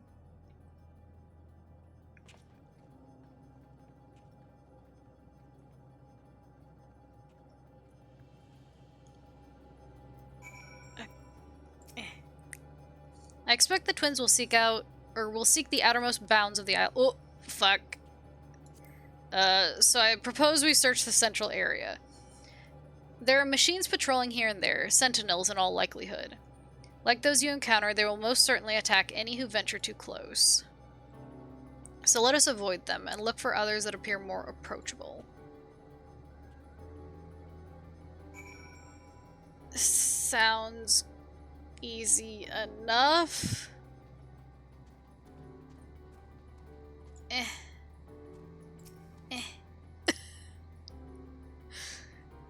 Oh, he lifted his head. Thank you, my baby boy. I need that hand. You have no idea. You're so cute, though. You see not but patrolling machines in the area. They do not seem inclined to non-violent intercourse. Huh? Aisha fortunately doesn't kick me sometimes if she gets completely tilted by pats. She'll freeze for a second and then sort of slow motion put her mouth on me without actually biting. Well, Tug is always cute. He is. He's very cute, but God, my hand. Excuse me. Did you see that? Sometimes violent intercourse is just what the doctor ordered. What? Machine intercourse? Yeah. Huh.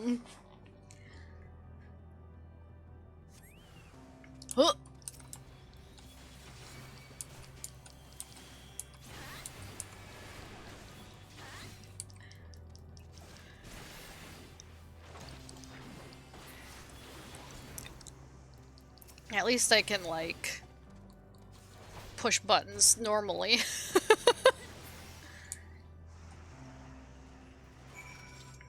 Search the area.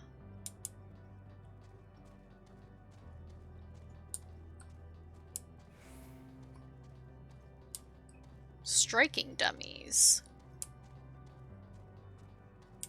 I want that. Hold on. I'm gonna get that.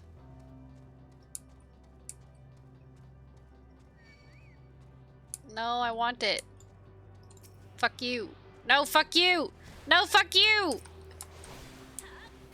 God damn it. Fuck you.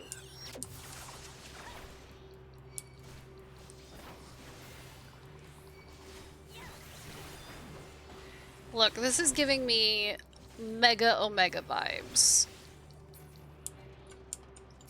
Because this is the shit you saw on Omega. These fuckers.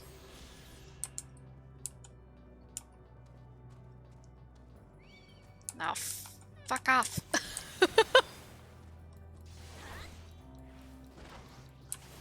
Fuck.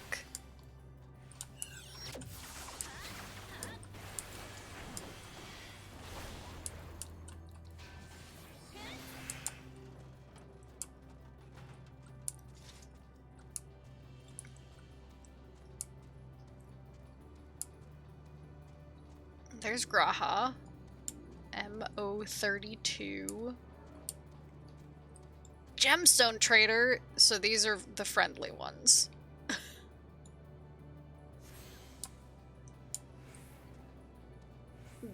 These are absolutely the friendly ones. Look, Extolda, the machines here do not appear hostile. Let's see if we can communicate with them.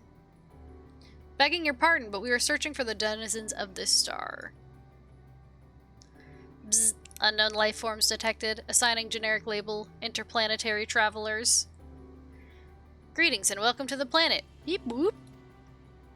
The planet what? Could you please repeat that? It appears your hearing organ is unable to process the name in our tongue. It may be translated into yours as Alphatron. There goes someone in the car. Alphatron. Our people, meanwhile, are called the Omicrons, and you stand within one of our outposts. The Omicrons, you say? And what is it that you do here? We are preparing for war. Oh. Of course. As we presently do not have a designated target, you have nothing to fear. Should your star become designated, however, you will be taken into custody and or terminated. Not a little frightening, these Omicrons, but at least they seem to be forthright. I will see what else I can learn from this fellow. If you could try speaking with the others? Ah, I see. They're just preparing for war. No biggie. No biggie. Bzz. Greetings, traveler. When venturing outside the outpost, beware malfunctioning units. They do not heed Sir's commands and indiscriminately attack all non-Omicrons. For the avoidance of confusion, be advised that Sir is the alias of Stigma 1. Sir issues instructions to our forces as the foremost of 6 strategic matrices that bear the designated stigma.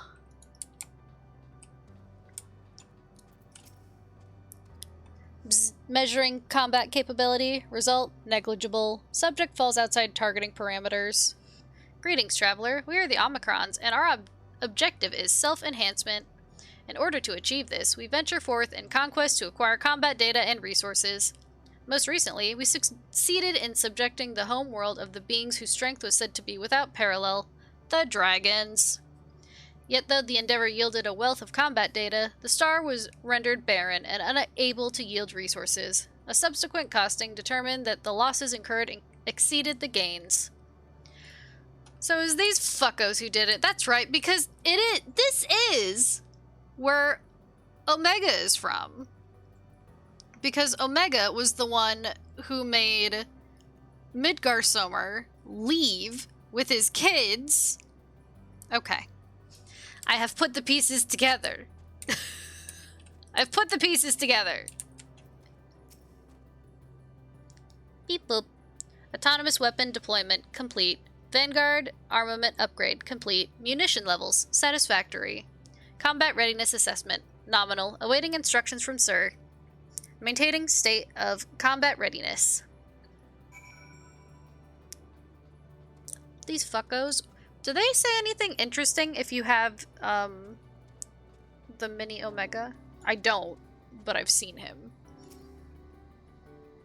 You learned a few things, so did I. Ere we share our findings, however, I believe it best to step outside the outpost. Come with me.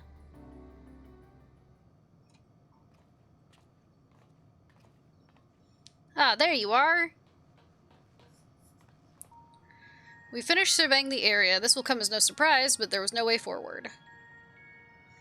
There were portals like the one we used to get here, but those that worked only sent us to isolated isles. Then as before, we must locate the embodiment of the emotion that bars the way. What of yourselves? Did you find anyone to speak with? Yeah.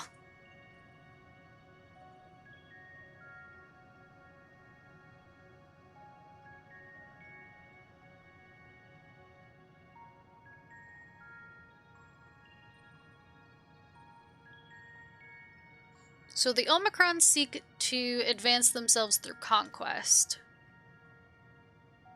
Following their victory over the dragons, they stand ready for the next campaign, but their leader has yet to issue new commands, and so they wait. In such a place, who could it be that fits Urianger's description? A soul whose yearning for oblivion surpasses all others. Urianger said this? During our investigation, before we joined you in Elegia,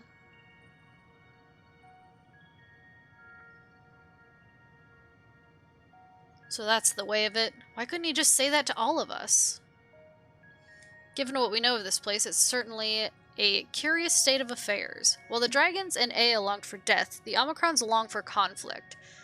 As much that may lead to destruction, it must be considered a distinct desire. In order to find the source of this dominant emotion, I believe we should seek out their leader, this Sir. According to M032, the first Omicron with whom we spoke, there's a console by which we might communicate with it. M032 also added that it would be a pointless exercise, but that in itself I believe is worth investigating. What say you?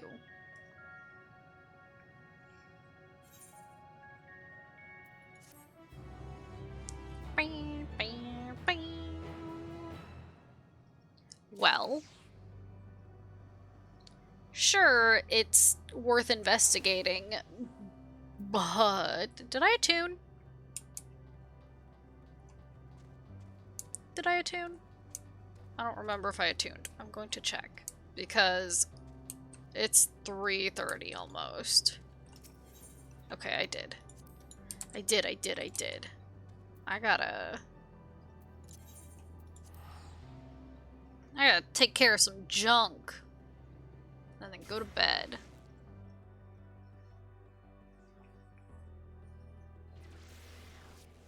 Okay, let us... Beep, beep, beep, beep, beep. Whee.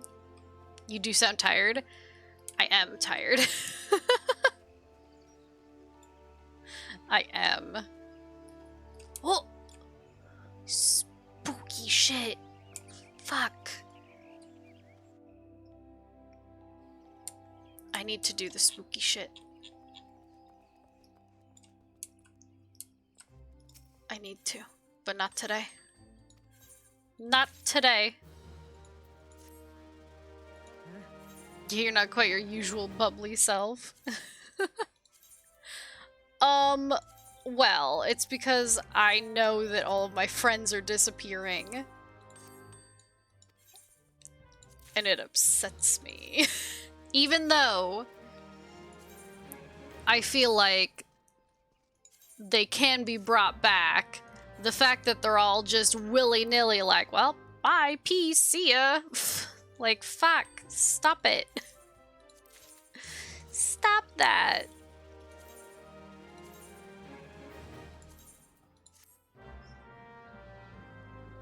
I passed out on the couch after having a horrible night due to my cold. Karoshi, I'm about to end. You're missing all of my friends sacrificing themselves.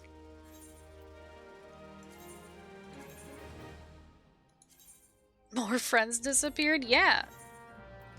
So now we're down Thancred, Estinian, Ishtola, and Urian J.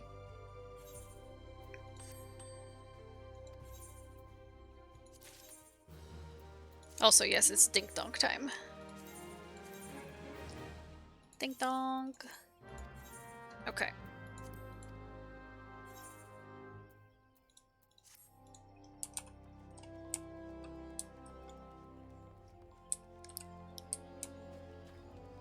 I want to do spooky shit, but I need to sleep. But look at all this spooky shit. Yeah, spooky. Spooky. Oh, spooky. Spooky. Look, they got little... That's cute. That's cute.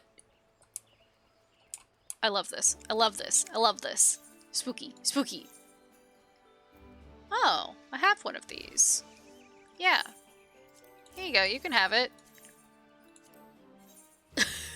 I'm not using it. You can have it.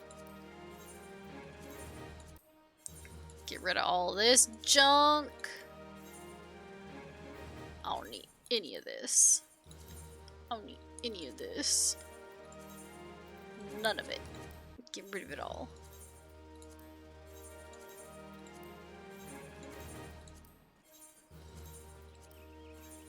Meow, meow, meow, meow, meow, meow, meow.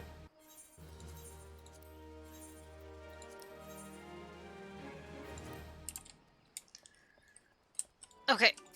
In here. Let's go say hi to my cats. My many, many cats. How'd your training go? Cool. Time to send you out.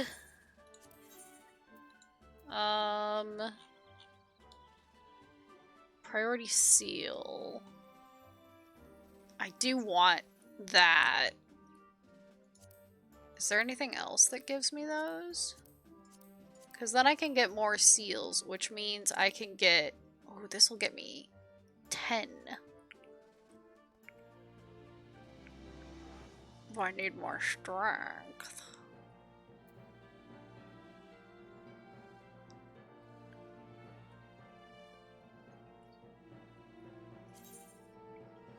don't think...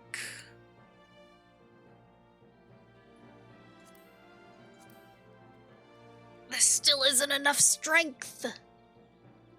Shit. I'm gonna try it anyway. I'm gonna try it anyway. Okay.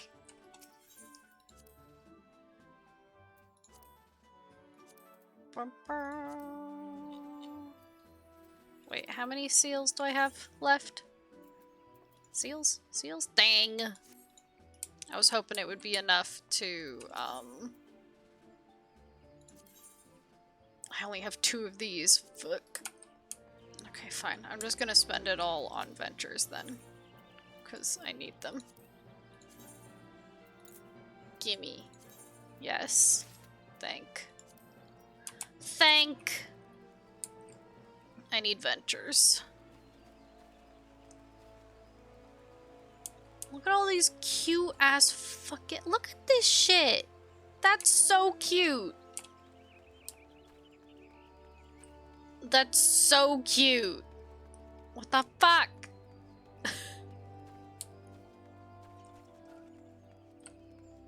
I wonder if any other places have spooky decorations, or if it's just Gridania. Okay. Hello. I must sleep. I must sleep. They don't decorate the rooms, but that's okay. Okay. Bedge. Bedge! I'm so tired.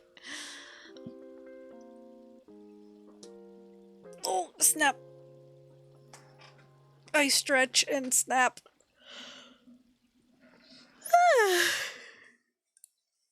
Well, after a bunch of crashing at the beginning of the stream, I'm glad that the last few hours of the stream didn't have any of that. But I am excited and also very mad about continuing the MSQ tomorrow.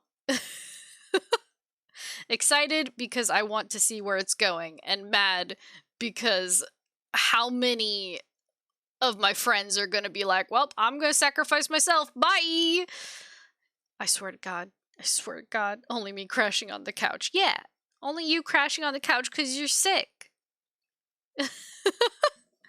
But yeah. I will be streaming again tomorrow, and we'll see. We'll see what happens. But yeah, I hope y'all get better. Kuroshi, go back to sleep.